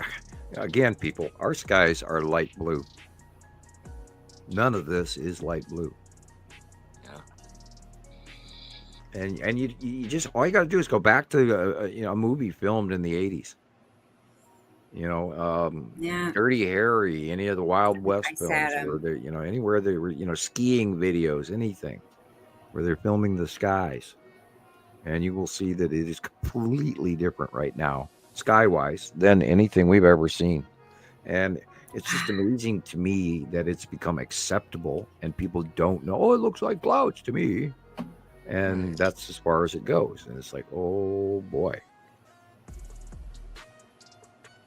I see the lead object too. Okay. Right above that tree, it over. Yep. Is right there as a dark. Man, it's huge. Yeah, that illuminated striped stuff is literally the ion tail, but you're only seeing light from underneath it, and there's something blocking it, and that's probably the lead object is changing the light of that, and why the ion tail isn't as visible. But Saturn is basically the large planet that you're looking at with this Saturn's yellow moon, lead asteroid, the long box cube, and a few smaller asteroids, including the green asteroid, which is just off camera to the right. Yes, I see it too. And there again is the site at the bottom of Uri. The white illumination over in the far bottom horizon is probably the Tan asteroid for the size of it. Wow. That's cool. Which is, by the way, in this month's drawing. If you look at it, I have exaggerated the illumination of the Tan asteroid this month in the December 2024 monthly site drawing. And here it is. Okay, so you're saying that bright area? That bright area over to that tree on the left at the horizon between the two trees. Okay, now dig up this month's site drawing. Okay. Let me go get it. Hold up. Because the sun has already set. Right. Yeah, there See it the is. Tan asteroid? See the yellow? Yep. Oh boy. Wow. That's great. There it is. That's crazy. I would not have thought about that being that big. Yeah. I do. Cool. Yeah, right. Well, I've been watching it for 15 years. You know, I know what's coming. I know what to expect, and I'm damn good at this. And there you go. You know, it is past sunset, so that white illumination there over on the left between the two trees on the horizon is not the sun, and it is the Tan asteroid, which is quite large. That's why it could be a moon of Uri, and we should almost start calling it that. But we've never had a close up of it, so I can prove or disprove if it's an asteroid or if it's a moon, because moons have craters. Right. All right. Planetoids have craters. Asteroids do or do not. Asteroids are mostly either conglomerate or they're glass-like, depending if they're made of metal or whatever. If they're metal, then they're smoothed and honed by a billion years of travel, and they've been attached to these planets for as long as time. Probably the first few hundred millennium after formation of the binary solar system. We've always had two stars. We always will. Why, this is an odd shot. I wonder what that smaller... That should be the green asteroid dead center in front of the lead asteroid. Because that's too pocky and too small to be the lead asteroid. But there's that perfect circle dead center in the blue. But there are other asteroids along with the lead asteroid, and they are probably quite large by now.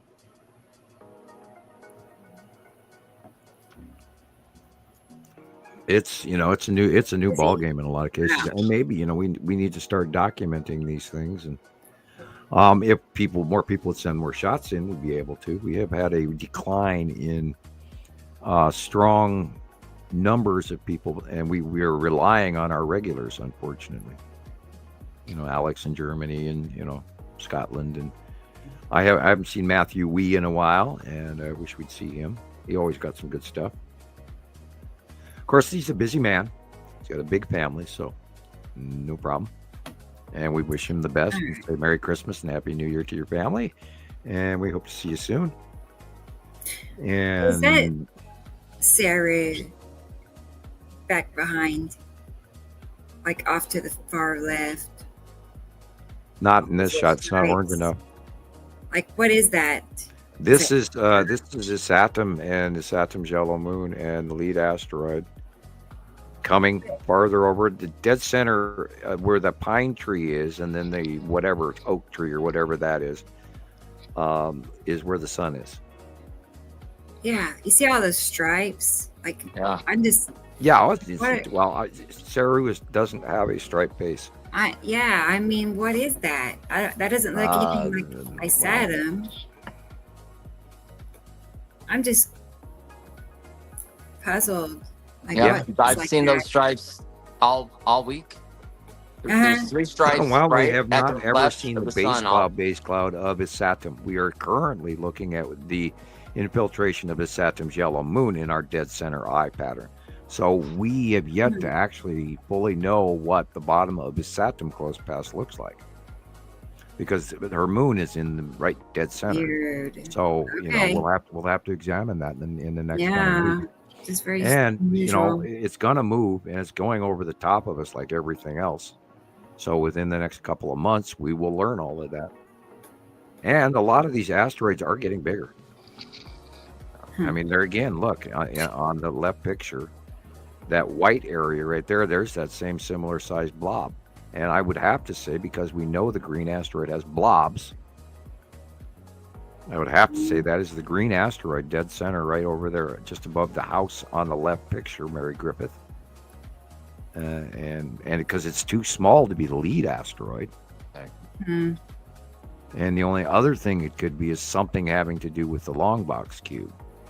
But the blobs in it don't say long box cube. It says green asteroid to me.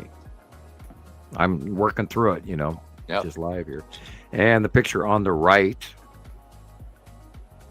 God, that almost looks like it's here in Montana. The sun is setting off in the distance. It's cut off on the top. It is not sunset yet, but Saru has completely cut most of that sun off. So what we're looking at is the bottom of Atu's moon. Wow. Yeah. Looks just like it. Cool. That's pretty. Yeah, it is. Italy. Okay.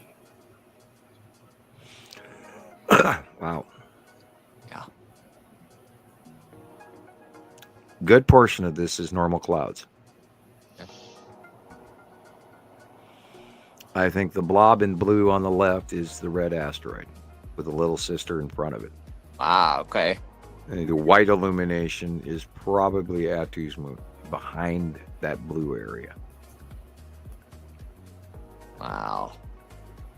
A light blue is probably Atu's moon illuminating. This is a hard call, but it is at sunset, and so most of this is natural clouds. Pretty much most of the orange and yellow and pink are normal clouds. The red is what's behind it, the illumination that intrigues me. Hard call on this shot, but thank you. Okay. But I mean, still. Yeah. Oh, Italy has a planet. sunset. Are you saying? I mean, there's a planet there. Like We you're. want people in the Mediterranean to send in, because I mean, I do miss Italian skywatchers. I do miss them. Yeah. They were for the longest time, and that's Alexander's. We saw that last week. Yeah, we saw that. We thought about being an asteroid. Is that right? Yeah, well, we were thinking it could be the red asteroid, but tipped at a different angle than we've seen it. But then we were also arguing whether or not we didn't think it was a water drop. A lot of people said that. Yeah. On the lens, but other than that, it sure almost we'd have to jump to, is it a craft? What? It's wow. We've never seen anything like this. So anyway, I'll be right back. Okay, Sam. Yeah. All right. Wow. Okay, as for Sharon in Australia.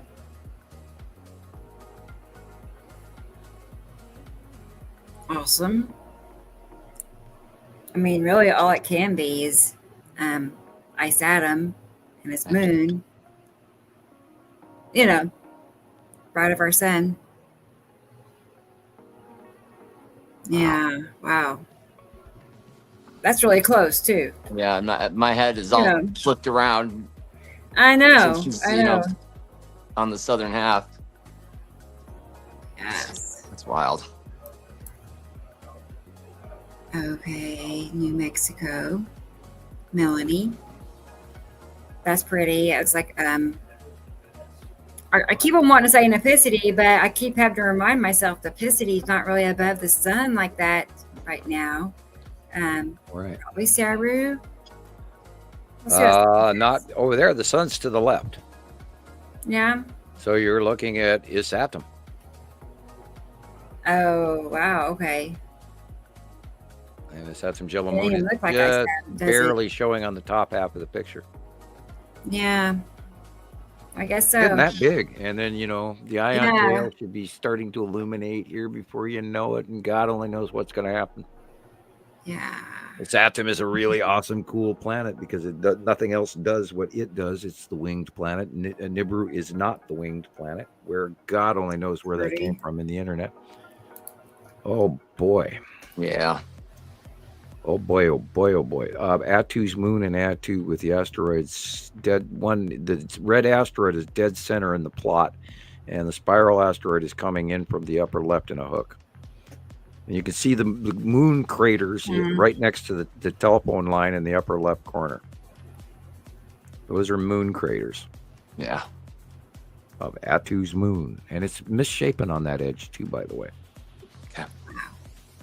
It's got a flat edge on the bottom left-hand side of Atu's moon. I've got direct pictures of it going back many years. Oh, I loved it when we first started watching Atu's moon come in 2014, 2015. It was like, holy shit, Atu's got a moon. And then it literally filled up everything we did for the next 5 years afterwards. Because Atu and Atu's moon, oh, look at that. That is just beautiful. That is the bottom of Atu. Wow. Atu is very bubbly. Man. I've not seen it look like that before, so that's cool. Right, but look at the direction of the light. Right. Right. We're staring northwest. Yeah. That's cool. Or north, but that's the bottom of Atu. Nice. And from that formation is where the ion drop down, which causes the snail foot. Okay. That again, look at that. All that blue, upper blue area above the sun is Saru. If this is a recent picture. Saru is huge. I would think so, but is this a planet in front of Saru? Is there a curved planet in front? Not in this shot. Okay. You have mostly normal clouds. Mm-hmm. But look at the horizon color. Mm-hmm. See the flaring? It's not well. There's a little bit of flaring from the horizon tree. I agree on that on the straight line. But the difference between the grayish green normal horizon color and then the immediate blue above it. Yeah. That immediate blue above it is planet Saru. Wow. And it's huge. It is huge. And she's coming in right at us. Gosh. Because she's done this in 2.5 months or so. She went from being over on the left-hand side and much smaller with an angled, rounded edge that we've watched to the point where now she's directly over the top and cutting off the top half of the sun with planet on both sides of the sun. So she's direly moved quickly. Okay. And then we've got, Matim burping up in and out and all of that. So I don't really see another illumination up behind the clouds on the right, but it's nothing I can call. Okay. It could be the edge of Isatum's yellow moon for all I know. But that blue and then the yellowish gray blue variant between the horizon, that's absolutely Saru. This again is Matim cutting into the side of the sun on the left-hand side, right at the edge of the picture in the middle. That's why the light is shafting. That's why you see the blue shaft light. And it also, that arced bend that goes all the way to the street light and from the palm tree to the street light, that is the base of Uri. Wow. And her asteroid bottom coming in, Uri onset. Wow. It's incredible. And you're seeing the sun shining just under the edge of Uri, but shining through the asteroid group, which is part of why it's flaring the way it is. But then Matim is right there as well. That's awesome. What time is it? California. Okay. And it all matches and it matches and it matches. And Very it matches, hazy. you know, and if you see it enough, and I often forget to look for Tim. I just have been doing it for the last couple of weeks, and it's just like finally starting to sink in. And wait a minute, we know Tim's right there too. And that, of course, has to do with size identification. When you're trying to figure out, okay, what's this? You have to go through how big is what we know. You know, how big is, the tan asteroid bin? How big is the red asteroid bin? Where is this? Where has that been? What's, up? Thanks, we know the Tara. size of the blue asteroid. We know the blue asteroid has been next to the sun. So you see a weird dot of blue next to the sun on the right-hand side. You go, oh, it's the blue asteroid because we know it's there. Right. And oddly, it's been in the same spot for a very long time, and it just blows me away. Maybe it's farther away, and we don't know it. Right. Thank you, Tara. Thank you. Again, thank you, everybody, for everything that you did during Christmas. To Nicole. And for happy holidays. And this, those you guys wishes. really made my Christmas this year. Without you, That's I don't great, be in the Sam. same place. Thank you. Awesome. Although, 2025, don't even get me started. I lose money in 2025, and then things are really going to get desperate. So people, donations. And every month my damn internet goes up. Every month. I'm paying $175 a month now. It's just insane. And I started out paying $65. Who do they think they are? I don't I know. got a letter from my cable company to let me know that they'll keep the phone and the internet, but they're getting rid of cable. So if I want anything, I'm just gonna have to go to YouTube TV or something. Right. And the services are just heard where everybody more keeps cable. failing. It's like, what is going on here? Why are you failing at your job? Why are you limiting services? I thought here that and was the charging thing, twice cable. as much? Right. Have you noticed? Right. Have you bought a box of cereals recently? Oh, No. don't get me started with that. You open the cereal box. You open the little plastic thing that holds the stuff inside. You leave a little hole so you can pour it out safely. You grab hold of that cardboard box, tip it into your bowl, and the damn thing crushes in your hand because there isn't enough freaking cardboard to structurally hold the box without two hands. And then you spill the shit all over the place because the box is so weak. It's no longer even cardboard; it's paper. And you're selling me this box that in the 70s cost $1.25, and you're selling it to me for $8. And I grab it, and it doesn't even reseal anymore. The paper cardboard is so bad on Kellogg's. I mean, God, if you're listening and you work for this company, if your boxes aren't even structurally strong enough to pour them, They don't do it. No, they don't. You If guys I don't buy even want to know cereal, what I buy the cereal. bags. Oh my God. I don't buy the boxes. I buy the Well, you buy bags. Kellogg's Frosted Flakes or regular corn flakes and whatever. You just go to pour the shit, and the container folds in your hand, and you spill it all over because, when we were kids, we'd grab the cardboard box and pour it, and it's just fine, thank you. And now they're so thin, it's like, you get 17 ounces instead of 32, and Right. they're shrinking the size of this, and and even Biden was bringing up that to the public, is going, oh my God, look at the size of this candy bar back in such and such, and now you're paying $3 for a candy bar. It's insane. He's like, what? They were $0.25 when I was a kid, but then don't even get me started on prices was when I was a kid, anyway. All right. I was gonna. Back Tara, to I'm gonna reality. send you a screenshot of the lady that handled that. She's asking about the T-shirts. I understand. No, I don't think they went through. I think we had to that's too sell a bad. number. I think we had to sell like 50 of them, T-shirts and hats, before they would be produced. And then basically, if somebody did order it, their money would have been refunded back to them. Yeah. And it was reputable. We've done it in the past, and we had one failure in the past, but then there were 2 other successful ones over the last 5 years.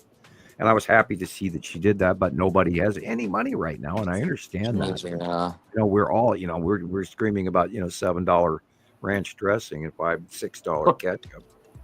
You know, the stuff they used to give you.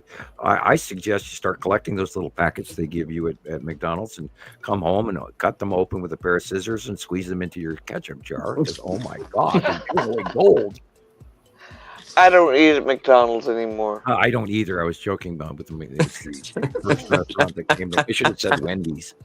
Oh, and by the way, Wendy's is closing many restaurants throughout the United States. Some 450 or so restaurants there. People do not have the money to go out and eat because the other day we went to Burger King for Christmas, pre-Christmas, because we were out doing Christmas shopping. And so we went to Burger King. And for the three of us, it cost $41. It's just crazy. Yeah, and that same meal, pretty much, you know, it hasn't changed that much over since we were little. That used to be $22. And it has literally doubled in price. And you know, and the food was actually hot this time. It was really nice. That's good. I mean, for $41, it better be hot. That's right. Sure. Cooked to order, and we, you know, no pickles. Yeah, thank you. You know, sounds good. No mayo. Got it. Yeah. Right. Yeah. Now, if I could find a decent chicken fried steak around here, I'd have it made. But I'm just gonna have to make my own. Yeah. I tried to do that, and the girls wouldn't let me.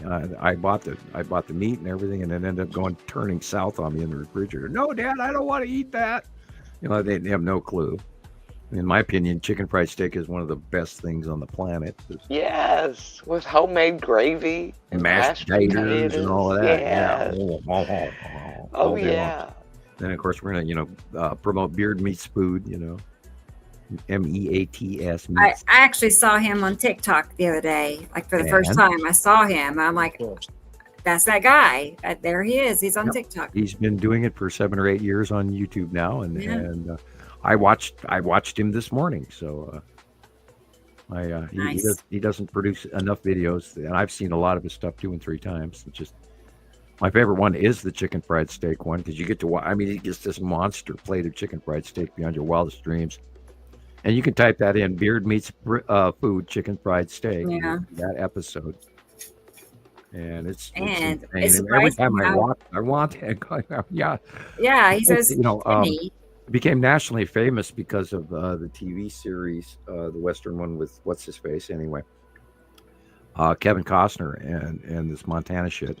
And trying to think, there's Paul's, and then there's now it's world famous, but I can't think of the stupid name. But anyway, that restaurant that they all went to made it so famous that they no longer serve past 4 p.m. They now open late and close early, and because they got so famous, they're so full and so busy that kind of for the life of me, I can't think of the stupid name. I can think of the other guys because I'd leave that one and go to Paul's, which is Paul's Pancake Parlor, and I've known them all my life. They were my friends in grade school, and now they own it. Oh, cool. Okay. And I can't think brain block. Me and names. Every once in a while, I just can't pull a name out of my head. And it's simple and stupid, but that's me. Mm-hmm. Welcome to me in my 60s. Oh no, I'll be in a home anyway. Put me away. Just put me in front of the fireplace, and give me a quilt, and I'll be okay. Right. Let me tell you a story, Sounds sonny. nice. When I was young, stay on my lawn. Oh, yeah. And you probably have some of the best stories. Oh, yeah, I'm scary to death, and yeah. Tell a good Halloween, Christmas haunting tale, yeah. Jump scares and all. I think my daughter would probably be better at that. She's so into weird monsters, it's unbelievable. I mean, how many 7-year-old little girls watch Alien, Predator versus Aliens, and she loved that stuff. It's like, I can't let you watch this, but Dad, I love these monsters. It's like, oh boy. That's the only movie that gave me nightmares was Alien. No. Yeah, Yeah. And I watched The Exorcist when I was a kid. Yeah, I saw The Exorcist. I was raised on scary movies. Way too young to be there. I can't even see a picture of The Exorcist anymore. Now, The Exorcist 2 is the one that scared me the most. Okay. With the Zuzu and all of that. When they went over into the Asian religion dealing with the dark the dark spirits in Asian magic, because the Hindus and the Egyptians have got some really powerful magic, and they've got some spiritual things from other worlds attached to it, where your standard European Wiccan magic is two different ballparks. And then, of course, there's the old Hasidic Jew magic as well. And that wasn't a slam by calling him that. I should say Hasidic Jewish. I apologize. That's another form of magic that is quite real. And there is a lot to these hidden artifacts all over the bowels of Europe that are put away, because there is a lot of magic, spirit destiny, etc., etc. There's a lot of things out there that are, so yeah. And then we can talk about artifacts and religious bones and all the people fighting over bones of the dead so and so's. And here they're exhuming St. Paul's Cathedral and all of this, and we found the bone of St. Paul. Off they go again, and there goes another $1 million in donations. And spooky. Yeah, I often think about temples built on temples built on temples, and you go to the Temple Mount in Jerusalem, for instance. Oh man, there's a big den of worms for they're investigating the tunnels underneath finally and all of this, and then there's the guy saying, "Yeah, I saw the Ark of the Covenant," and all of that. And all those videos. I truly believe that the Ark of the Covenant was taken by the Romans. I do believe that. I don't think it's I don't think Rome has it to this day. I don't know. There have been rumors. There are rumors that it was in Canada. Ethiopia, brought there by the right? Bush family and all of this crap that I've heard over the years. But I don't know what to believe. And I can tell you there is a lot to magic, and including dealing with the gods and God. And all of that. Wow.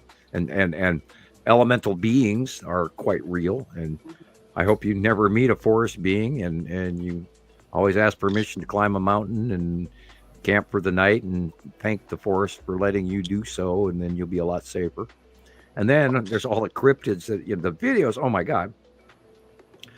Nuke's Top 5 or Slapped Ham, and they're always showing all of these really insane videos of all these night creatures. And they all match, and they look cryptid. I mean, oh God. Skinwalkers, whatever you want to call it. Skinwalker Ranch, all of that shit. And there are way more life forms out there right now flying around that we don't get on film. And, some of them we are capturing on film. In other words, or drones or helicopters or F-16s or the B-1 bomber, the stealth fighters, the stealth star and all of that stuff that is flying around right now.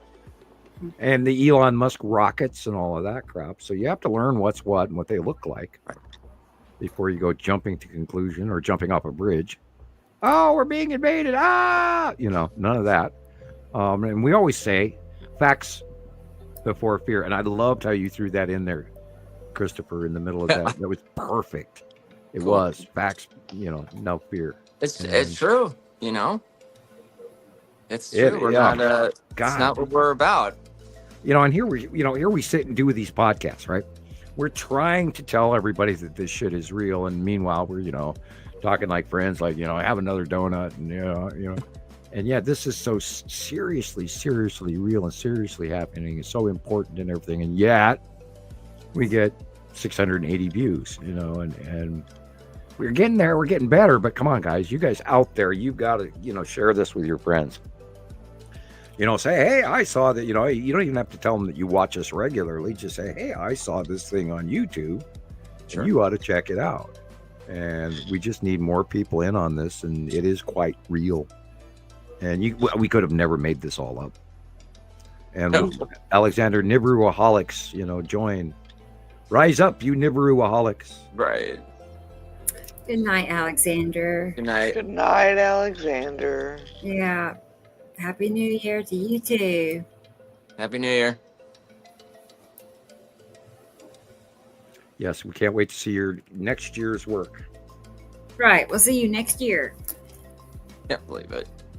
That's crazy. Yeah. Where did it go? I mean, it flew by, and then my rent goes up on January 1st. Oh. Yeah.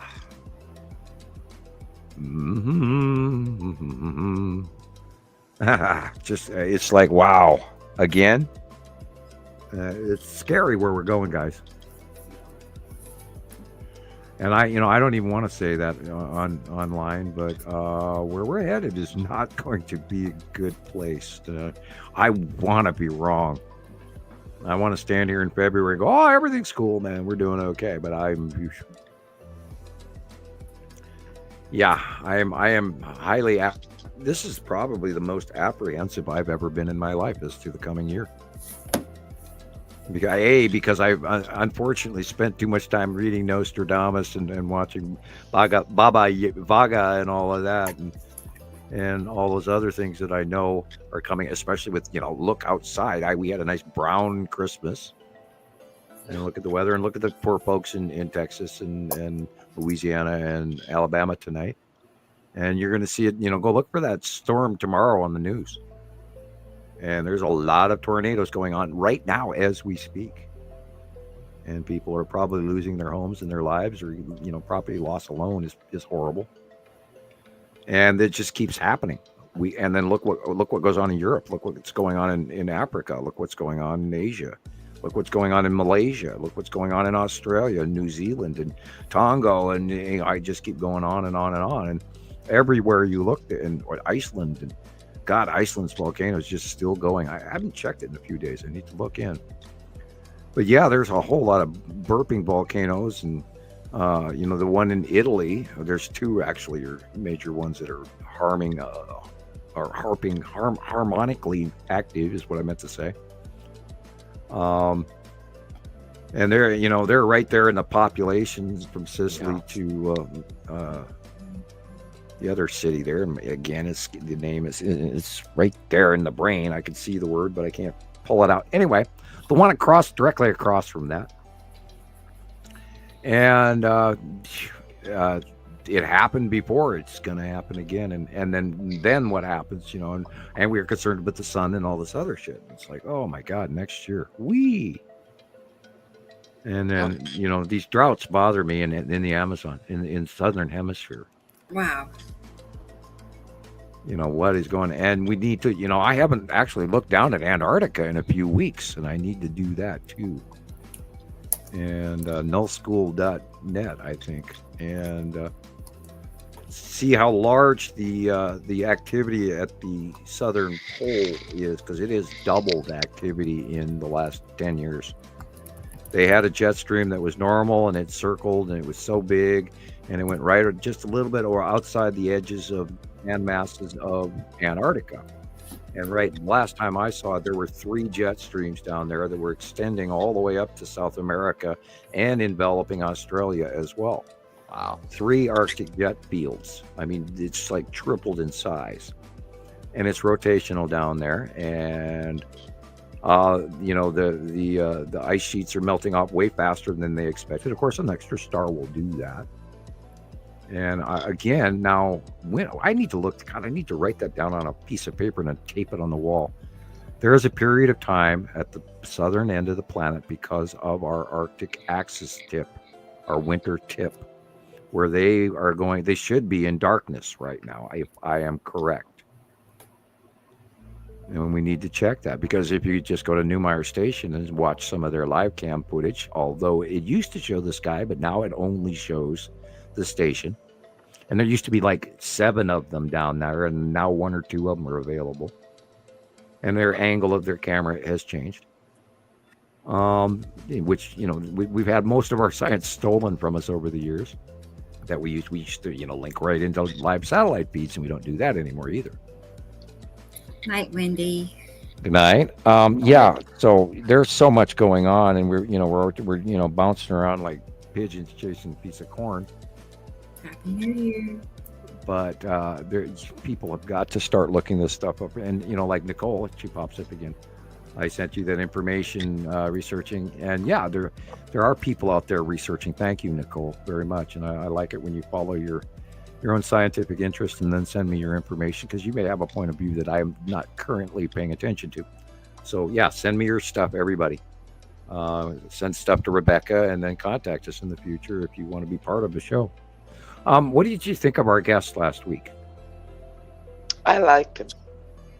I liked him too. He was a I little long in the enjoyed tooth, it. but I mean, in storytelling. But then I'm one to talk. So Yeah. I Like remember I back said in the then. chat last week. You got I could very listen. comfortable right away. I could listen to y'all two all night long. Well, I sometimes worry that we go off topic and then, we start telling stories about this and we get distracted and we don't even get through the Mickey Mouse roll call at the beginning of the show sometimes, and off I go, And But I like the off-topic stuff. You need to quit apologizing. Well, I just I've been raised my entire life to everybody said, Sam, you can go into the other room and tell the rest of the story. I mean, basically, I do talk. I do a lot of. I mean, honestly, I think you need to make part of your show sometime off-topic stuff. I mean, get the planets and all that stuff. Talk about that. The ultimate But way then, to achieve nirvana would be you this: know- we sit down for the Om chanting at 528 hertz. We will imagine our magnetosphere, and everybody breathe. Oh, anyway. well, a lot of people need to learn that stuff. They need to that's know true. about it. And I did take a lifetime to learn. You Did I find some stuff that could? Oh, whew, I mean, like I'm grounding still and learning chanting. Wow. about all that stuff. And there's also forest magic and stuff that I learned as well with my friends up in the forest, and they asked me not to do it anymore around them. Freaked a few of them out in my time. I did, but then I'm very good at tarot cards, and I can do. If you hand me your car keys, I can look into your soul, and that's Who was it? Who was it that shared your story Lana. on the pages? That was very interesting. Yeah, and Lana and I, she's the co-admin for Montana Skywatcher 1, and her and I, she's actually an ordained minister, my friend in a beloved friend in Arkansas, and we talk regularly, not as much as we used to, but there's so many people I don't talk to, and I have been trying to stay away from the computer for the season, and I've been out Christmas shopping too, so and I don't go into town very often, but I did this month. Right. Yeah, there's a lot to the mystic arts of Hindu and Taoist and Buddhist teachings, and Bodhisattva and Siddhartha and all of that, and the Bodhi tree. And I recommend a suggested viewing would be the story of Buddha and the Bodhi tree. You can type that into YouTube, and there's a couple of cartoon videos out there on that same topic, and there's a couple of really good people out there that go back, and there's this one lady, and I should by now know her name, and I should be more respectful because I've learned a lot from her, and I do need to learn her name. But there's a woman out there, and she's really, really good about Buddha. And Buddha, of course, lived in 500 BC, as well as quite a few other very important people, Plato, Socrates, etc., in that era. And there was an age of wisdom in 500 BC that is not even given any granted reverence to. I mean, you say 100 BC, and most people go, "Oh yeah, caveman walking there, dragging his knuckles and with his club, and hitting his wife in the head, and going, ugh, come with me, And then we can do the sand joke, but we won't. And 500 BC, there was unbelievable technology that we're not even aware of. There's lost tech that even 1600 BC or 2000 BC, they knew shit that we don't even know yet. And that shows evidently in the stone carving that we know we don't even have the technology to move, let alone cut. And yet, here we drag this rock down from 3,000 miles, and we can't do it today unless you have major cranes, and and then you have to shut all the wires down in a wide load and slap it on a semi truck and then haul it down there, and we can't even do that this day. There's civilizations we don't know about. And Graham Hancock and those guys are great about it, and Thunderbolt's project, they're all really good up on the electric universe and stuff. And we need to move into that freedom of real science and get away from this empirical science that unfortunately has been created by Europe, and we're still living in the 1880s in most textbooks, and it's scary. I don't even know what they're teaching in college anymore. I haven't looked on purpose because I'm kind of, like, part of me doesn't want to know anymore. There are things that I stay away from just because I don't want to learn anymore. I was like, no, don't. It'll hurt. I don't want to, Thank you, Jerry Lynn. Thank you. Thank you very much. Yes. Somebody's talking in the background. Yeah, I am a horse again. It is Taylor. Yes. He forgot to shut the door behind him. Appreciate that. Hey, hi, Taylor. Hi, Taylor. I know. He's talking to somebody in there. He's got a life. That's it. He's got a life. That's it. I'm jealous, man. Of course, I get to talk to all you guys. So I know. That's a good thing. I mean, it's all, it's priceless. So it's all good. It is. It's like a reunion every Saturday. Although I do have to examine the stress ratio because my daughter was talking to me about it, going, you're probably getting stressed out from doing the shows. I'm like, yeah, it could be. Yeah, maybe.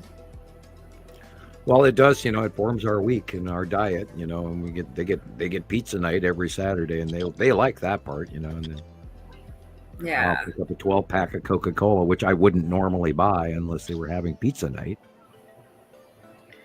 Yeah. But I don't have to stand in the kitchen and cook ahead of time before the show at 2:00 in the afternoon. Because I would be 2 hours late in cooking right now had I, normal time to cook dinner for the kids. Anyway. Yeah. So they never get tired of it. Dad, it's your job, man. Yeah, it doesn't sound like it. They're not going to get burned out anytime soon. What's their favorite flavor? What flavor do they like? Well, Cheryl likes cheese pizza and Noah likes pepperoni or all meat. And I every once in a while like a Supreme out of the blue. Right. Although the green onions or the green peppers do not like me. I like them. Oh, right. Of course. Every time I eat a Supreme pizza, I know it. Oh, no. They have a good Philly steak sandwich. Yeah. I avoid those because of the green peppers as well. Although I love them, and I cook with. I used to cook with yellow and red peppers and green peppers. I don't anymore. Darn. My stomach, of course, over the years has been a little bit more, non-forgiving. I hear that. I can't have pepper, like salt and pepper. I can't. Wow. I can't have pepper. Like it. Yeah, it makes my stomach hurt so bad. I hadn't thought of that. Yeah, red pepper. I pepper the heck out of my egg. That is the worst. Cayenne pepper, no pepper. That is the worst. Getting a stomach ache. Oh God. Yeah, I can't do heat. And jalapeno. I used to love it, so I don't know. It's just a new fad for me. So. Yeah, it's a new world. It's spooky where I'm trying to get used to being in my 60s as well. It is a different ride than I expected. Yeah. And I am going to go to the doctor here soon because I've got to figure out what's going on with me. And I'm, of course, avoiding the thyroid cancer issue. Yeah. I don't even want to talk about it because it scares the crap out of me, and I still have more to go, and I don't want to do it ever. And I'm hoping it's just going to go away. Yeah. But did I go in to have those tests taken last year? No. So it's another year, so I had to go have the thyroid checked again and all of that. And get the blood pressure and the yearly thing. They're mailing me, you have to come in for your 1 year. I was like, oh, God. I don't want to go to the doctor. No. I avoid it. Yeah. I don't have to go to the doctor. No. I've been suffering from whatever is getting all of us. Although I am not being Scrooge and being mad at anyone, and that's a different world. Yeah, we don't do drama here. Yeah, I've had some weird encounters with random people I had some guy pull up to me, started swearing at me out of nowhere. It was weird. Just pulled right up and just, I'm like, I don't know. It was weird. Well, And what you then, do is you go, bless you, sir. Have you heard the word of Jesus today? yeah, I almost said something like that. And I just I just looked at him like, I don't know what you're saying. And, well, we're going to see a lot more of this Yeah, it was because, weird. when people get desperate and they don't have money to buy things, especially food, or take care of their children, and that's where we're being, and it's evident that it is going on. I mean, look at the prices, and Right. then the healthy food zones, dead zones that many large cities have. You can only live off of the convenience store, and that is scary and not healthy either. No. We are seeing, and now, granted, crime overall is down currently, and I do check into those figures as well. And unfortunately, we are in a Rust Belt scenario in so many cities the big cities are crumbling from inside, and there's a mass exodus going from California, and people are moving. I mean, you should see what's going on in Bozeman, and there's a homeless population all over this country from hell right now. And a serious mental illness and drug addiction crisis that is not even being addressed. And there are zombies in the streets right now, and there's new drugs on the market that are basically turning these people into zombies, and it's pretty scary. There's new tranquilizers out there that they use for a rhino, for God's sakes. Oh my It's gosh. causing lesions and things like this, and literally, I mean, we're watching these people rot on their own feet. And it's scary what's going on in this country, and the fact that we have forgotten the poor. We should have universal health care like Canada, like England, like most other European countries. And we're the richest country in the whole world, and we can't have that for our people. And you're talking about cutting food stamps and benefits. I think that our priorities are a little messed up here, folks. Especially during climate change. That keeps people from wanting to work. My ex-husband had food stamps, and he got like $200 a month for food stamps. As soon as he got a job, they dropped his food stamps down to like $16 a month. Yeah, well, this was years ago, but the fact is that there should be, if you're within a certain income per year, you should still, because at one point in time we used to have government commodities, where these leftover products that were in the market were picked up and distributed to the reservations or the poor or wherever, and that has all gone away, and that is a huge waste of material, and we are throwing away too much. The expiration dates and stuff, we should find better packaging. We should find better ways to distribute. Now, there's new laws and stuff that Walmart cannot give away this stuff. They're throwing it away and keeping you away from it. That should be donated to food banks and to rescue centers and stuff, and buy in bulk, and then let them throw it away. Or, and then of course we could talk about Eastern Asia, and they take everything out of the sea they can possibly get their hands on and eat it, in some cases alive. And they're overfishing the living shit out of the oceans. And there's no control, and there's garbage problems all over the planet. People are just no longer, they don't even care anymore. No. We need the crying Indian back. We need to remind the world that this is where we sleep. And let's not have a garbage pile, and let's take care of the poor people, because if we don't, they're going to riot and rob us, because they're poor and they're hungry, and some of them are indigent or mentally unstable, and if you push somebody far enough, they're going to crawl out from underneath their bridge or their tent or wherever they're living, and they're going to come in and take what they need. Now, and then you add the drug factor. And these are people that need help. They're not, some of them are criminals, but they've been forced to become that way because the system has abandoned them and shoved them out of their tax bracket of living. Here in Montana, it is too expensive to live here. Yeah. And we're being shoved into homelessness by the rich that keep moving here to the state. And the prices, I could not go to Missoula right now and actually rent an apartment. I don't make enough money per month to rent the basics of an apartment. And having 2 children, I would have to provide a separate bedroom for them. Otherwise, I get in trouble with, child protection or whatever. I've never had any trouble with those guys. But anyway, my kids have always been great. We don't have drama or any of that stuff in our lives. But you get forced that you can't even live, and then you're living in some rusty Winnebago on some side street someplace, and you can't afford the gas for it or the oil or the tires, and then you get rousted out and they move you along or they rip it away from you, and then you're homeless. And a lot of that is going on, and we're living in a society where we're attacking the poor. We're not feeding the poor, and we really have to fix that. Yeah. I mean, remember the Depression era. I remember the recession in 1972, 74. We're there right now. Yeah. And we are, and the stock market, the last time the stock market did what it just did here like a week or 2 ago, 10 days straight of down decline, was 1974. So all of Joe's work, Mike's work that he propped up, we had the best economy post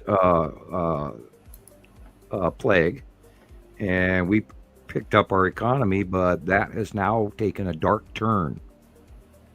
And ever since somebody opened their mouth prior to an election, our stock market has done a swan dive. Yikes. And we all know how broke we are now.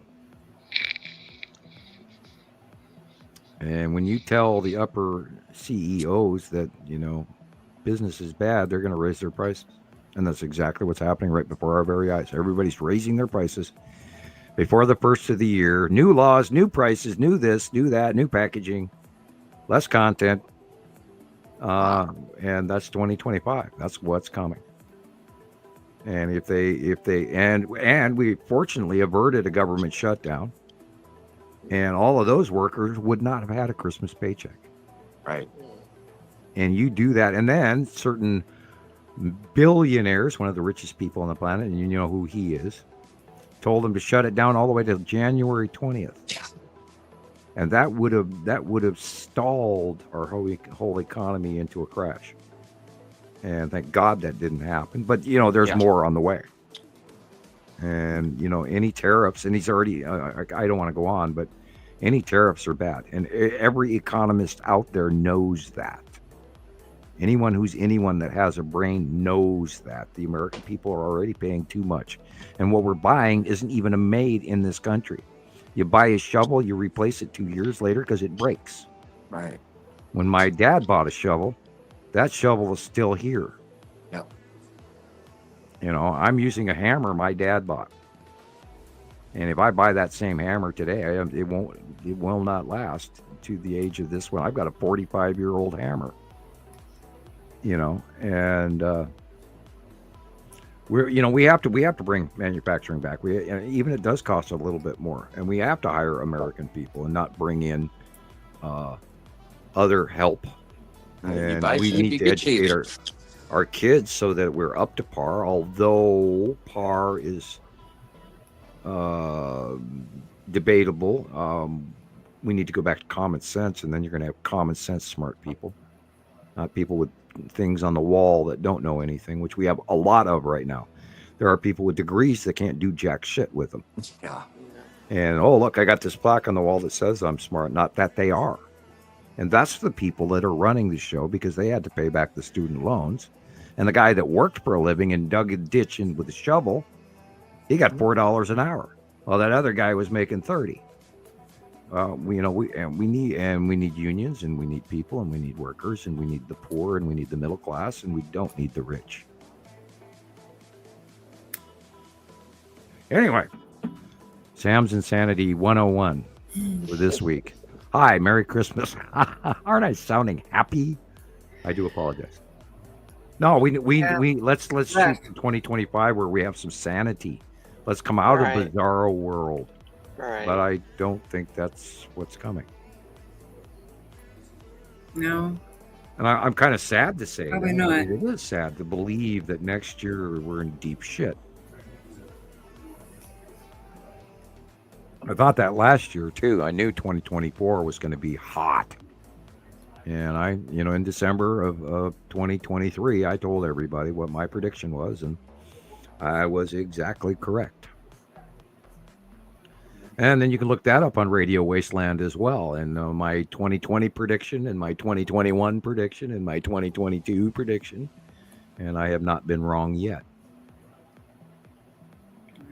And, I am proud of my tenure, shall we say. And we have been predominantly nose to the grindstone trying to keep at this every day for all of you guys out there, like Katie Joe on the East Coast, or Andrea, who is in, I believe, New Zealand. Yeah. And try to keep all of you guys informed on what's going on. And it is real important. And, we like I said, nose to the grindstone. We work at this. We do every week. All those folks send us the great information. Please keep it up. And Rebecca's turn to talk for a while. Oh, no. What do I say after all that? I don't know. You tell me. Compete. I know.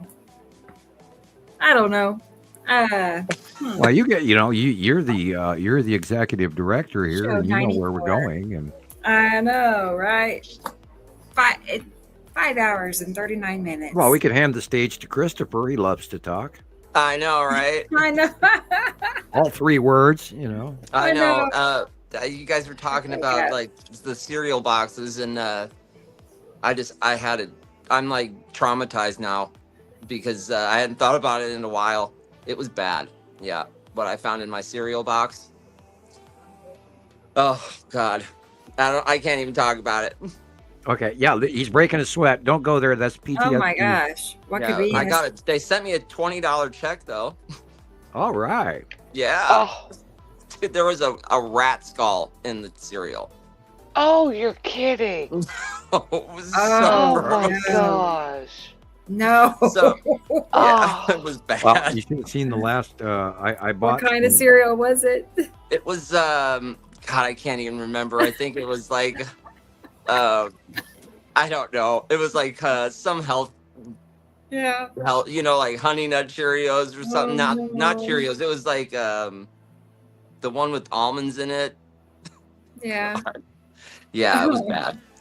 I was thinking about that. I found a flour from Walmart, and when I opened it up at home, it was full of bugs. Yeah. Pancake mix. Straight, yeah. And it's like it's fresh. I just bought the shit, and it's full of bugs. I know $20 is not really. Yeah, they sent me a $20 check. I think you ought to go to court and get $1.5 million lawsuit for your post-traumatic stress disorder. Yeah. Right. Yeah. Yeah. Direct evidence of it. I assure you. I mean, I took it back to the store, and they told me to contact the company, so that's what I did. And yeah, it was bad. What they say when you told them? She was a nice girl on the phone, sorry about that. Basically, here's the $20 check. We'll send it right away. I'm like, $20. All right. Get more cereal. Yes, but first you have to right. sign this NDA. Don't say what company it was. I didn't. Brought to you by Kellogg's. Oh man. I know, right? I hate to think about it, but the storage, the warehouses, all of that, and they can have so many pieces of poop and hair and per cubic if you yard ever or work at a whatever. chocolate factory or a candy company or any company that produces food, you will not want to eat that product ever again. No. Once when I was a teenager, I worked at McDonald's, and I cannot eat them. What I saw in the quarter pounder hamburger is beyond what I could publicly express here. No. And you don't want to know what the protein enhancer is in those things. And I've talked about it in other shows. But I don't want to get sued by McDonald's. Anyway. I know, right? In my opinion, McDonald's, in my opinion. Yeah, I saw a video of how they made their chicken nuggets one day, and I'm like, nah. Nope. No. Their French My daughter fries, loves the they can't have blotches on their potatoes, so they use like serious pesticides that that's not good. They're out there spraying the stuff in full on hazmat suits. Hey, you don't have to worry about potatoes this year because they banned half the growing in Idaho this year. And watch the price of potatoes go insane. You used to be able, you'd get a 10-pound bag for 98 cents, and now watch what happens. And that's all because the one town on the other side of Idaho wanted water, and they used drought tables to allocate it in a court hearing, and they shut the water off on the two major regions of potato growth in eastern Idaho over this. And it's insane. It's stupid. It's beyond your wildest dreams that this would happen to our potato market. Right. It's like you couldn't throw a bigger shoe in the machine works, which is called sabot in Poland. That's where sabotage comes from. Right. Throwing a shoe in the machine works. And let's not even talk about the forever chemicals. Oh God, yeah. I saw a very interesting thing on that. Well, when I was working for the Parks Department, I used paraquat. Oh. Yeah, and we were spraying the soccer fields with lead-based paint. Oh. Yeah. Highway paint. Wow. Yeah.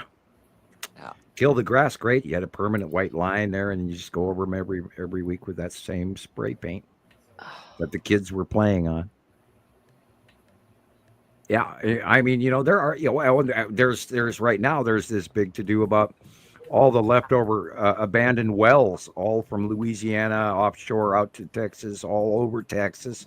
There's a couple million unchecked, rusty, burping oil wells all over the United States that are 50 years old, and they're leaking gas, and they're spoiling water, and they're pumping oil all over the place, and then there's nobody cleaning any of this up. It'll take billions to do so. Easily. And we have shot ourselves in the foot long ago, and there are so many cases of that. And let's talk about plastic. Let's talk about the Fukushima radiation that they're pumping into the ocean still today. Bad. Yeah. Well, it's less radioactive than it used to be. Well, any radioactive is too much, and they're just pouring this shit right into the ocean. Right. And I mean, not directly. They put it in tanks, and then it becomes a little less volatile, and then they dump it in the ocean. Right. Not to mention the groundwater that runs right underneath the right. reactors. Yeah, they should have encased that. They absolutely need to encase that whole area in cement. They tried to build this. They buried pipes around the reactor building, and they put water through them and froze. They tried to freeze the ground with these pipes, and it did not block the groundwater. So it already went China syndrome anyway. I mean, that's closing the barn door after the horse has already left. Yeah, they know that's true too, because they have these detectors. They send these neutrinos through the reactor, right? These detectors. It's like a CT scan for these nuclear reactor vessels, and they can see what's happened directly inside the reactor vessel, right? It's like they melted that crap melted right through the bottom. I've not seen any core pictures of, like, the example with Chernobyl. Chernobyl has what's known as the elephant foot, and that's where it melted through like 3 stories of containment area and then landed in this basement and stopped. What happened at Fukushima were 2 reactors that went absolutely China syndrome, meaning they dug down into the dirt and went bye-bye. I have not seen any footage of any core melt anywhere in Fukushima information. Now, maybe it didn't go that far, but then immediately after, I mean, I got a dose of radiation. That's where I ended up with my thyroid cancer in the weather, just walking in a rainstorm. It was a freak storm that we had. But anyway, there was a radiation leak somewhere in Norway or Sweden or Finland or something, where there was a lot of people, and it was directly similar to cesium-214. Right. which is what I believe that the reactors in Fukushima were running off. But it was directly related, very similar radiation. And there was a lot of people that got sick, and that got swept under the rug within months. Of course. And we forget. We don't even. It was 2011 that Fukushima went off in the 9.7 quake or whatever was offshore. And we've forgotten. And we just went past the anniversary of the 2004 tsunami that killed. And I'm going to give you a ballpark figure of 250,000 people. Yeah. Yes. Easily. We don't get, if I give the wrong number, then we'll get blocked. No, that's right. That's why I say ballpark figure around the world is like 250,000 people are no longer with us. And that's for 2004. One day. We've forgotten it already. And this shit is just going to continue to happen. We're going to see more of it. And this is why I'm apprehensive. This is why I'm nervous. This is why I'm worried. Because we do see the quakes coming bigger and bigger and bigger, and the volcanoes getting bigger, and the storms getting bigger, and the droughts getting bigger. And hell, the Sahara is green. I mean, oh my God. And let's pray for all those folks in Siberia right now that are basically at the North Pole. The Siberian people want to break up from Russia. You just don't get that news. They don't want to be part of Russia anymore. They're tired of sending all of their resources and all of their money to the Kremlin. And they are public about that, as much as that will escape into Western news. But like I said, if you want to know something, you got to go look it up. And I watch Ukrainian news all the time, and then I watch American Ukrainian news, and I watch British Ukrainian news, and German and European, and and I watch everybody. And I watch a lot of India. They've changed their name. What used to be one show is now called another. Anyway, I don't want to plug them too much, but I watch a lot of different nationalities. HK, which is Japanese, and I watch some occasional South Korean. And the ruble is worth really little money, and let's pray for the Russian people that hopefully they'll wake up to their autocrat running and ruining their lives, because those people have nothing right now. They have no money. Their money is valueless, worth less than a penny. And a few years ago, they were trading at 30 rubles per $1, and now it is less than a penny, like 114 rubles to the American dollar. Wow.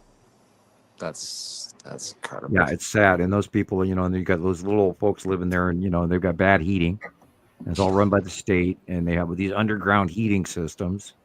And of course, they've got plenty of fuel, although they're losing their supply of fuel because their production facilities are being blown up. And they just ran into trouble with the Syrian thing. Now they are losing a port in the Mediterranean, or excuse me, the Black Sea area. And so that's a serious port for them. So now they're only limited to literally Arctic ports for Russia. Wow. Yeah, they're landlocked. Other than that one, can't remember the name of the place, but it's right there. And it's that tiny little segment between Sweden and Finland there, and Poland and all of those guys. And so that's Sevastopol or something. No, that's not that. That's on the Baltic. But anyway, can't think of the name of that place. But yeah,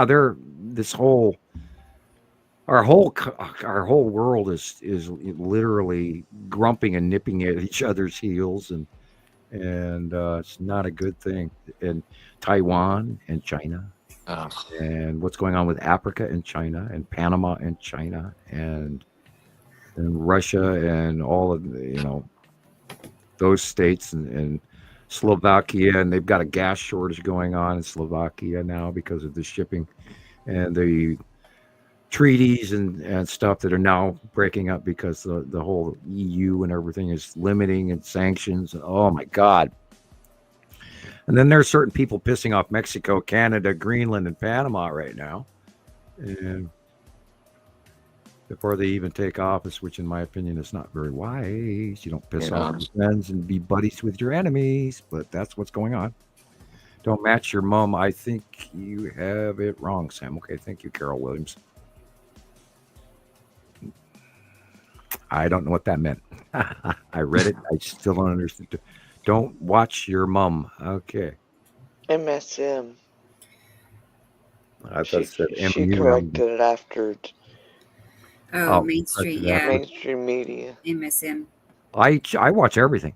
I go through ABC, CBS, NBC, MSN, MSNBC. I watch World News. I watch the War and Peace Report with Linda Goodman every morning.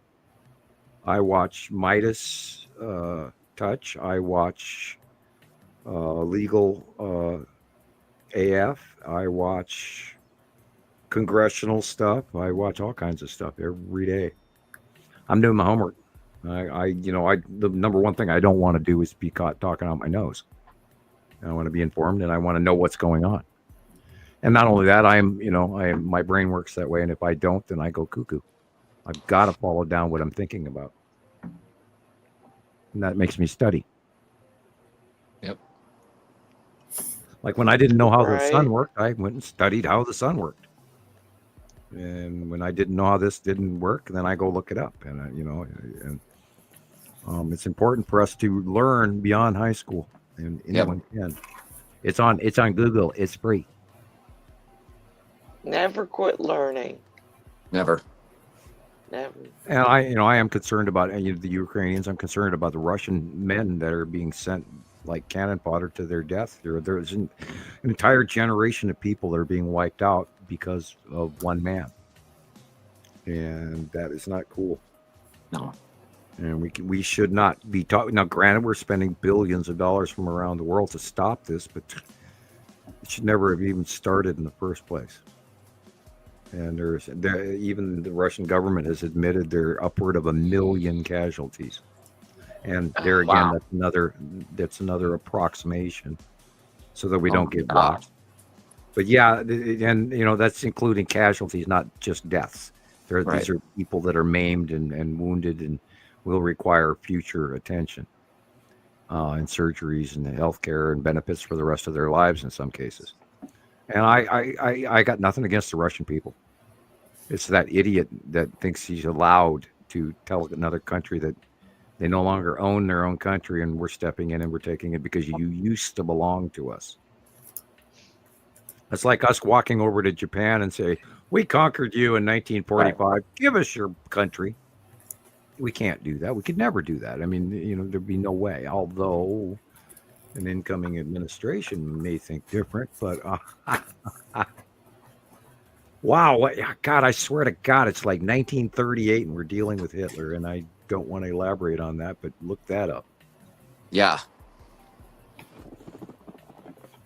Yeah, what a world. Welcome to 2025. Yeah. Right? Could have never imagined. Yeah. I always said the world's going to change as we know it, but I didn't realize it was going to be there like is going to be some bad part of this, and we have to admit, we have to dawn it on ourselves that this is a spooky time. And like I said, the sixth seal has been opened. And even, most of Christendom announced that in many, many videos. And you can look that up, that last full moon and all of that lunar eclipse thing. And there's a lot to it. There's a lot not to it also, but you've got coincidence and then actually, oh my God, some of this stuff is actually real. Including ETs hanging out right over the top of us right now by the thousands, hundreds and hundreds of ships and thousands of people who occupy those ships. And we don't even know what race they are.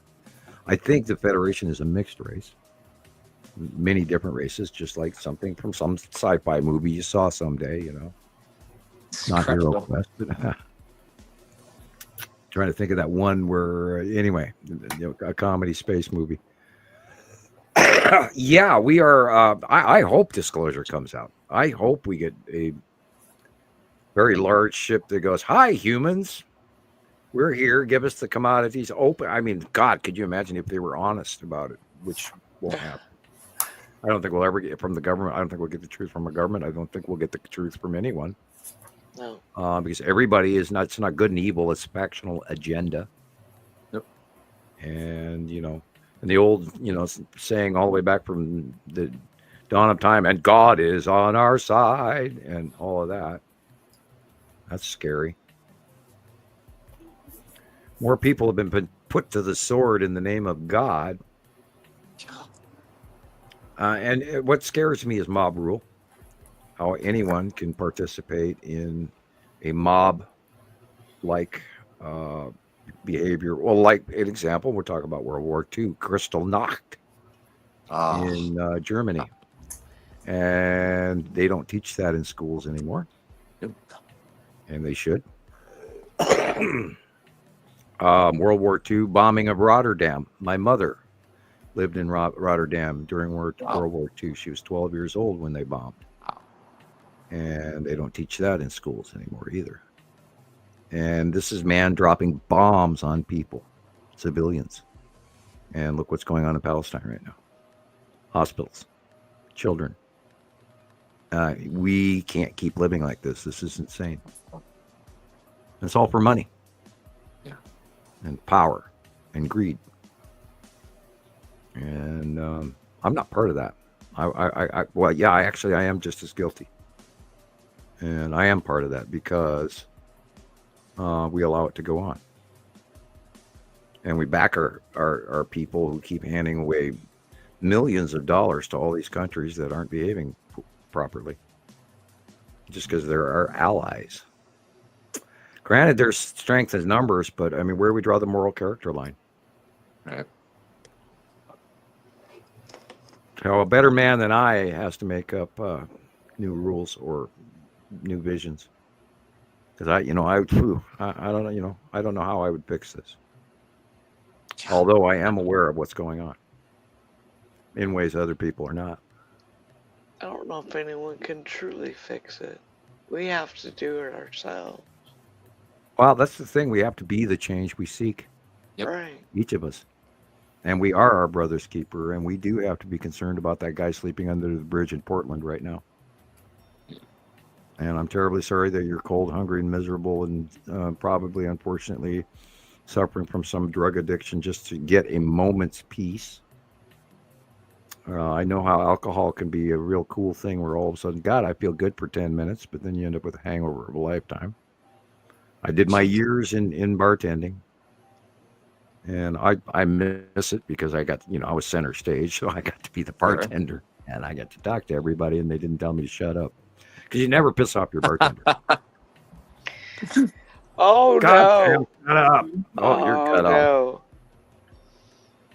And be sure, people out there, to tip your waitresses and bartenders tonight. And no hamsters were injured in the making of this video.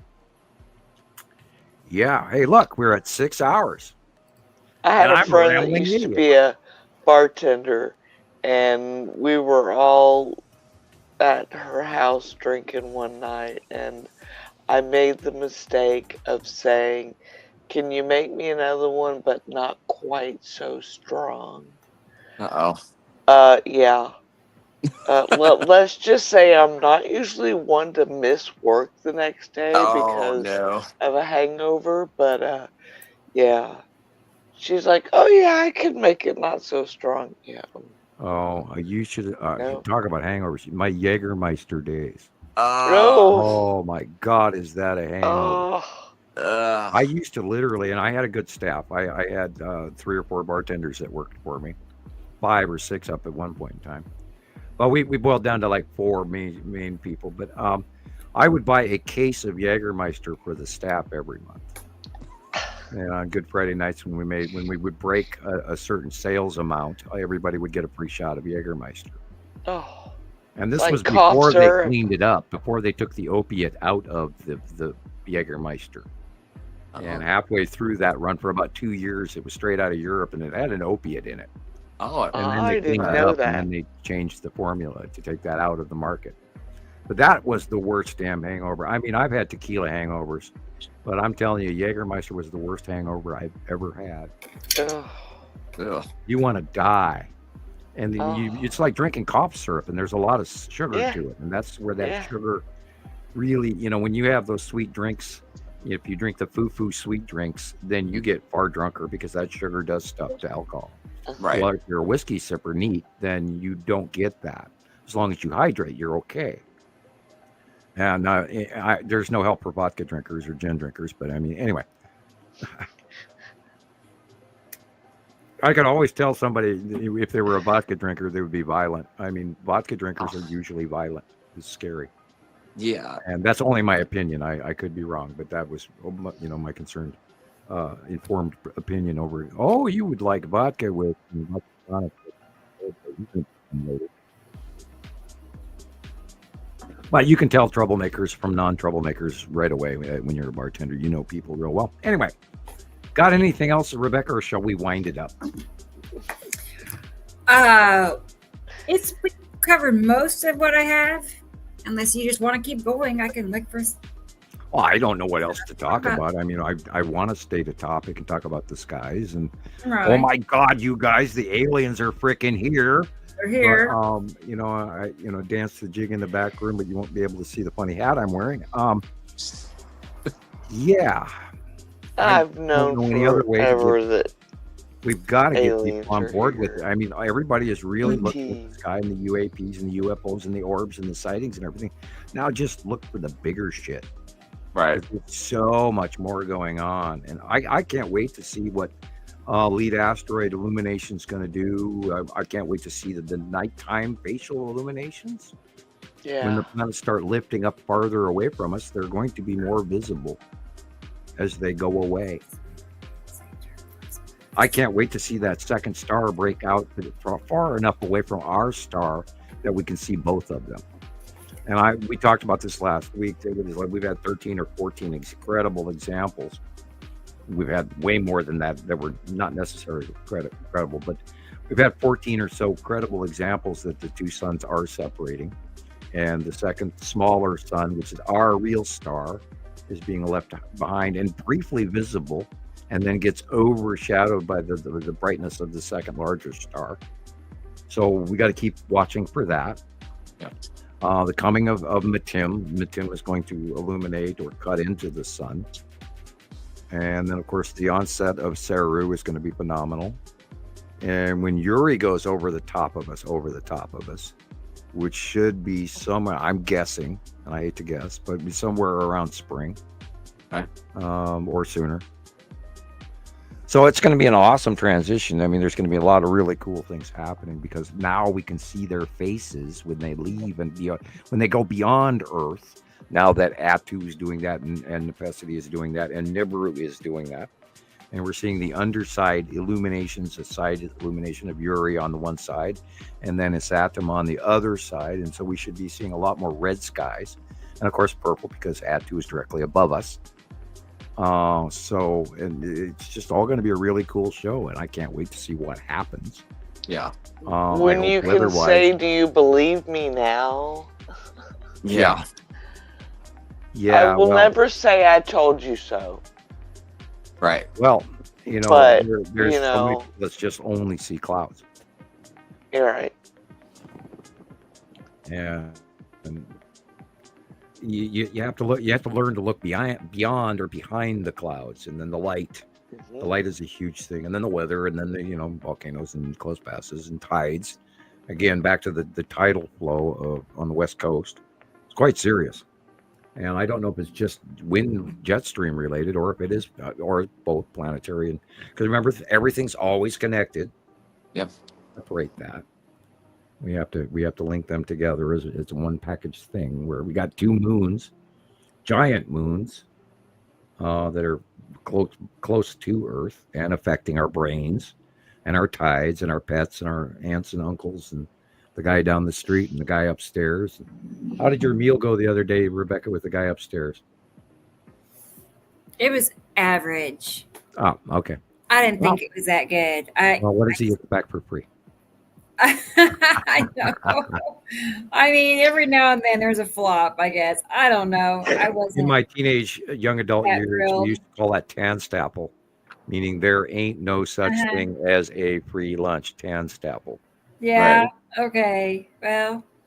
Okay. Tara wanted to show a few of her Okay, pictures well, that good she thing we're had. still here. It was illuminated, and she sent me a bunch. But I picked out, I don't know, 4 or 5. So Cool. let's see. However, do we do 6-hour shows? It's not there. Wow, we sit here and let Sam talk. Yeah. Oh my God, I'm reminded of when I was a kid in Minnesota.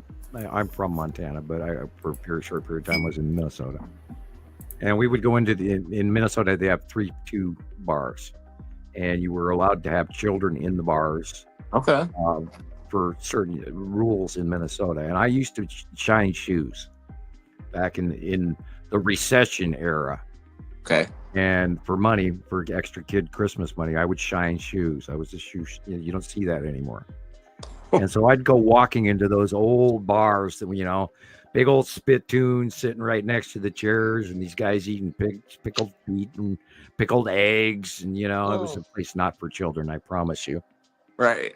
And you saw these old dive bars, and I'd walk through all of them in town, go from one to the next, shine people's shoes, and oh my God. I think back to that area, and I just compared to 1972 and 74. Wow, what a world we live in! And those guys would sit there and tell you stories, and it would just fishing stories and stuff like that, because Minnesota's a big thing about fishing and hunting. And Charles Lindbergh, because I was in the town where Charles Lindbergh used to live. Okay. And all of that. I don't know why my brain went there, but it did. I figured, the tall tales of Sam, so to speak. Right. Because now I've become one of those old guys sitting on the red bar stool, Fortunately, I haven't been to a bar in years. And unless I pick up my to-go order, for hamburgers. But yeah, I'm starting to feel like that old storyteller sitting on the chair. You youngins, you don't know. We walked to school 8 miles uphill both ways. Riding your pet dinosaur. Yeah. Well, I know what 40 below feels like. Oof.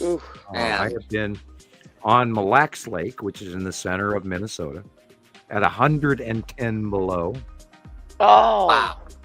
Yeah, I had a gung-ho stepfather that was, the great white hunter. And he pulled me and my stepbrother out on this lake at 110 below. My God, I don't think I've ever heard of that before. In my life. Right? You had 2 snowmobile suits on. And if you had to pee, it didn't even hit the ground. You peed and it turned to ice crystal steam right before your very eyes. Too cold. That's 110 below. It doesn't even hit the ground. Wow. And then, God forbid, you try to put your hands inside your snowmobile suit and grab your male parts. Oh, no. Yeah, at 110 below, you don't even bring anything out. You just start from inside your suit and go. Anyway, that's a bad joke. Right.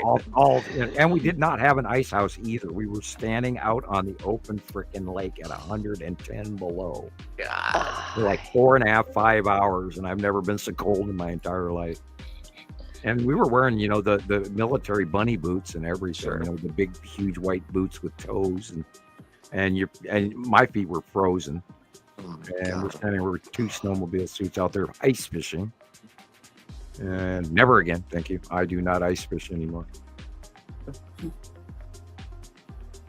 And frankly, I wouldn't drive my truck out. I mean, I keep watching those videos where some guy drives his $75,000 pickup out on the ice and it goes blah, blah, blah, blah, blah, blah, bye. Oh. Yeah, you still have to pay for that damn thing, Oh my God, people. Yeah, well, they don't hand out common sense anymore, and our education system needs to be revamped. And there's too much. I can't believe they let children bring phones to school. Yeah, it's weird. And on one hand, as the parent, I could see that my child needs that way to communicate out for 911 or whatever, a bully or whatever. But yeah, we live in a really strange, connected world, and it shocks me to watch people walking around looking at their hand. Yeah. I'm not a cell phone user. It's a way of life, and people go, "Oh, you could just Google it," and I go, "Oh, that's right, I could, but I don't have a cell phone." Right. And it's become their way of thinking.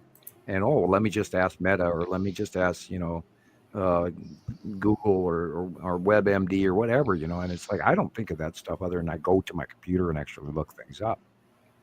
But it's a new world, and everybody's staring at their hand. And I wonder how many people would get walk into street poles or each other, Right. they're staring at their hand and they walk right into a sign. Ouch. Spooky.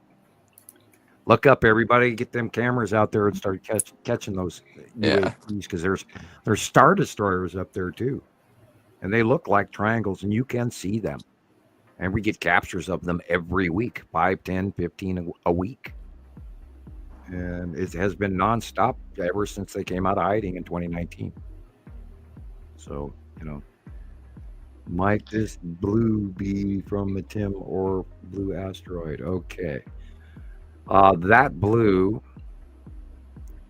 is on the right-hand side. So that blue is Saturn's yellow moon and is Saturn. You can see the ion trail in the upper right corner. So the blue is Saturn. And oddly, even though Saturn is red, when the planets get close and we're staring at the backside of them, which is dark, that's why we see them as blue, because we see through our water and in the blue spectrum. But actually, that's a dark black back of the planet. Most likely is Saturn. Interesting. Facing southeast, yeah. Wow. Yeah, that's a Saturn. The Saturn's getting quite large because it's going over. It's going to be going over the top of us and off to the right shoulder of us as we're staring at the sun.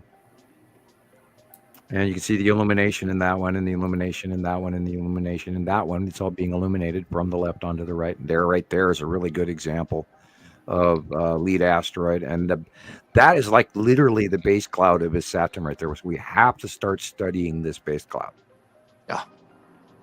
Some of this is normal clouds, but just that secondary back of that's where is Saturn's base cloud, because up in the upper right corner here, we're looking at lead asteroid and the ion tail, because it's flame-like, and there is no other cloud in the sky like it.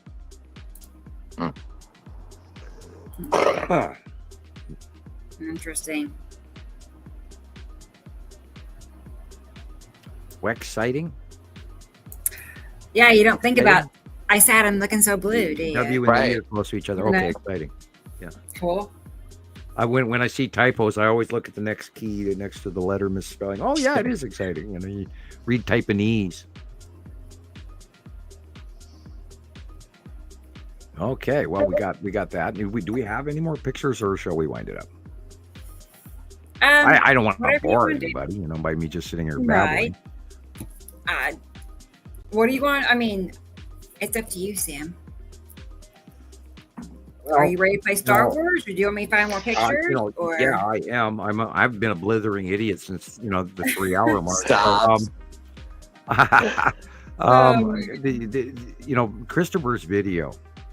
It was so exciting this week, and we need to talk. It needs to come out. I mean, my kids even went, "Wow," and that's big for them to actually pay attention. They did walk out before the end of the video, but they did stop. And when they got to that older picture where it's this tiny cube, when you can see the side orb in front but enveloped in clouds, that's the one that grabbed them. And that's one of the older early shots of the Texas cube. And of course, then you were pumping them pretty fast at people. In the future, you could slow that down just a little bit in between pictures. And like I said to you on PM, I'm sorry, I got a dry throat here. Putting your face in on the beginning of your video is a good idea. That way you can further your own channel and get your YouTube subscribers. I don't know if he can even hear me right now. He's gone. You probably can. I'm here. Yeah, he's smiling. Yeah. Okay, yeah, he is blushing. Good, yeah. Say hi. Oh, food. Hey, I want some. Right. Jackie's mom. And say hi to your father and stuff, Chris, and Merry Christmas to your family and everybody else out there that is listening and managed to stick through another 6-hour production of Sam babbling. No, I enjoy doing this, and I'm glad everybody else enjoys it. And I'm hoping that this information goes to people and goes somewhere. We are working very hard at this, and we spend all week long. I feel guilty if I don't get in there every day and check what everybody has posted and sent me. And I don't always comment, but I usually do. And of course, I'm coming back from a brand new Facebook page issue. So, my swing has been interrupted, and I have certain things that I do in order, and that's been messed with. Sam said, exciting. It's very exciting, and it's wacko too, and it's insane, and yet it's happening, and it's real. That's what's just even this week I was going, oh God, is this real? And I go through it every week. It's like, and yet I know it is because we've been watching it for so long, and it is so crazy, and yet it is happening. It truly is, and it's just like, and I pray that people will see this before it goes away. That would be so disappointing if this didn't get out. And yet, at the same time, excuse me, do we want this information to scare people? We don't want them to scare them, but we want them to inform them. Right. And that's the whole ball game. God, what do you do with this shit? How do you broach this with the guy on the corner? Hi, have you seen Nibiru today? Well, let me tell you, oh my God. We're working on it. Yeah, and if you don't want to comment and be seen, you can always write me a letter, and don't. And guys, the gold cards are dwindling. I keep thinking I only have 30, but I've been giving them out, and I only have somewhere around 30 still. So there was more than I thought or estimated. There's still about 2 inches of cards there, so they're running out. Yeah. And everybody mailed me a Christmas card this year. Got one. The big ho ho ho, the gold card. Ooh. They're collectibles. I wish that the T-shirts and the hats had sold. Yeah. And maybe we need to not just do them once in a while, but do them. If we ever got rich enough to actually do this, we could buy merch, but we don't pull in enough money to actually even pre-fund it. And it's been a tight thing. I did one time buy hats that I paid for, and I think I got like 15 hats, and it was excruciatingly expensive. And then I mailed one to Andy. I mailed Andy a $25 hat, and it cost me $38 to mail it to the UK. So I didn't make any money on that hat for sure. Right. And I ended up giving them away rather than selling them to people. It's just funny because of how much the hat weighs. Yeah. Oh, it was next to nothing in a box. Right. In a UPS box, and it was $38 in postage, and I had to fill out a customs sheet to send it to the UK. That's right. Yep. It's a hat. It's a hat. Yeah, that was what I filled out, on the customs sheet. What are the contents? Any liquids? Blah blah blah. No. You answer yes and no, and describe contents inserted. It's a hat. It's a hat. And not just any hat. It's a Montana Skywatcher hat. It's getting so expensive to ship anything nowadays. Right. Well, remember that letter that we were waiting from one of our members here on the show, and he was very concerned, and it took 3.5 months to get to Mexico. Yeah. I think he was in Mexico City, so they have a very large postal service, and it just, I swear, somebody walked that sucker here, and then they probably opened it and sent it to somebody to look out and check out our background before I even got a letter from Mexico. It was horrible. And they go through my mail. Most of my packages are opened. And again, we talked about Carol Ann. She sent me a Christmas card, and it was trashed, and it was completely open on the right hand side, top to bottom, wide open. And there was contents in it that did arrive, and thank God, because they were valuable. And again, Carol Ann, I see her at the bottom of the scroll here. Thank you very, very much for the Christmas gift. That's crazy. Loved it. They were doing. I mean, they were dancing all weekend, or not all weekend. Excuse me, Wednesday and Thursday and Friday, and because we got Carol Ann's card the day after Christmas, so they were dancing after that. So that's great. And I mean, it looked like something ate it. I would be freaking out. Oh, it if happens. my mail showed up like that. I don't know what I would do. Every corner of every package that I've ever gotten in the last 2 years has had a camera stuffed in it. For a period, there was 3 occasions where my mail has been interrupted, and I received it in a bundle. Where like one time it was 3 months worth of mail. It was wrapped in rubber bands. Oh my goodness. Yeah, and I just kept. All I could do was call, my electric company and my water company and my, and what's the bill? I'll mail you a check. What's your address? I'll mail you a check. And because I didn't get my statements at all, and that happened 3 separate times. And then the post office said, "Well, there's nothing wrong with your mail," but I wasn't getting it. And so somebody was stalling my mail on repeated occasions. Wow. Excuse me, still swallowing this cough drop. And I know for a fact that I'm being watched. I don't for 1 minute presume that I'm not. I've had so many instances where you get this idea that your shit's being messed with, and it has happened over and over and over and over and over again. And this is why I'm completely open and honest. And I said, this is my opinion. I stay away from classified shit. Anybody sends me any military stuff, I don't open it. I won't touch it. I won't go there. No, I don't want anything like that. Right. I want to go into an encrypted channel. I don't want to talk behind circles. I don't want to mail secret letters or anything like that. I do all of this publicly and openly. And my non-disclosure agreement is over. And so therefore I should be able to freely speak my opinion, First Amendment and all of that. And I am not wishing any animosity. I'm not trying to incite any riots. I'm not trying to cause any governments to fall through any subversive, dissident behavior. And this is why, and people say, oh, you should get an encrypted channel. And no, the moment I start hiding stuff is the moment they kick my door in. And I'm not going to do that. I'm going to be open and honest, and yes, overly talkative, yes. But I totally try to keep people in mind and not tell them too much. And I like to hint a little bit. And I keep some of the information for myself. There's pictures that I have that I don't publish. They're mine. And I can't absolutely prove them, but there are several of them that are mine. And I've started to share some of them over time. And Christopher, you have one that you have the blank of the Texas Cube in 2008, 2009. And I think you got a copy of that, and I did not publish that very often. I think I did once. Wow. And I saw your copy of that cube shot from in deep space.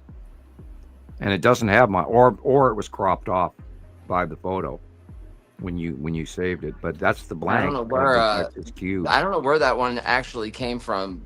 I noticed that when I put it in when I watched it after I made it, I noticed that the Montana Skywatcher label wasn't on there, and I thought to myself, where did that come from? So I honestly don't know how I got that. That's the earliest Google space sighting of the Texas Cube. Wow. And then there was many years in between, and then boom, it shows up over the top of Texas. And that guy that took that live capture, and I think there was like 3 people sighting it all at the same time. And then that went and it hit live stream media, and everybody went crazy over it. And then literally a week later it was gone. And then it surfaced up again like 2 years after that. And then about 5 years after the original sighting, 2020, it hit other shows. Mr. BBB333 did a video on it, I think last year.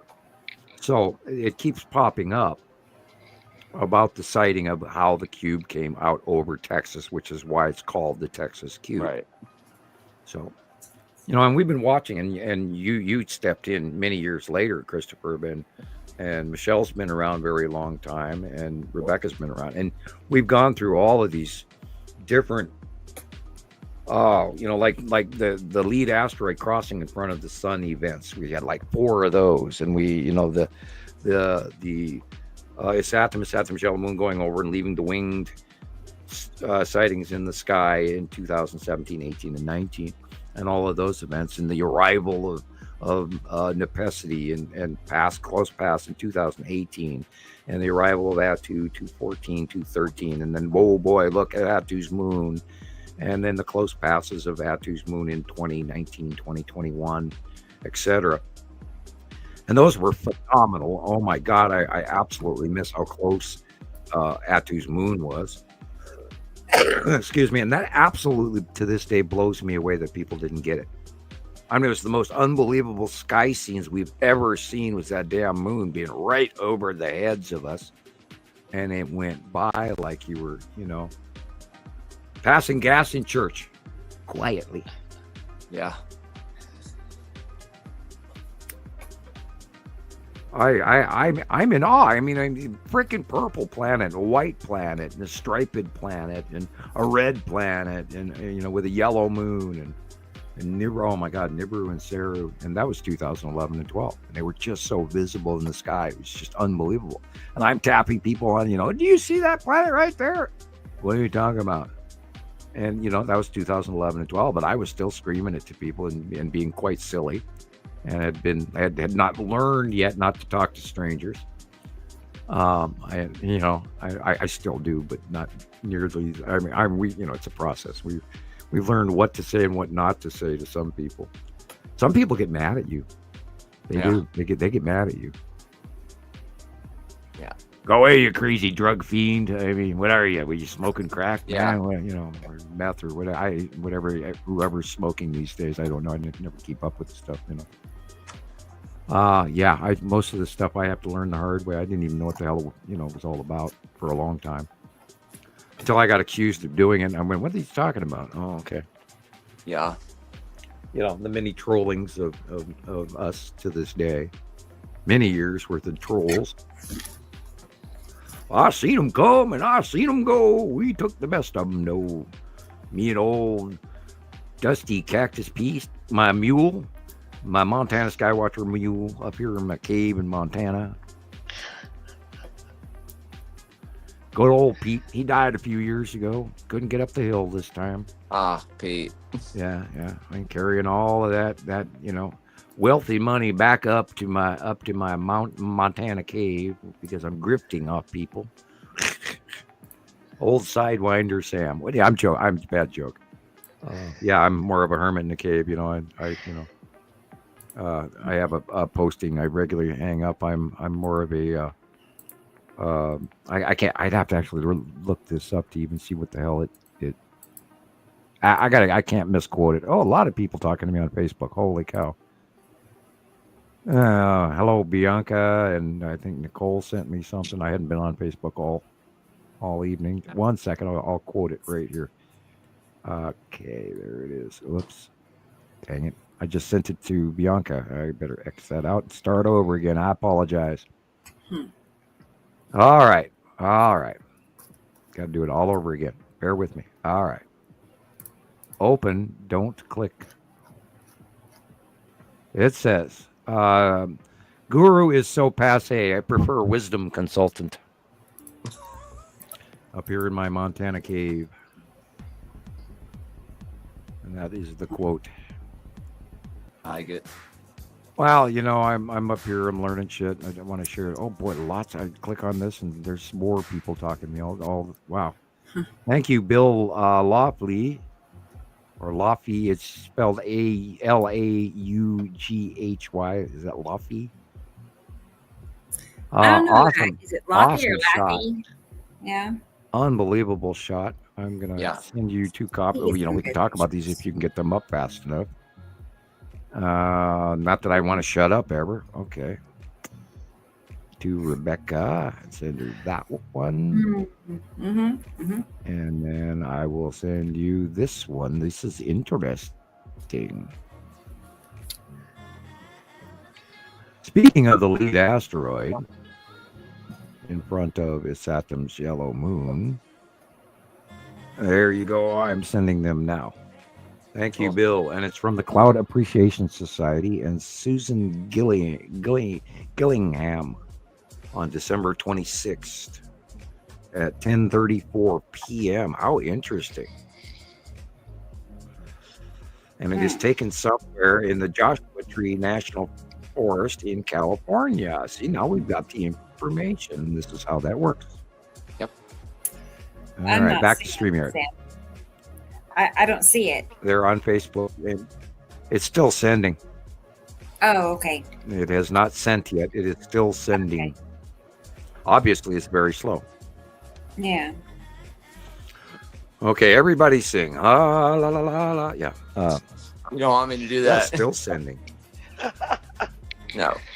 No, you don't want me to sure sing we do. anymore. You know, we need Right. sound bites. I know. I used to be able to sing. No, I don't know what happened over the years, but Yeah, after my thyroid just- surgery, I have been squeaking a few notes that I never squeaked before. It's still sending. Hey, they don't want us to do this. That should have been there twice over by now. It's still sending. Okay, now it's sent. You should now have it. Okay.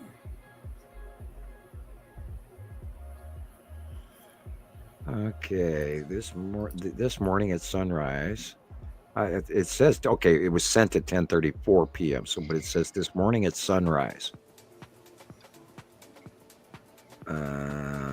Do they give in the west? Strange cloud in the west morphed into some creatures. Okay, which she wrote. In the west at sunrise. How interesting. Right, where it's supposed to be Atu's moon, and oddly, that would have to be red asteroid then, not lead asteroid. And now I look at the other picture, and yep, it's in mid-process of development of the snail foot. Duh. Okay, back to StreamYard. Hello, Kitty. Kitty. Oh, kitty cat. That's skinny. Meow. Yeah, we had ours. She wanted to be fed. No. She came and bothered all of us here in the house at the same time. Hanging Too. on for dear life. Trying to stay up here. No, mom, don't put me away. I want to be here. I want my cameo. I know. I want to be famous like Mippins. Yeah, you can't play favorites with your poor cats, you know. It's hard. There she is. There. She's sleeping Okay, on I'm my out of bed. Coca-Cola. I got to go back to the coffee. There you go. Coffee sounds good right now. That is the red asteroid, and it is under Atu's moon and is developing the snail foot. Wow. Oh, wow. And then she can go to the next picture, and that'll show you a different color contrast a few moments later. Oh, wow.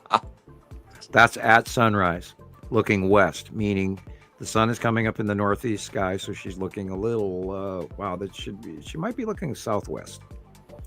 I think her direction might be slightly off because of the light angle. Yeah, that is the red asteroid and that smaller little sister in front of it, which is slightly behind for normal. Wow. And then the development, because you can see little sister better this angle, or it might even be the spiral asteroid in front of the red asteroid, because wait a minute, there is that dot of little sister in front of the red asteroid. So you have the spiral asteroid, the red asteroid, Atu's moon, Atu, at dawn, beyond Earth, facially illuminated. And it fits. I mean, it fits right into place. You know, red asteroid is currently in front of and visible to Atu and Atu's moon, where lead asteroid used to be there a couple of years ago, but it's got a way farther out orbit, and it is way bigger. So we're seeing the secondary group, which is the red and the blue in that area. And then, of course, behind it over to the left would be the Skull asteroid, should be somewhere in this area, and including the Texas cube, which is probably to the upper right corner up higher in that dark area. And that's all in there. And here's the pattern again. It happens over and over and over and over again. And of course you see it. And immediately I looked at it when I, dashed over to Facebook, and I saw that. And, I got to share this. And thank you, Bill. Yeah, thank you. Very cool.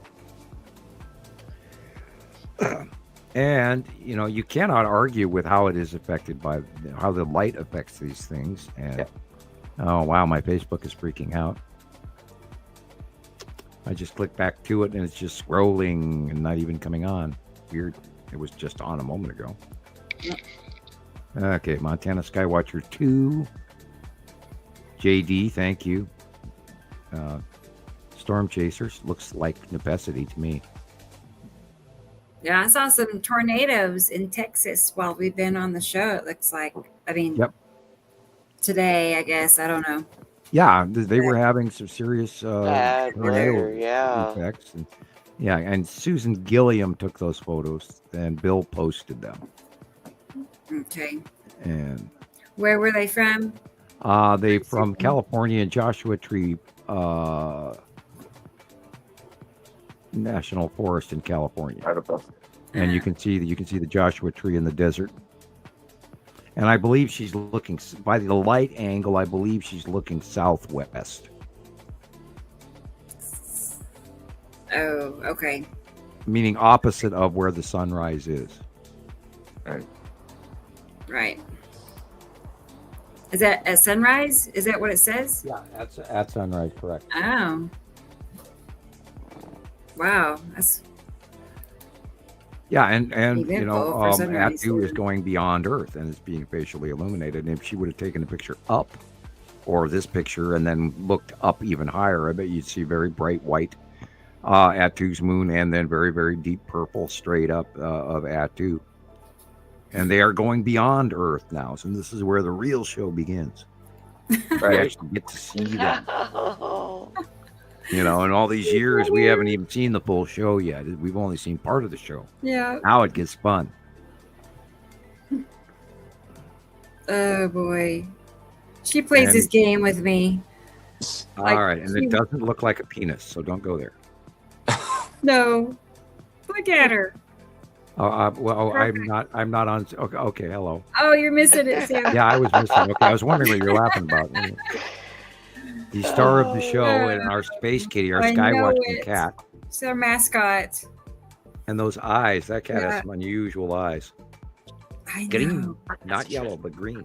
Anytime I walk towards that cat tree, I mean, she runs in front of me and she, you know, I stand there and I sing to her and I clap to her and, you know. Well, that is one new cat, you know, the convenience store or gas station cat. I know. She really was. Poor little lost mittens. Just left behind. Little did you know that you'd become a star on YouTube. Right? She's on a podcast. Oh, Princess Mittens. Skywatching cat of the year. And yes, your coat's all nice and pretty. Yeah, she is. She's like all silky, like slick. It's very slick. Yeah. I know. Yeah. She's very attached. What are you filming me so close for? Like if I sit down, she's in my lap usually. You know, wherever I am. Yeah. Careful with that.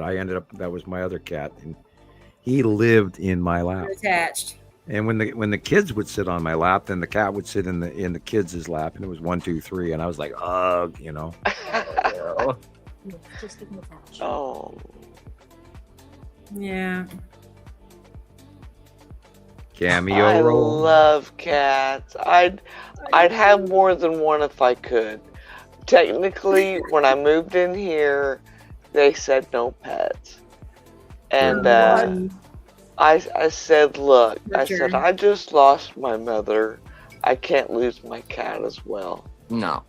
You know? And I'm like, she's harmless. She doesn't do anything. And they said, okay. Well, if you I don't mean, let them I know, even you're okay. offered to pay a pet deposit and everything. And they're like, no, it's a cat. You know? Right. What can a cat do? That's it. Yeah, that's Mittens. Well, you know, remember Angry Cat. Everybody remembers Angry Cat. Yeah. So you have the possibility to go, this is Mittens, and then, you know, get Mittens on the Sky Mittens, the super skywatching Make cat. her go viral. Yeah, there you go. Seriously. She's a looker. And then, you know, Christopher can do a voiceover and go, hi. Looks like Zorro. To our show. That's right, Audrey. She does look like Zorro. Oh my gosh. Now you know what I to do love for Grumpy Halloween. Cat. Did anyone ever see Oh Grumpy yeah, that's Cat what I on meant by Andy. Facebook? Yeah, it's Grumpy No. Cat. You're right. You're correct. Grumpy Cat Yeah, Grumpy always Cat. looked, and it was actually a girl, and her name was Tuna or something like that. Okay. Yes, And we she did more. always had that frown, grumpy We looking. did more in the loss of Grumpy Cat when Grumpy Cat passed away. Even my kids commented like, Yes. "Oh, Cat Oh, passed away." yes. World's most famous cat. That was a sad day. And then And Smelly you know, I Cat. mean, maybe someday we're going to be, Like you know, Nicole. off the world a word by Nibiru. People might actually know what Nibiru means, and you know, we could only hope. And that we want to go viral, not for the money, but for the, you know, the science. Yeah, that's sympathetic cat hair cough right there.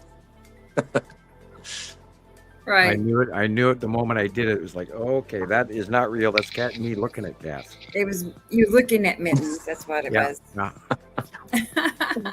Oh man, you know when our cat Yeah. comes behind me within about 3 feet or 4 feet away behind me, I know it. My eyes start to, you know, itch, and I get that dry cough, and I turn around and, oh yeah, you're here, aren't you?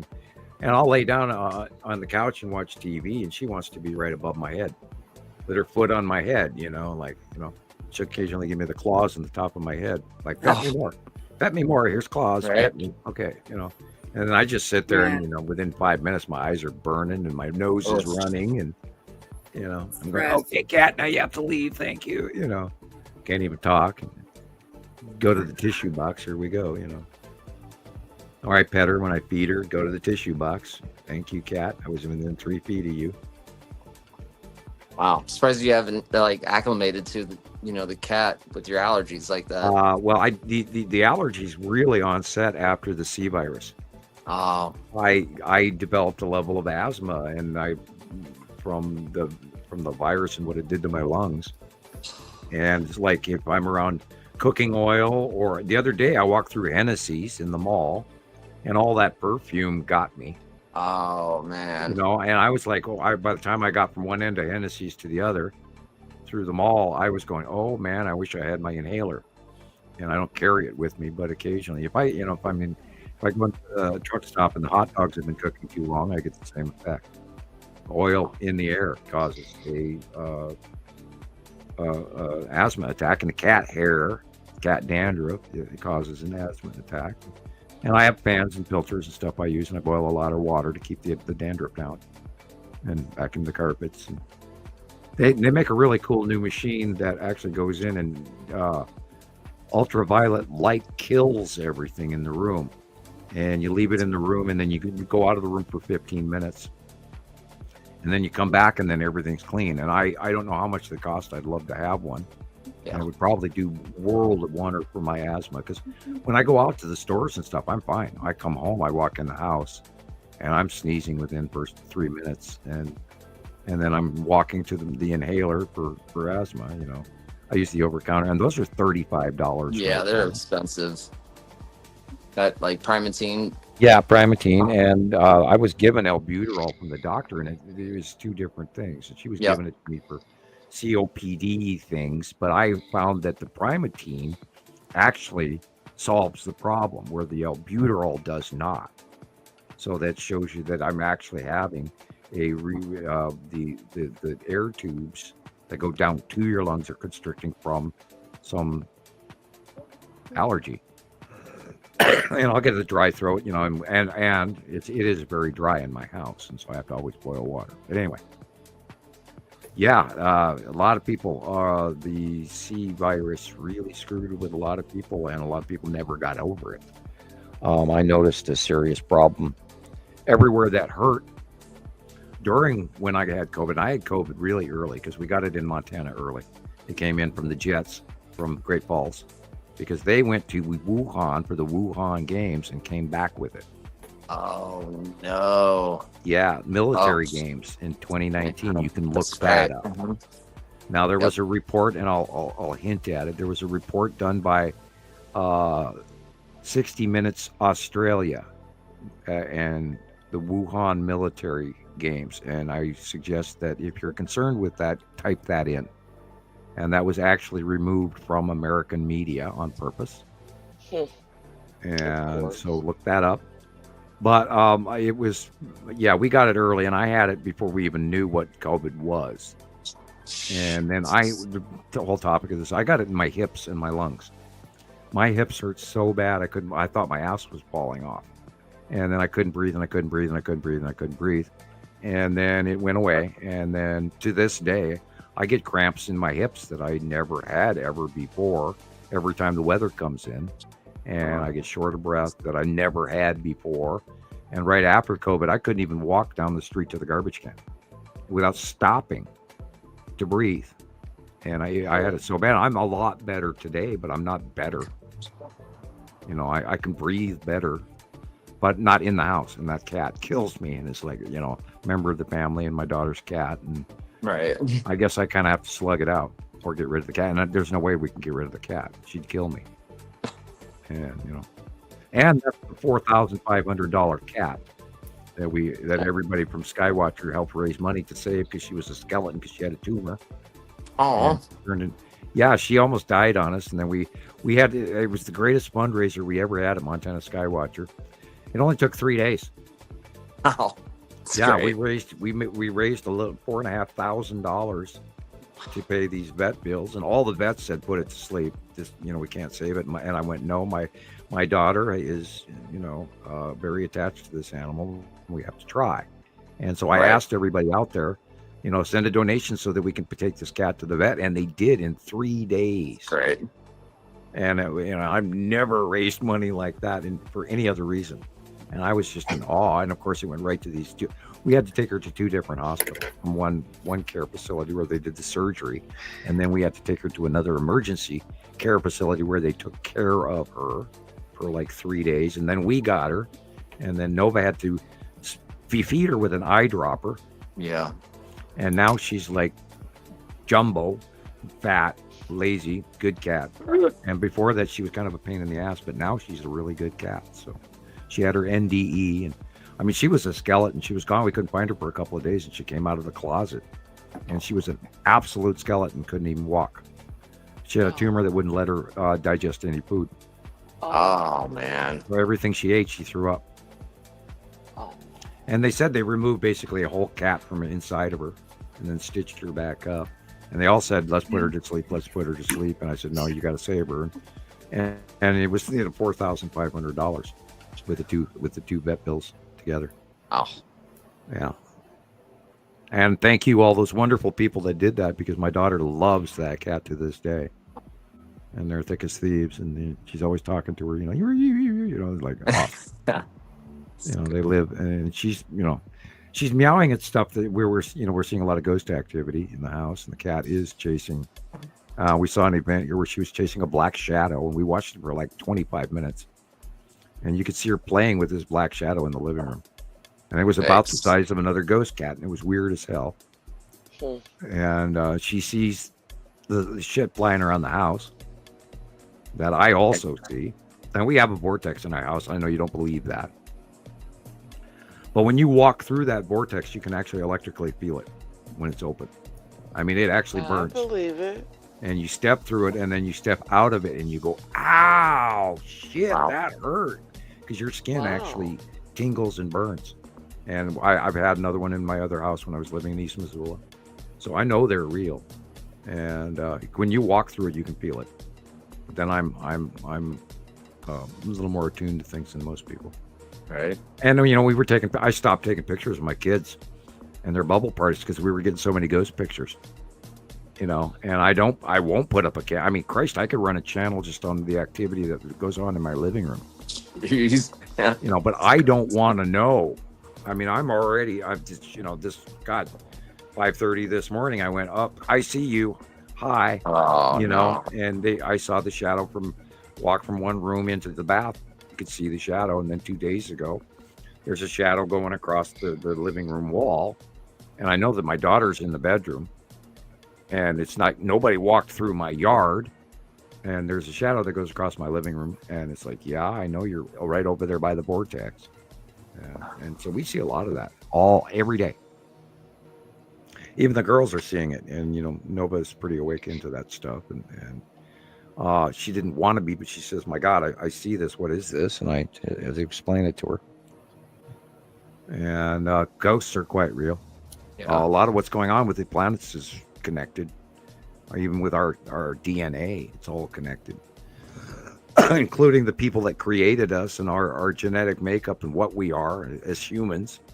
And everybody thinks, oh, we own Earth. No, we do not own Earth. And it is a whole lot different than you can imagine what's really going on. And then, you go watch the Anunnaki movies and realize that we're constructs, and we are placed here. And then the story goes on and on. And I don't want to scare little old ladies, but I mean, we would not be here had we not been made. And otherwise, we'd be, still monkeys in the rocks and in the jungles and all over the planet. Or prior to that, we were Neanderthal, and they were bigger than us, stronger than us, just as intelligent. Their skulls were bigger than ours. Sure. They were probably smarter than we are. Wow. And then there was other races before us. This goes back 300,000 years.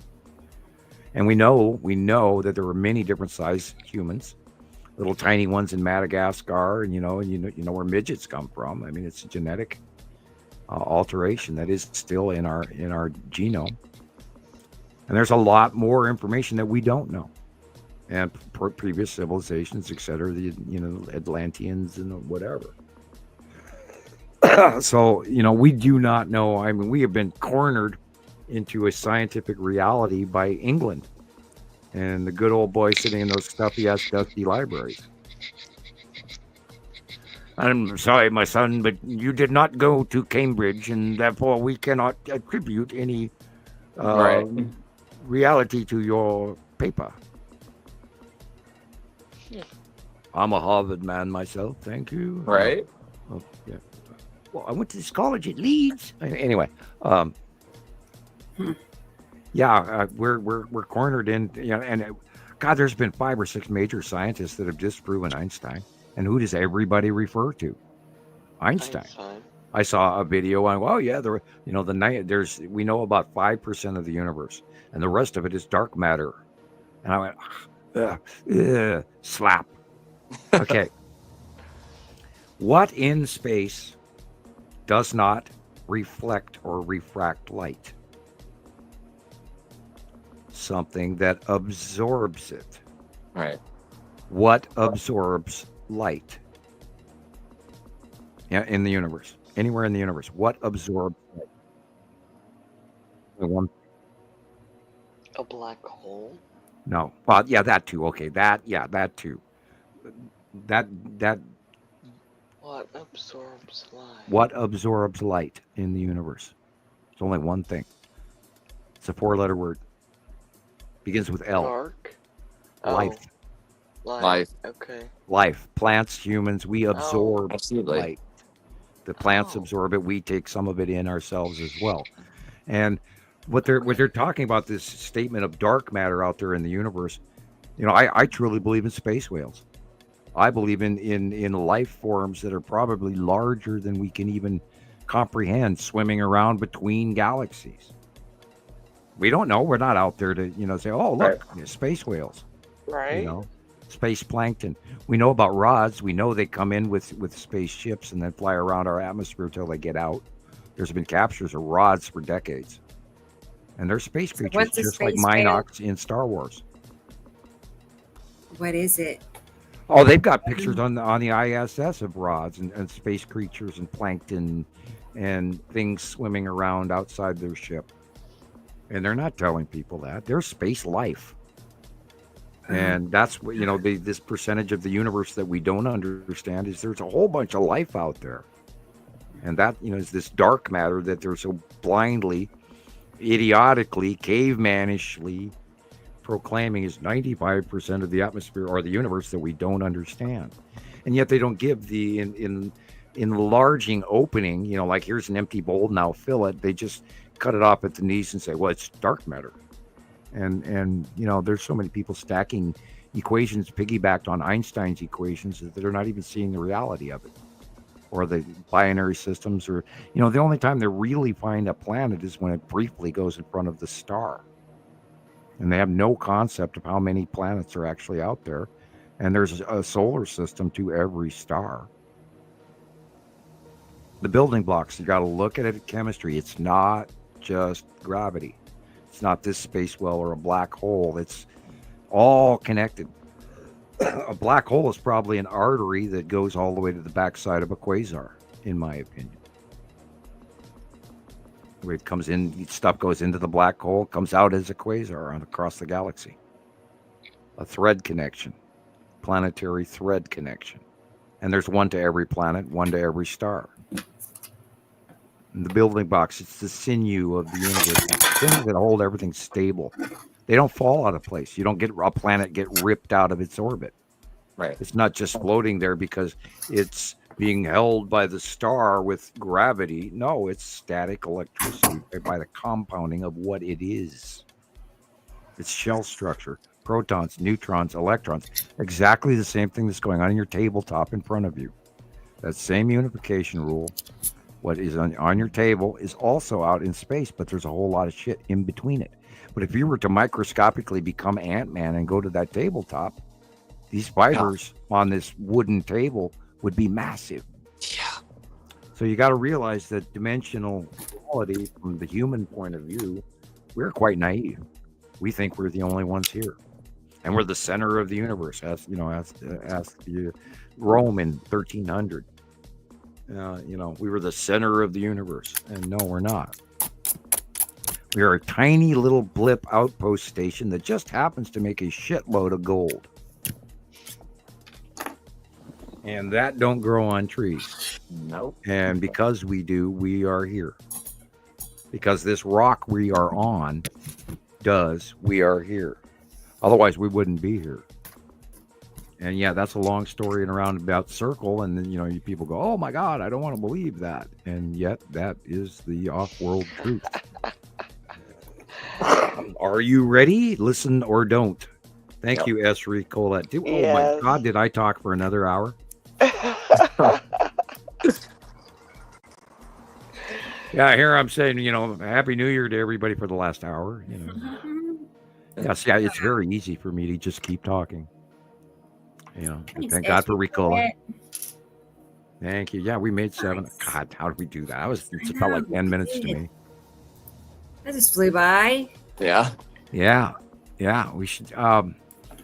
Did you see the play count on your material this week, Rebecca, with that questionnaire? I thought it was higher, and they reduced the number again.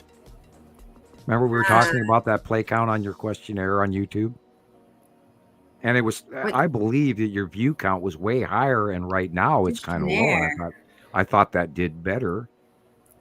What was my questionnaire? Thanks. Oh, thanks again. Remember, you did you just put a photograph up, and then you asked everybody what it was, and it turned out your pop quiz. Oh, yeah, the pop quiz. Yeah, okay, pop quiz. I'm sorry. Peek at it real quick. Let me just peek and see. Yeah. It's on YouTube. Because it says, 84 views. Yeah. What? Yeah. What?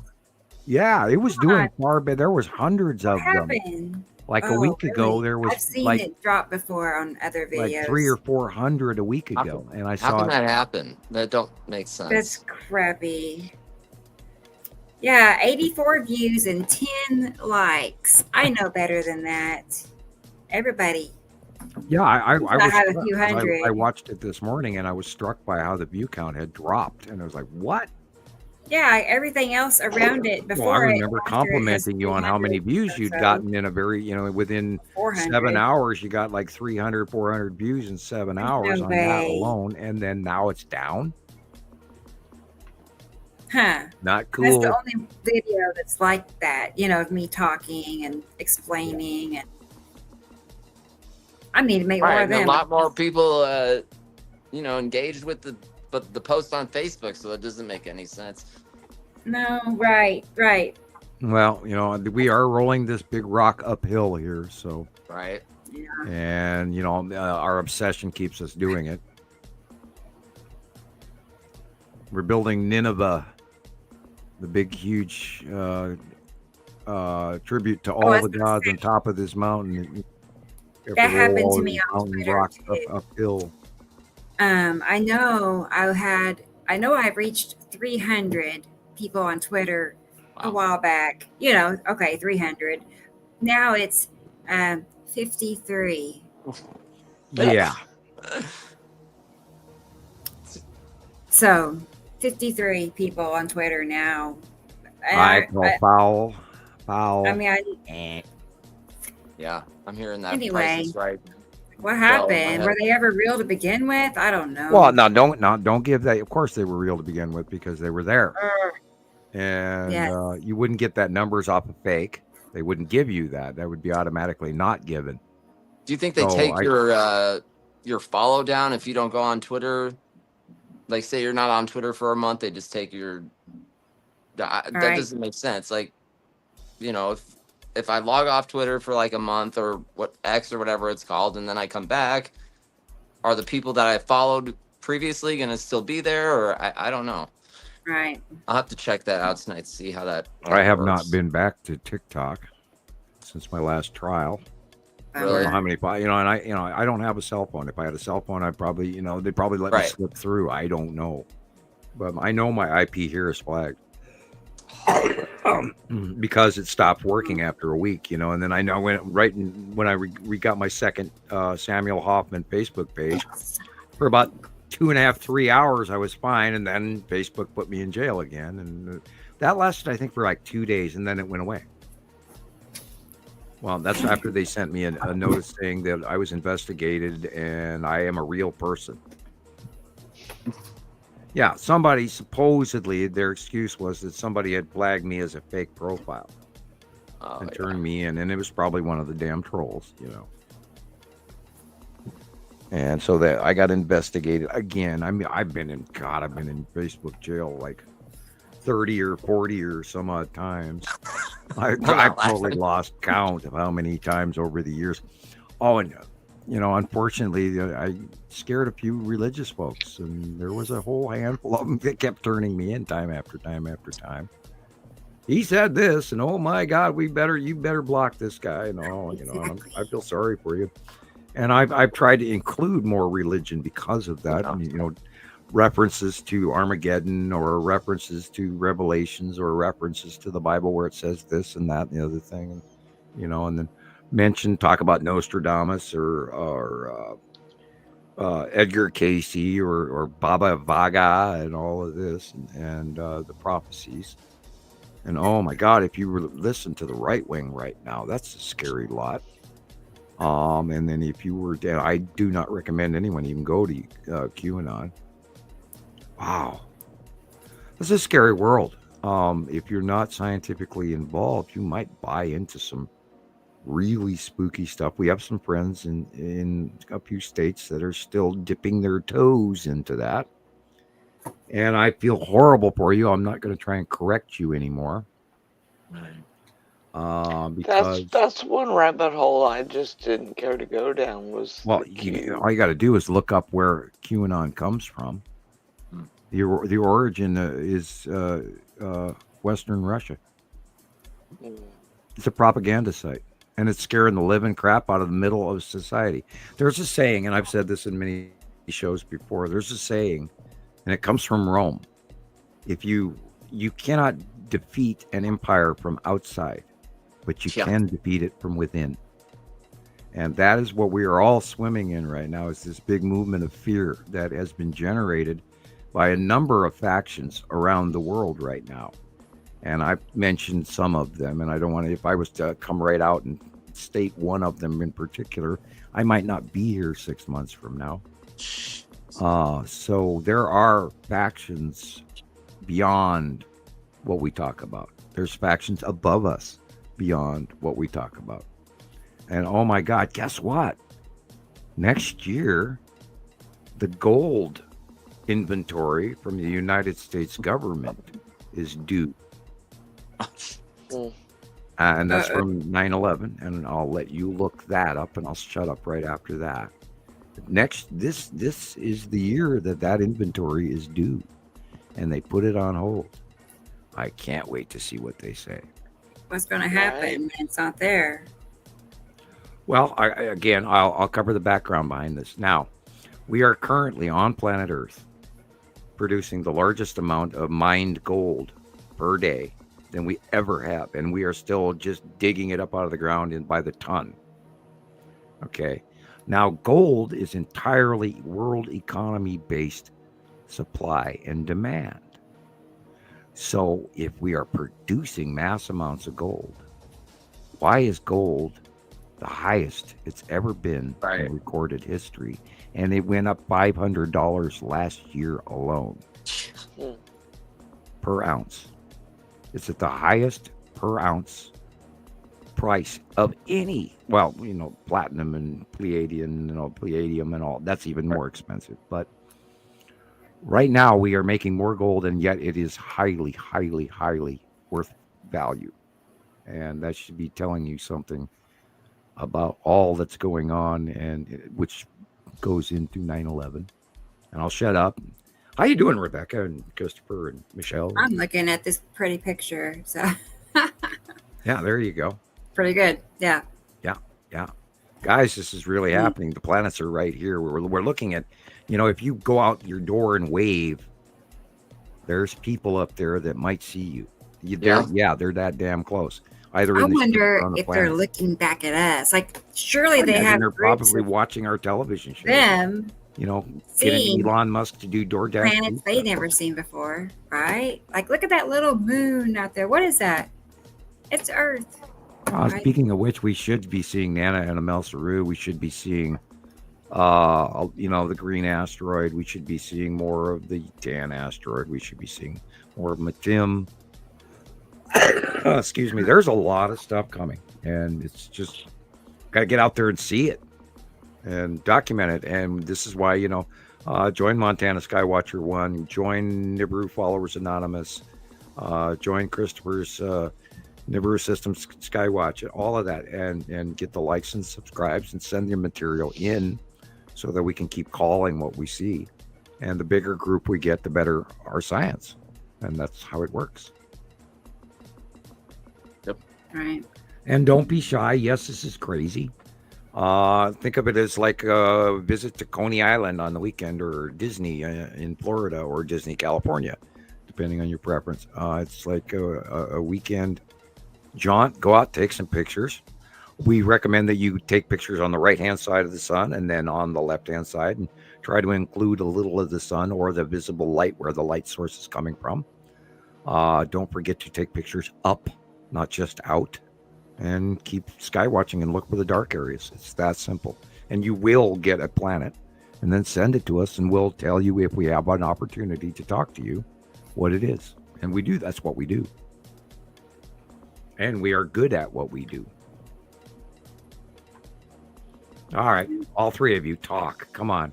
I was just thinking, everybody that's here right now, they already know. Yeah. I mean, they already know. And they're good at it too. Yeah, I am preaching to the choir. I really am. I know. They're experts too. So, yeah, we are. Right. Yeah. Caroline, no doubt. She's our cheerleader. Yes, we can. Yeah. Yeah, I hate to throw this out there, but I mean, we're the current Art Bell and better. Yeah. We show examples, and we do it live. And we culminate our information weekly instead of through some national syndicate guy from Pahrump, Nevada. Right. You ever been to Pahrump? It's not far from Vegas, but I've only been there maybe once or twice. It's northwest of you. Yeah. I understand it's a pretty dry area and not much there. Yeah, I guess it's within like the past 3 years, it's their population it's growing. Definitely. I've never been there, so I mean, I came north and went through Vegas and then went down to LA from there, usually a number of times. Right, it's just on a the little 15. town. And yeah, it's a little town, and he used to live there. But anyway, I hate to say that, but we are the current experts on what is going on up there. And our awesome citizen scientists around the world, he didn't even have that. And we have a huge pool of people informing us. And do go, go to YouTube, look up Radio Wasteland, Samuel Hofman, show number 13. If you type that in right there, you'll get my first show with Radio Wasteland, and there were 87 of them. And then I did the Understanding the Sky series. You can go to Sam Hofman on YouTube, and there's a little bit of information. They blocked me out of that. YouTube cut me off many years ago. And I tried to sign up again. They still won't take my my membership on YouTube. Wow. Yeah. Is it? Do you remember your? Yeah, your email and password. Yeah, I have it all. I have it all written down, and yeah, I made an whole another page and taped that into that old black book. The old black book is so old that the paper is now cloth. I mean, it's like no longer paper anymore. It's sort of like, movable linen, and it's got all my codes on it for all these years. Oh my God, and I chaotically wrote in these notebooks over in wrong places. And years ago, I had so many notebooks, and I finally ended up getting rid of a lot of them because there were so many of them. I had boxes of notebooks. I used to write down Art Bell, and I used to write down weather, and I used to clip out newspaper clippings and glue those in books. And I'd keep a log every Art Bell show. I'd write down important information and look this up on the computer and look that up on the computer. And, I used to record on VHS, all the Weather Channel all the time. I had to learn all of this. I had to know what I was talking about because I knew stuff was going. And that was about the same time, literally, as I got most of my memory back of abductions. I finally came to terms with it. And I would talk to my friends about it, and they did not want to. They didn't want to know, and even though they were part of it, and I got a different opinion from each one of them. One guy, every time I mentioned it, he broke into tears, and one guy said absolutely denied that it ever happened, and then the other guy said, "Sam, your brain is so strong, you made me see those things." That's a direct quote. Wow. Ugh. I would have a hard time not laughing. People tell me they were abducted, and I rarely believe them. And it's gruesome that I'm not better at it than I should be, because I mean it did actually happen. But I wouldn't even have half the knowledge except for my off-world information, which started me on this quest of trying to understand the realities behind all of these factions. The fact that there is no good and evil. It's just agenda of all of these people that are in charge with money. And once you break kind of that, now the government broke me also because they turned on me and they told me that I was the bad guy for not automatically volunteering to work for them and living on an Air Force base for the rest of my life. It was my duty to my country. So we're going to rate you a dissident. And I held that for a lot of years, and I felt really guilty. Like, oh my God, I've sinned. I mean, it's like sex before marriage. Oh, I mean, this was my era. You had to follow rules. But the government said, well, you have to work for us, and I said, no, I don't, because I want a life. And what you're showing me, what I saw beyond what they were telling me, I knew they were lying to me. And then I briefly was involved in the Far-Seeing Project long enough to know that I'm not doing this. Wow. And then they tried to stick me someplace else, and then I went, no, I'm not doing this, and I want to go home. I did not want to live the rest of my life on an Air Force base, which is what happened to Einstein. He became a public prisoner. And yes, they pulled him over from Germany, but he was literally an immigrant prisoner, and he lived to the day he died on an Air Force base. And they handed me the keys to my car and the keys to my house, and my house was on an Air Force base. And I did not want to go there and do that. And so they brought me back to Montana in handcuffs. And then they told me I had to sign up to the world again because I didn't exist anymore. And they dropped me off in front of the Social Security office. And this was the men in black picked me up from the bus station. I'm not kidding you. This all happened. And they dropped me off in front of the Social Security office. And when I came out, they were gone. And then years later, within a very short, not years, within a short period of time, I was basically told I had to continue. And that part of the exit was, well, I was supposed to work for the government. And then I worked for the Bureau of Land Management, which is the federal government. And then they moved me to the local city park because it was still government related. And then Reagan came into office. And then, poof, everybody went away and vanished. And then I had, every time I had anything going on, I had like major lawyers and many different employers sitting in these interviews that, you know, not that many people would be in a room unless it was important. And I was told once that I was actually discussed at the Chamber of Commerce meeting in Missoula, which was surprising. And then when Dale Malum became senator of Montana, I was working for him. And he came, and I was at the Coast to Coast hardware store at the time. I mean, it was during time, because after Reagan, he shut down all the Forest Service shit, including the government. And that's when we stopped controlling our forests. And we should have been, now, right now, the forest is a money commodity to the Forest Service, and BLM is a mining commodity to them. And it's no longer what it used to be. Sure. And I'm sure there's some good people in that agency as well, or both agencies. Either way, I can't down them completely. But anyway, I was controlled up into a point where in the 80s, when Reagan came into office, then I didn't have that same level of control. And I was supposed to remain working for the government only. And the moment I started working somewhere else, I got in a car accident within 28 days. And I still to this day believe that it was somewhat staged. And I could go on and on and on and on and, you know, catch you up to today. And I know for a fact that I am not ignored. I don't know what the budget must be for them to watch me. And I'm completely transparent about everything.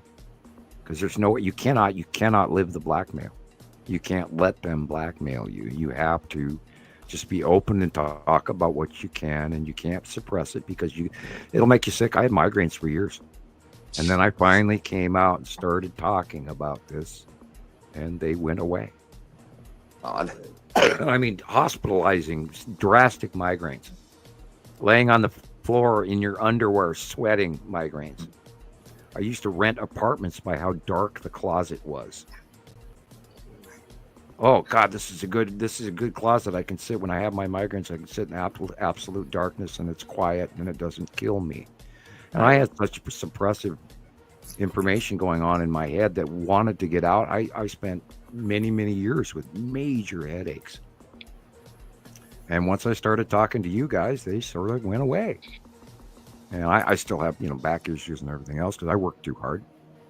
And I got slapped around by 2 different car accidents. Both idiots hit me out of the blue. Didn't do anything wrong. The only thing I ever hit was the biggest deer I ever saw in my life. He went splat. And that totaled my Toyota. Oh, man. Yeah, I just put in brand new CV joints in the front on my 4x4. I love that Toyota. Oh, it was a 4Runner. And I hit the biggest deer I saw for about 30 seconds out of the fog. And that thing had a rack that you wouldn't believe. It was huge antler male deer. And run right in front of my car at 60, 70 miles an hour. Oh, my gosh. Me and my daughters all had whiplash because it lifted the back end of the car up when we hit him. Oh, my. And then he turned to liquid. Oh, I bet. Oh. Yeah, and then part of him fell off when I got to the nearest truck stop. Oh. That was horrible. And he totaled my car. I only had one. Both headlights were wiped out. The entire grill was wiped out. I knocked the fan through the water pump. The fan shroud shaft went through the water pump, and then I limped into town on one marker light on the driver's side. You know, the front orange marker light. That's all the lights I had in the moment I hit that deer. And we had just got the car out of the shop that day. Brand new CV joints on the front end of that thing, and alignment, and, you know, tires were good. Toyota 4x4 running really great. Got it, you know, all, you know. And then I paid a bunch of money, and I mean, shit, it was over $800 to fix that thing. It was instantly totaled that day. Oh. So I just threw $900 down the toilet right there, flush, you know. And then we had to replace our car, and I was walking forever until the nice people at Montana Skywatcher. It took me 8 months to do it. But I was walking for 8 months, and then there's been other times when the car was broken down that I've walked through blizzards to feed the kids. We don't have a taxi out here. We don't have a train. We don't have buses. I imagine we might have an Uber. I wouldn't even know how to get hold of them off my computer. It's like you can't even hardly order pizza from Pizza Hut here on your computer. You have to have your cell phone. And they won't let you place an order at the window. You have to use the app. What? Anyway. Gee, I talked for 22 more minutes. It's magic. You can just... Well, there's times I feel like, I am really going way off topic and I'm just, babbling about crap. But I guess everybody likes that. I don't know. And I love talking to you guys and don't get to do that. I know. We wait all week. Where during the day, everybody's gone. Yeah. If your house burned down at 10 o'clock in the morning, there wouldn't be anybody to call for you. They're all gone into town working, and there's no kids hardly out here anymore. No. And, I kind of feel bad when I go down to my aunt's house sometimes because I will talk her ear off. Oh, yeah. You should see what happens when you guys are sitting at the coffee table with me. And I have a cup of coffee, and then I really kick up the grinder. Yee-haw! You're my prisoner. My ex-husband's wife came over Christmas Eve, and we spent Christmas Eve and Christmas Day together. And I apologized when she left because I'm like, I'm sorry I talked your ear off. Sharon Holloway says, you guys are amazing. 7 hours in and still going. Well, we did 10-hour shows one time. I was going to say we had a few 9-hour plus. I know we had 1 10-hour. Yeah, we just keep talking. Maybe 2, but no way. We're talking on the phone. Yeah. Okay, I'm going for Ricola number 3. I can't wait anymore.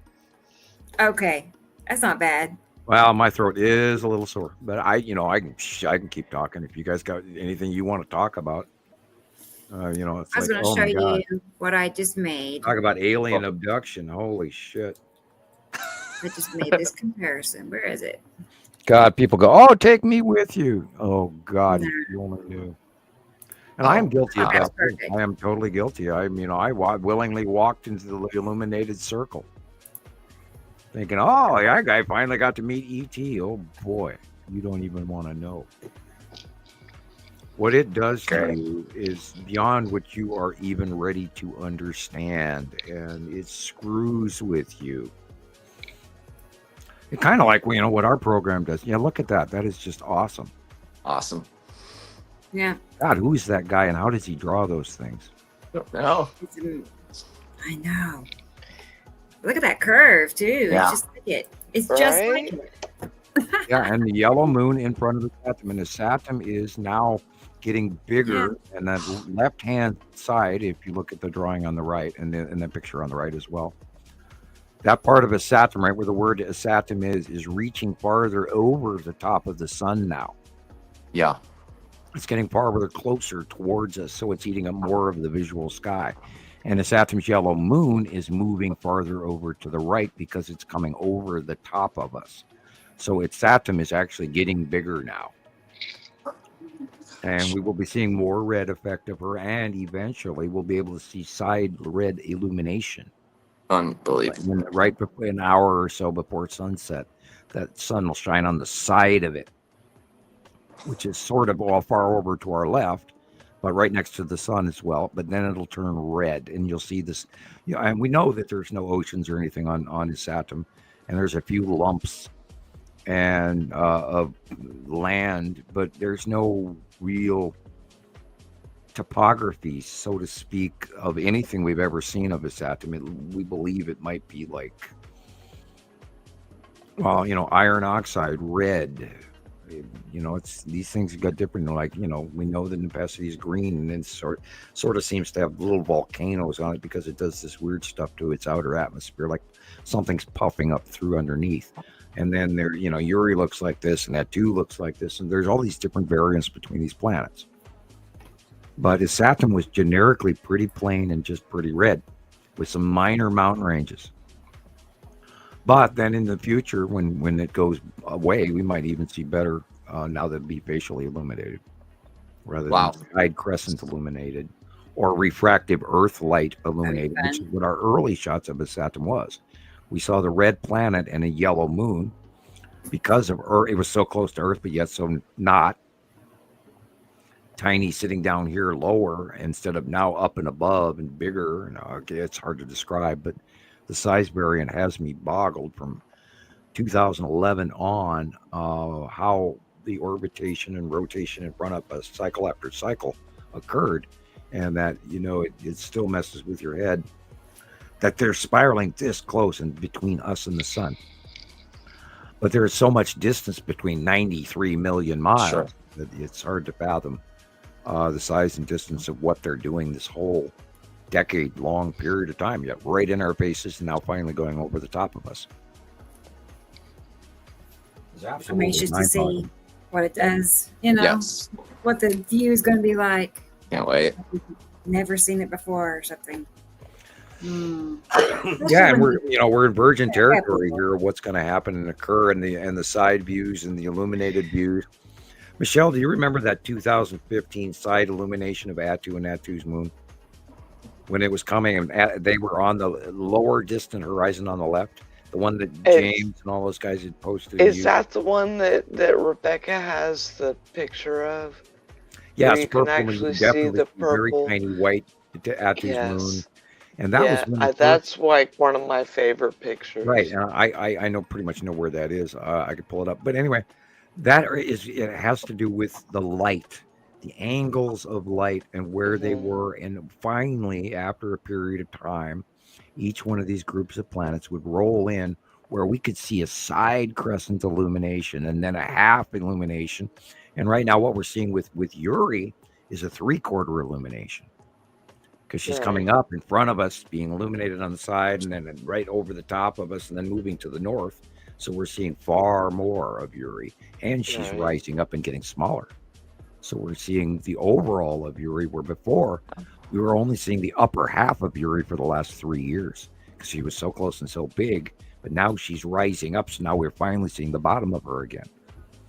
And that's why the Salamander asteroid group was gone for a long time, because it was sub-horizontal in the northern hemisphere. Oh. Because of proximity, how close it was to our out view. And out view is everything. And side lighting. And now they're going beyond Earth, and they're going to be full facial illumination after they get beyond just above us. Now above us, we'll see bottom, that rainbow directly over the top of that video that we were watching earlier tonight, where you could see Attu's moon in that rainbow. And what that is that's the light shining through the minor atmosphere around Attu's moon. And it refracts because it hits gases, whatever gas that is around that moon. I mean, everything, every planet, every object has a minute atmosphere around it, and it'll hold gases or oxygen or whatever, or hydrogen or nitrogen or all kinds of stuff, or natural gas or this, that, or the other thing, xenon, fluorine, got whatever. And that light shines through that gas, and then it breaks into a prism effect, and the refraction of light off the surface edge angle, because that also causes a change in temperature, which is why the side of Uri, when it's illuminated, it creates those eddies of what look like rings and stuff that reach way out in front of the edge. And this is a definite temperature transition occurrence on every planet face, from Saturn or Nibiru or Uri or Saru. When the sun shines on it, it changes the atmosphere that the sun is shining on, and then it develops right in front of your eyes. That's the coolest damn show you ever saw. And I got to watch it in 2011, 2012, and I'm screaming, "Hey, look at this, dude, you're nuts, you're out of your tree." The art of is there a certain time frame or a year span that you thought was your favorite, up until now? Oh boy. I'm going to say now. Okay. Yeah. After, I mean, just recently, especially just recently with the illumination again of the lead asteroid over on the right-hand side, it was like, wow, completely different than anything we expected or saw. Cool. You know, because I mean, lead asteroid has been in the center frame for, God, 5 years. And now it's gone and moved way over to the right, yet still attached to the gas giants because they're going over in front, over the top of us. So what is in front of us is still over to the right. And it's hooking, which changed direction because it was going from left to right, and then it was going vertically down, and now it's going from upper right to left at that new angle. So it's turning, orbiting underneath as it should, and it hasn't done. We've seen many cycles where it went in front of the sun. And those are always great because we're always arguing with everybody who was on the fence. Oh, look, it's the second sun, or no, that's the lead asteroid crossing the sun. And we fought with people on all of that stuff, including flat earthers or firmament people. Oh, I love the firmament people. Oops. Did you go to purple? Yeah. The flat earthers. I can't. We get actually on have board a with lot that of flat either. earthers, like in our groups. They have nothing to fear but sphere itself. We do. We have a lot of people following us that, Okay. that. We got by that in 1492. Yeah. 42 or something like that. Copernicus. Yeah. And then I'll just say 2 words: stellar rounding. Look that up. All right, guys, I have to get going. It's dinner time, so Okay, I'm Chris. out of here. I'll see you Yeah. guys next weekend, and I'll talk to See you everybody in the next group year. and everything. Yeah, Say I hi to know. family members. Right? Believe it. Can't believe it. All right, good night, everybody. Bye. Great seeing Good you guys. night. Hi, Christopher. Good night. Bye. Okay, let's. Now I'm pulling a Gillian. Hold on. I know. Okay. One of Gillian. We're gonna have to, Yeah. Yeah, now it's just down to us hardcores. Look who we. I know. I was going to say, it seems like one of our record long shows is when Michelle was on. Does that sound familiar, Michelle? I'm pretty sure you were on. It was at least one of the 9-hour ones. Uh-huh. I don't think I was on for. I wasn't on, but I can guarantee you I was probably watching. Well, it is the Yeah. holidays. We are acting a little different than normal. I have found a rather interesting holiday spirit, and it's been a good one. And I'm not going to complain in any way, shape, or form because people were awesome this year.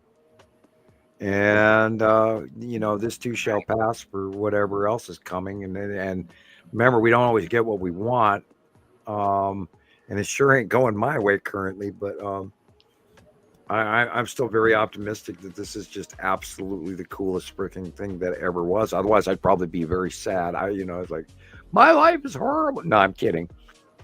I wouldn't have anything to do. I'd be worrying about the grass freezing. I don't know. And it is. I'm going to check the temperature real quick again. And it shouldn't be. It is like 33 degrees. Still above freezing here in Montana in December. We're totally not normal. And, global warming is right here. God, next year, God, I don't bother buying yard furniture. It'll be melted or blown away. Get ready to have your air conditioner working. I really think that if this second sun is headed slightly towards us, it's going to be a really hot year. I think we're going to see new records. We saw records every day most of last summer. And then, don't forget all the tornadoes and crazy that hit in April and May in the Midwest. And what's hitting right now as we speak in Louisiana and Alabama, probably at this hour, and probably Tennessee, Western Tennessee. And let's pray for those folks tonight because they may be getting hit with storms in the middle of the night, which is horrible. And again, I'll plug Ryan Hall, y'all. If you want to type that in, you'll probably see he might still be live. I don't know. Let's see. I love Ryan Hall, y'all.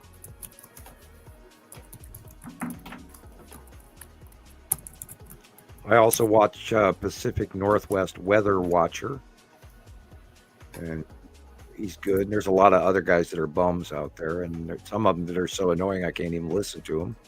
And I saw one the other day in Ireland, and the guy was interesting looking, but I couldn't understand a damn word he said. I really tried. You know, I do occasionally try to tongue my way through the UK dialects and think I usually do pretty well. But this guy was so far Irish, I could not understand 1 out of 5 words. It was amazing.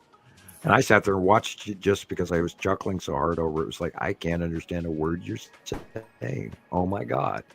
And I actually watched extra long because of that. So, all right, back to this cough because I've still got a sore throat. I don't see Ryan Hall live, but Max Velocity is. Yeah, I watch him too. I love his new haircut. I've watched a whole lot of him. You know, you say to watch Slapped Ham, and I get Nuke's Top 5 and Slapped Ham. Slapped Ham has a lot of paranormal, as well as yeah. ghost stuff. I can't watch that as much. I was watching all the paranormal stuff, and now that I live alone, it's got to be daylight outside, or I can't watch it. And then usually when I get his notifications, it's dark outside, and I'm like, I'm not watching that right now.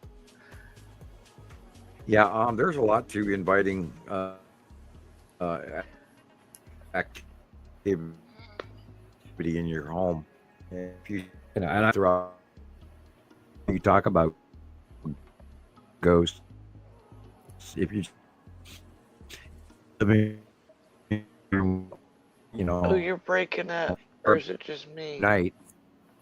I used to live in the street, and yeah, he's doing the robot. Yeah, you're breaking up. 8 or something like this. That's so weird sounding. Say it again. Yeah. What? Yeah. It's not making any sense. Did we lose him? That's crazy. Oh, here it is. Say something. Wow. Trouble. I know. We've gone the whole show with no problem. That's crazy. Yeah. Yeah. What were you talking about? What was the topic? Slapped Ham and paranormal. Oh, okay. I don't know. Bits and pieces. That's Carol. I'm cutting it out. And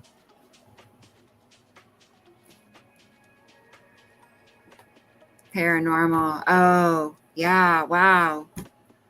I don't know if you can hear me or not. Of course, it's gonna. I heard that. Okay, I am I back? Yeah, I hear you now. Yeah. So yes. No. Yeah. Because you quit talking about the ghost. Oh, maybe that's yeah. Maybe I shouldn't have been talking about the ghosts. Yeah, like you can sit. I was saying, you can sit in an apartment and you start talking about ghosts, and you will attract more attention. And just the moment I start talking about that, all of a sudden my internet kills me, or goes. It went down. It told me I was disconnected. So you're clear now. Oh, I thank you for confirmation, paranormal. Yeah, we have a very active. Well, when you burn brightly, you attract spirits, and I take some funny photographs from sometimes, and we've got a couple of them from my past history, but I don't photograph well. Never have. And sometimes there's light flashes in the middle of it, and and we've got a lot of ghosts jumping up in front of our camera all the time, and that's why I stopped taking pictures of the kids. And I, talked about it earlier. I don't want to have a camera up in my living room. I don't want to know what's really zooming around my house and over my head. Right. And if I don't see it, I don't need to. I had an event with my son, Alexander. I believe in all that, I do, but I've never really seen a whole lot. But when my dad passed away, well, the thing with what's going on, I have driven. There it goes again. See them right beside you as you stop. Oh God, a dozen times. You actually stepped on the brakes and driven through ghosts. Yeah.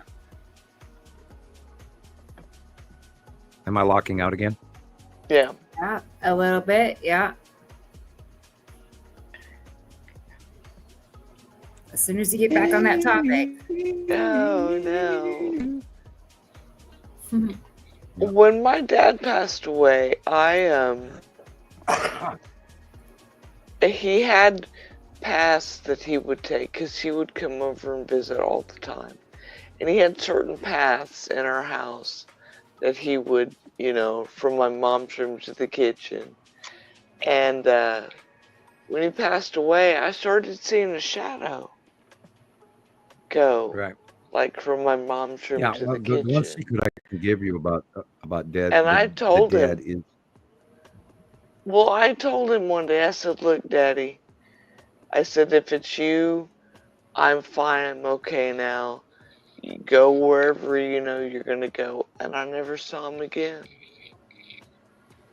Yeah. And of course, by talking about activity, you can create it, and then you bring in, and they'll stop. I mean, they're everywhere. They're in the grocery store. They're at Walmart during the day as well. Yeah. You just don't see them. I do see them. And I see them in Walmart, and I see them in the streets, and I see them at night when I'm driving, and I hate that.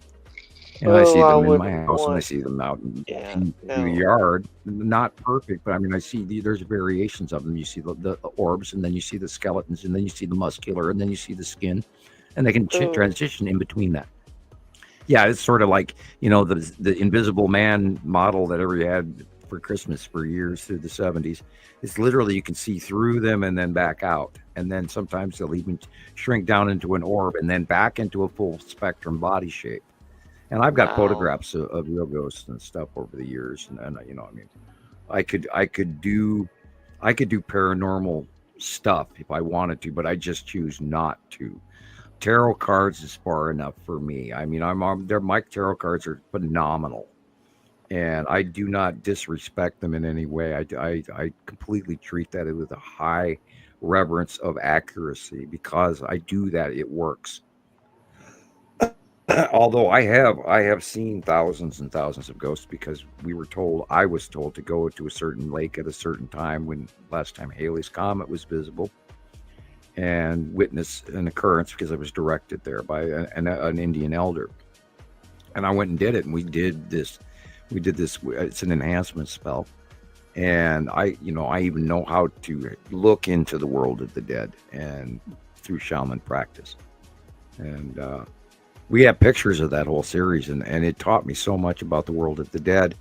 And is people aren't collected and go to heaven right away. In some cases, there's people still walking around from the Civil War.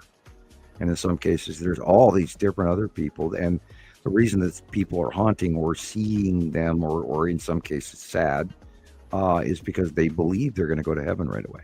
And that's not how the process works. It takes a little longer. And in some cases, they're collected, and we talked about that. I have actual pictures of the Green Man that collects the spirits and leads them up to the celestial stairway, and then they fly into. I watched that happen, and there were other people there, and I know,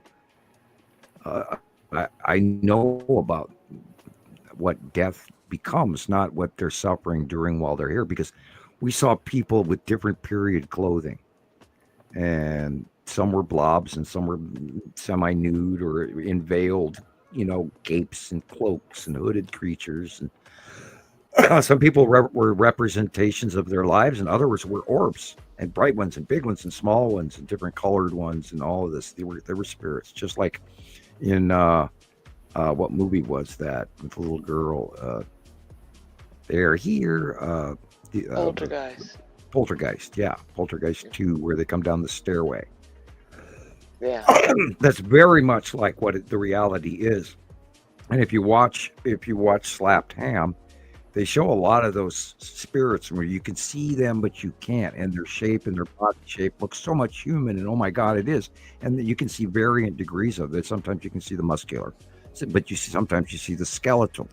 Sometimes you just see the blob. Sometimes you see a cloak, or sometimes you see the orb, or the star. Like a blue star or sapphire floating in it.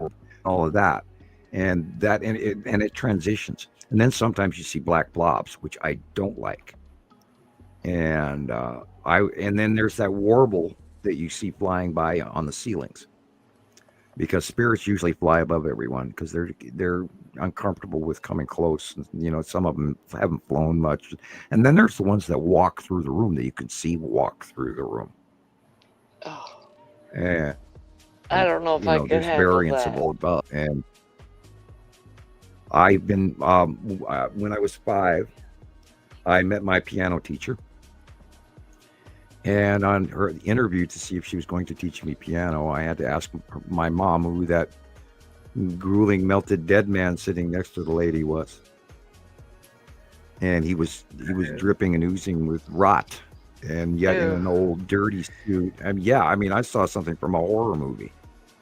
And I've never forgotten that as long as I live. And there are people that I see, that I have seen spirits sit down next to people, and I don't like to see it. And I used to react to it. Now that I just sort of try to ignore it, because did we lose her? Did she sign off, or? She said she'd be right back. Yeah. I'm still here. Okay. Like, Okay. The green man. We don't want to watch her wretched in the garbage Is can. that something? Yeah. Is that something that is like written about somewhere? Like you said, you had a picture of the green man. Is that something that more people know about, or just something that you saw, a green man? I've shared it. I haven't pointed it out to one individual. Is that like in the last common 5 knowledge years with other people? I've sent. Is that? Well, in history, there's the green man, who's a man of the forest, and they've always called it the green man. Having seen this 8 to 12 foot tall individual that was bright glow green, leading all of these spirits by the thousands over the lake, floating over the water, over the lake, and there's just columns of them from 3 different areas, all filtering in, following this one glowing green guy. And then he led them to the waterfall, and then they went straight up. And we watched this for an hour. Thousands and thousands of spirits walking in these greenish glowing lines at night over the lake. And we had cameras rolling. We took like 58 pictures between 3 cameras, and we got like 5 that actually turned out. Oh. And and then now I don't tell the story about the keepers. There are little dark, nasty creatures with legs, little arms, claws, and really nasty. And they were grouping the souls to continue, and you don't want to know that.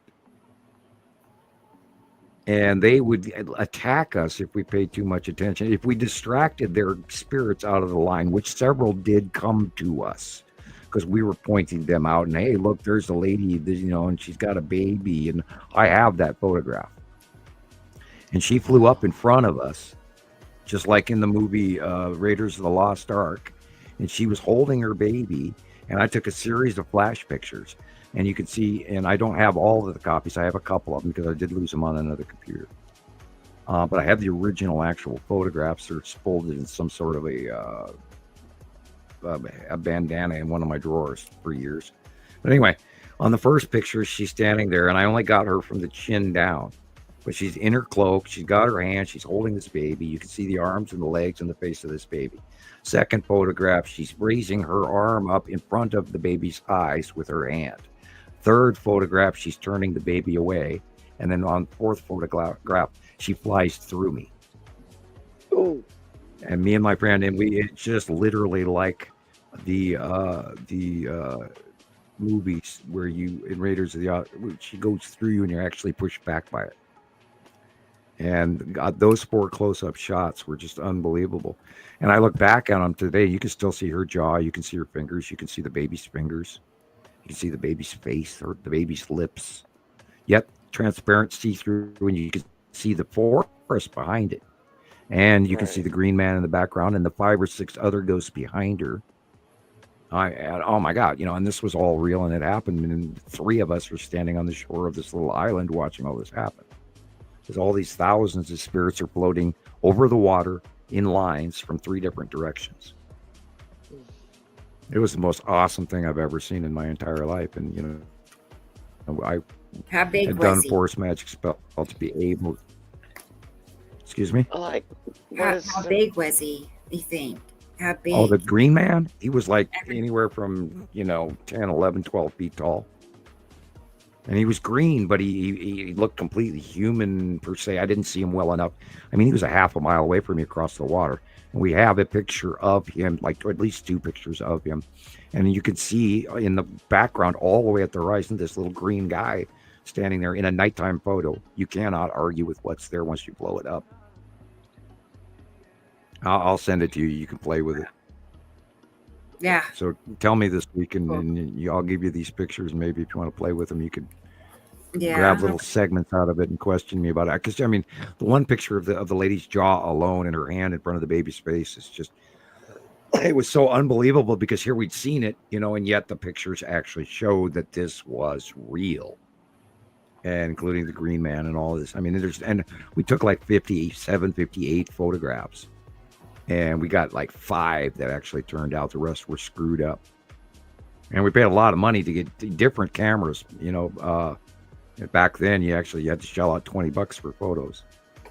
And this was in the 90s that it was developed. And 3 separate cameras. One guy got 1 or 2 photos. I got 1 or 2 photos. And the other guy got 2 or 3 photos out of all of them that ever turned out of all of them. 3 separate rolls of film. And so it was quite the sighting, and I learned a lot just watching that about spirits. How that a lot of them were really, really unhappy and miserable because they hadn't gone to heaven in the expected time. You could tell by the period clothing. So they've been wandering around, waiting to go to heaven, and finally now they're being brought in these lines and up to the celestial stairway, just like the Indians talk about. And I wouldn't have suggested that for a second without the fact that I watched it occur right up a waterfall. And because I was at a lake with a waterfall, and it's a prominently well-known Montana lake.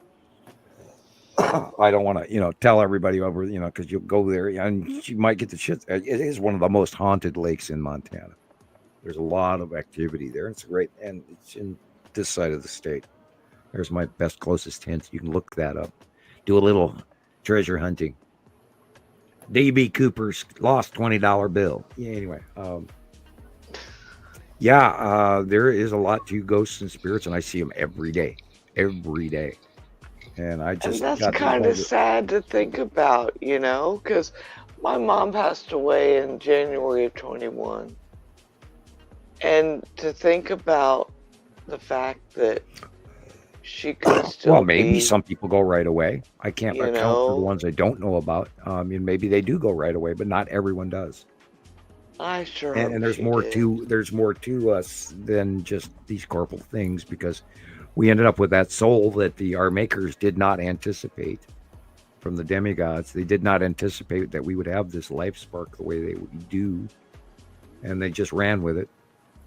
And that's part of our clipped 24th chromosome, and all of that's all connected.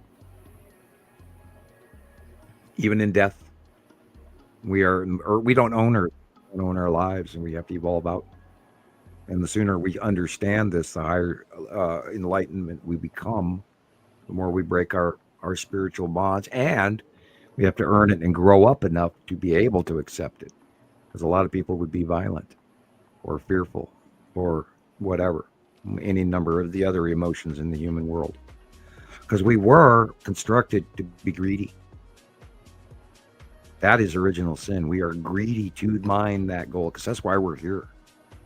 We are here to mass wealth. And let the church deal with that. Because they're the biggest damn thing that is out there, and they become that which they sought to stamp out, was poverty.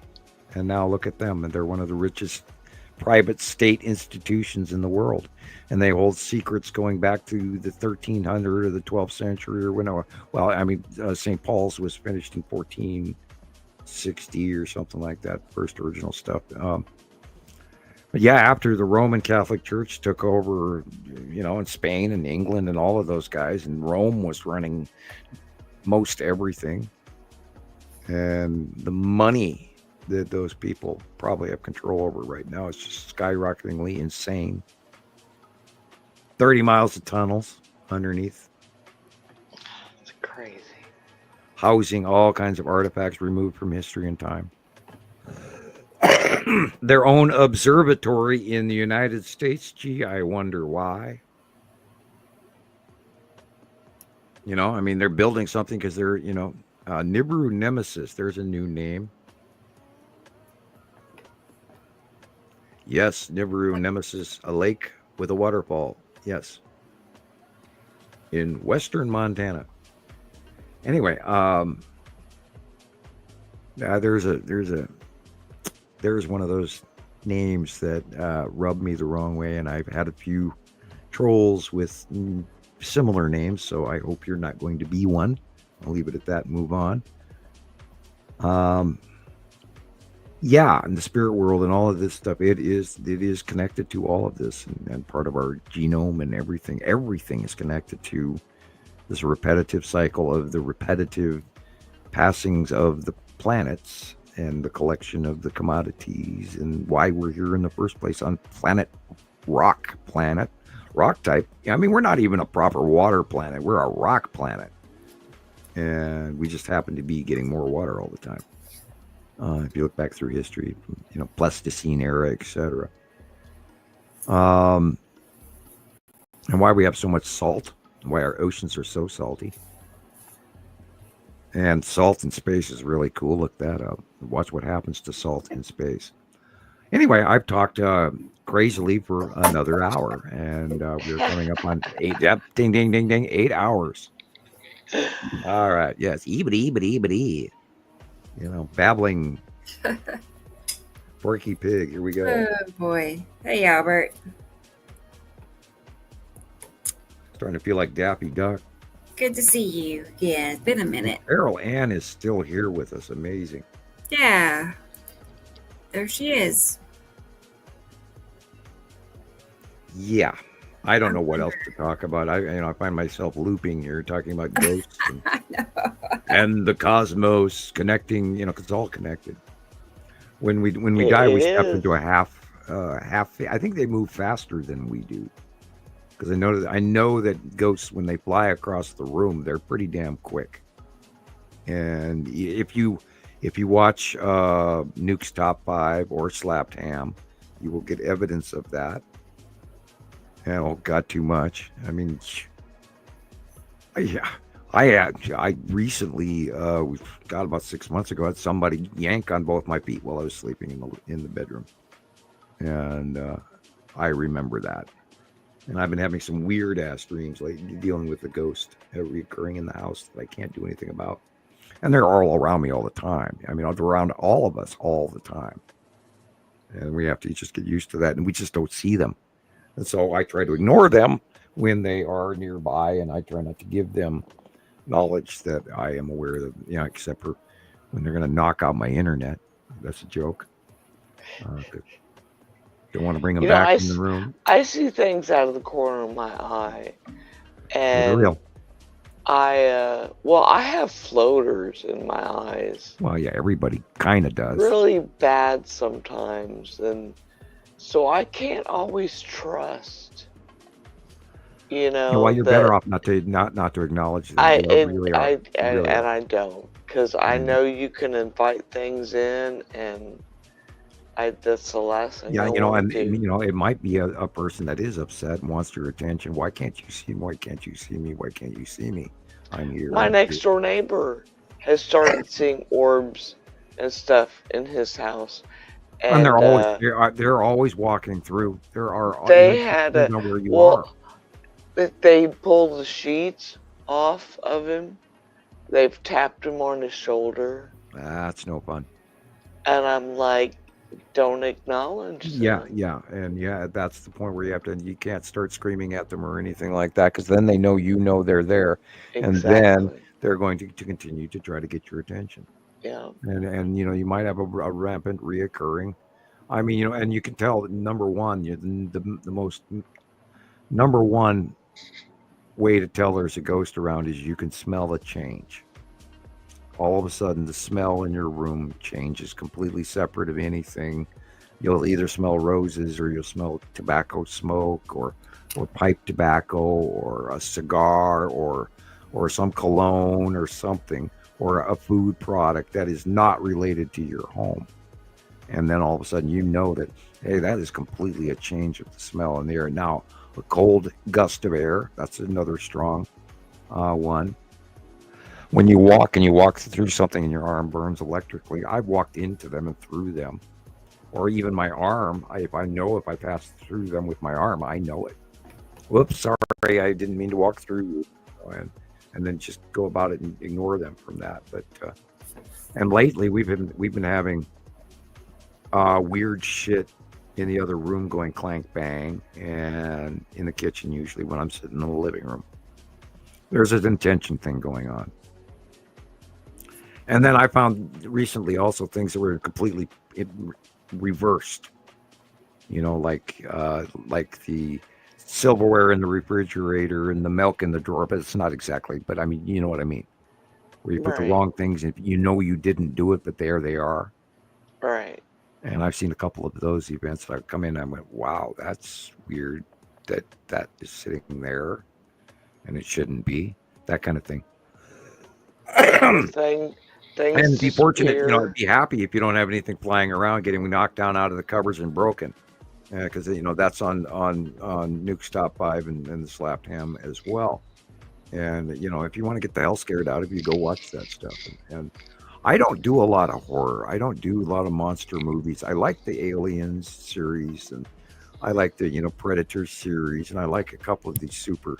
And every once in a while, we'll watch zombies and Godzillas and that sort of thing. But I don't go into any of this scary crap. And I've watched my share of vampire movies. I remember when I was 13, I saw Count Yorga Vampire, and it scared the hell out of me. And I don't even think you can get a copy of that anymore. Count Yorga Vampire. It was a low-budget film I saw in some movie theater when I was a kid, and scared the shit out of me. And don't forget The Exorcist. We talked about that too. I shouldn't have gone to see that one ever, but yeah, and so I stay away from that stuff because I already get it in real life. I don't need to, And my daughters, they love horror. They know Michael Myers, and they know the difference between the Chainsaw Massacre dudes and everybody else by name and by heart. I'm going, wow, how do you know that? Oh, we love monsters, Dad. And they're like, okay. I don't do that. I don't need to scare myself any more than I already do every day. Oh, I watched the first few, what is it, Nightmare on Elm Street, and what's the other one? Yeah, that was good. That was a good series. What's the other one with the camp, That's Michael Myers and all of that, and Friday the 13th. No, what was it? Yeah, Friday the 13th, and Jamie. Yeah, but after they got past the first couple of movies, I quit watching them. Because who wants to watch Freddy Krueger, you know, Part the 6. 13, yeah, part 6, Yeah, part after 8, Freddy part Krueger, after the second 13. movie, that was the end of it. And after that, I stopped Yeah. watching after 2 of Nightmare on Elm Street. And yeah, you know, you Yeah. can't go too far with that, and then you can get too cult crazy, and then you start going, you know. When Poltergeist came out, the little girl's name was Carol Ann. You know, Carol Ann. Yeah. Carol Ann. Yeah. And yeah, you have to be careful with that stuff too. And of course, young minds are impressionable, and they do ghosts do hang out at children's cribs all the time, and you can see that on Nuke's Top 5 and Slapped Ham as well. And there's a lot of paranormal groups out there, and a lot of them are hogwash. Yeah. I watched a couple other guys over the years, and they've got some really good, you know, they got some cool toys, you know, the monitors, and then I do like the ghost talker and all of that, but some of them are just absurdly noisy and loud. Some of them work, some of them don't. Yeah. Yeah, there's some good stuff. I mean, there's some good viewing out there in YouTube land over that, and wow. I try not to watch it at the wrong time of night, like you said. I would during the day, yes. Nighttime, Yeah. not a good idea. Not a good idea. Don't go too far. Trilogy, Karen Black, yeah. What was Jamie Lee Curtis? She started her entire career off of that, and I still, you know, she was a great actress, and you know, and exercised a lot and all of that throughout her career. Now she's actually older than me.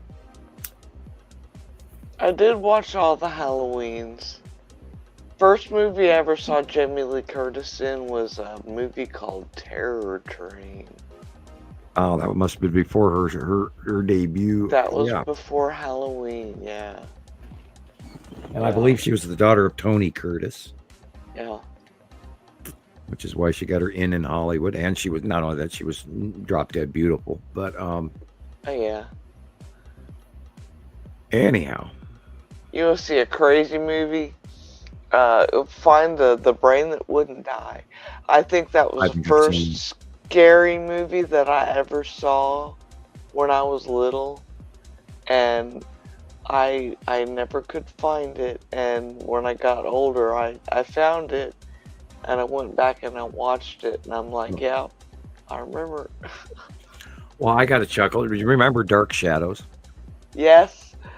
The original ones, yeah, of course, it was Syndicate. And they were it lame, was and they were really stage-like, and, yes. you know, on sets, and it was horrible. And back when we were kids, we didn't even notice any of that shit.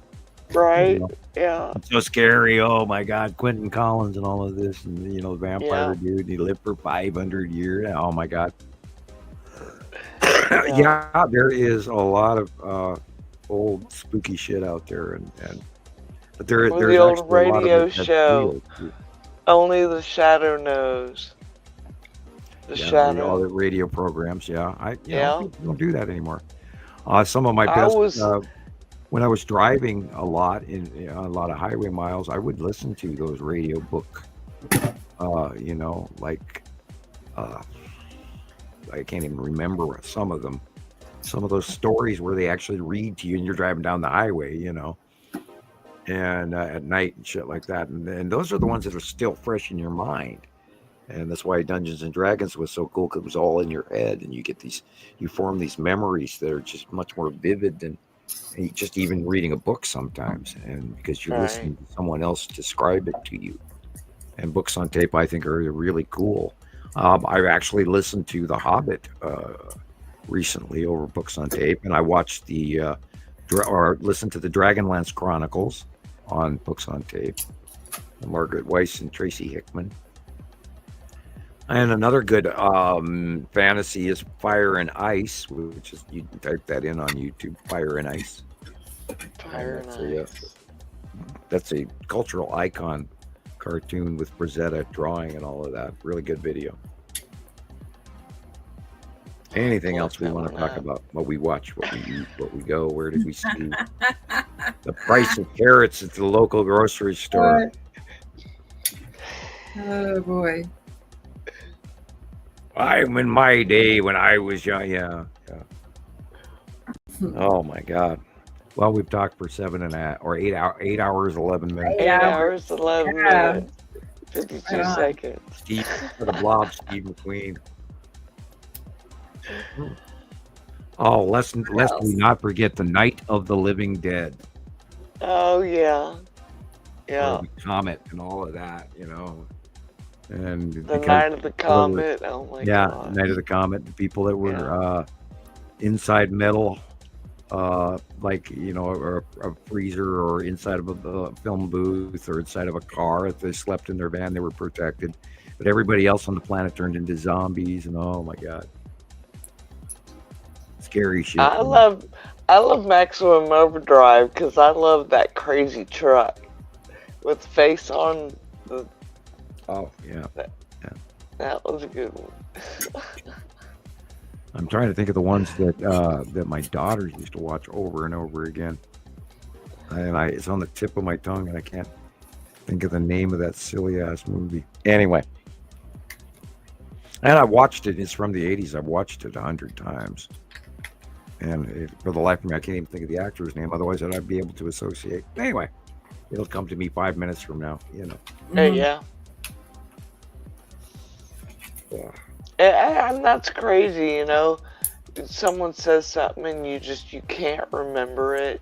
I can't remember it. I just have so much trouble with names anymore, and it's been in the last couple of years. It's gotten noticed. And then, an hour later, when my ex passed away, my daughter was like, do you remember his social security number?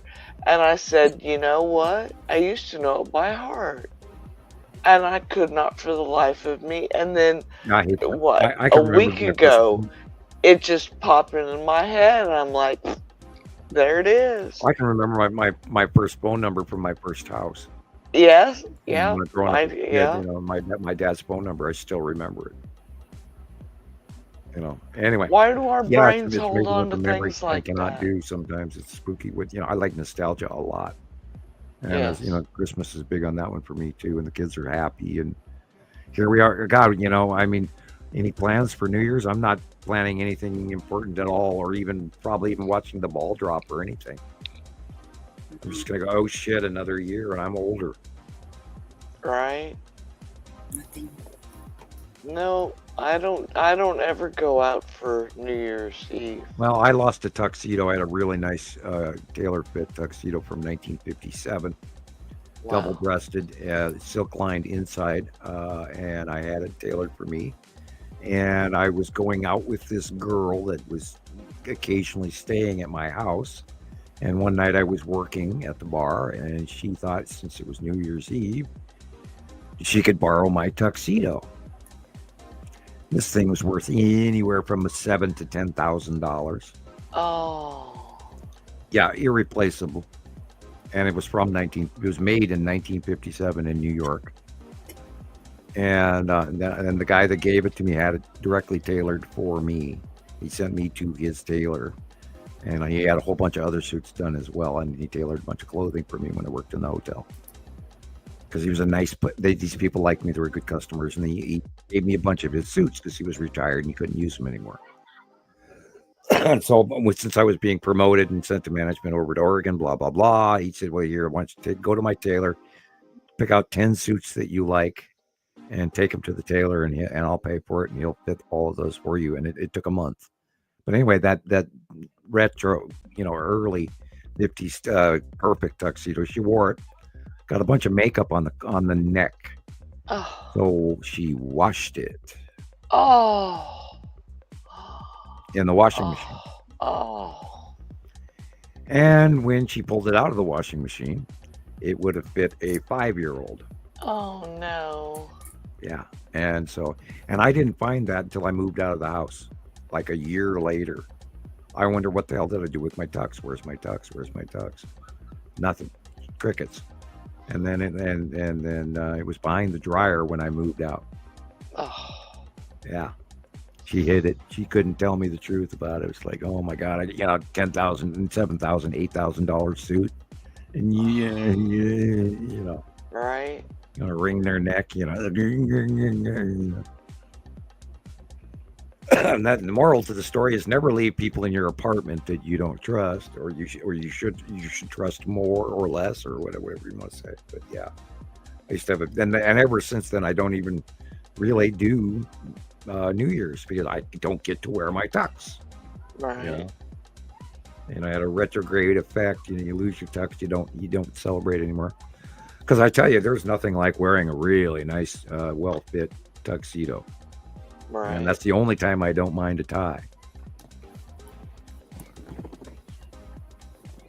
So no, I'm not doing anything for New Year's. Long story short. Yeah. Yeah. You know, if God, if she would have had it dry cleaned, I'd be still wearing that thing. And or just giving it back to you and said, "Look, I'm sorry, I got makeup on it." She would have died. Nah, she would have been killed right there on the spot. I'm joking. I mean, that way you could have had it dry clean. Oh yeah, rather than washing it. Yeah. Rather than her washing it. Yeah, it was literally something that would fit a 5-year-old. Oh my God. And it was wrinkled beyond, repair. And it was like, oh, and it was silk lined, and she just ruined it. All the stitching and everything was just horrible. Oh. And it shrank. And I couldn't believe it shrank as small as it did. It was like, oh my God, look at this. I could put it on a kid. It was like amazing. It was all covered in, lint. Oh God, I found that. And I went, oh my God. Oh. And fortunately, she was nowhere for me nearby to strangle, so that never occurred. Right. I'm a free man to this day. Didn't end up in the Montana State Prison for killing, that's a bad joke. I apologize. But, it was seriously, oh my God, you did what? Well, something that vintage worth that much money. Yeah. It was, and I have silk inner jacket vests. They're worth a fortune, and I don't wear them. But I still have I have a Russian cashmere coat, suit, and it doesn't fit me anymore. But those are old days when I used to wear ties at the hotel or at the bar or the nightclub or whatever, long ago in another life. And now I'm the guy that sits in his sweatpants and his hoodie pullover and talk to people on a microphone about science. She blinded me with science. And I can almost talk. I mean, right now I'm kind of hoarse. Not too bad after 8 hours, though. 3 coffee cups. Yeah, that's a whole shift down at the mill, man. I know. It's like a work day. I didn't even get a second coffee break. Wait a minute. That's right. I only got one bite out of my pizza. Oh. We skipped lunch too, man. This is a hell of a day, productive. I know. Working on the old salt mine. Okay, Europe, we want some European sightings. Italy, we want some sightings. Okay, people in the United States, we want some sightings. People join. Send us your video. We need it. We're going to do comparatives. Sabrina, thank you. Thanks, Sabrina. Yeah, I might as well go play Star Wars.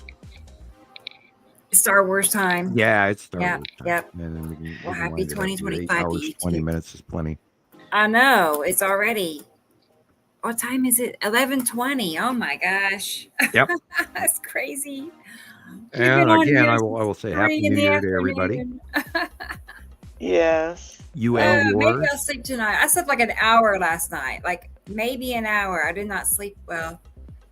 So maybe you will tonight. Hopefully tonight. Yes. Oh, you just got to Om chant before bed. Om, I'm going to sleep good tonight. Thank you, Carolyn. Om, I'm going to sleep good tonight. Yes.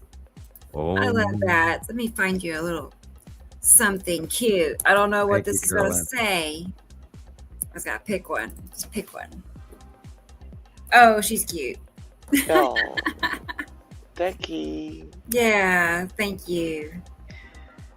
That's nice. Gary Glitter, rock and roll #1 in music terms. That's where my brain went to the thank you. Rock and roll. You just got to look it up. Rock and roll 1 and 2, Gary Glitter. Gary Glitter. It's 7:20. People don't remember that song. They play it at football games and basketball games all the time. But yeah, Gary Glitter, a rather controversial English person. Anyway, for you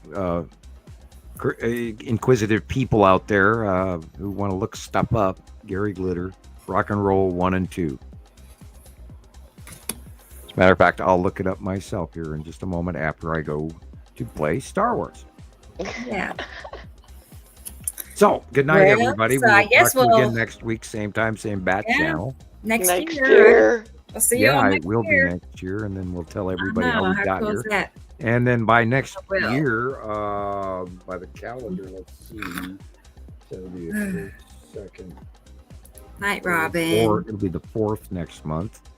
We will be in the middle of the new cold Night, blast. Jerry Lynn. Jerry then. Lynn. It'll start getting cold. Jerry Lynn. Yeah. All righty. Good night, Chris. And Sandy Cheeks. And say good night to SpongeBob. And Sabrina. Sweet. And if Patrick All is around, him too. And Gary, don't forget Gary. Okay, Nibiru Nemesis. Good night. Thank you for wherever you being are. new and being here. Hey, there's Karen. Hi, Karen. Good night. All right. Good night, everybody. I'm going to click out. Yeah. Okay. Good night. Happy Bye. New Year. Bye, Sam. See y'all next week. Bye. Bye. Bye-bye.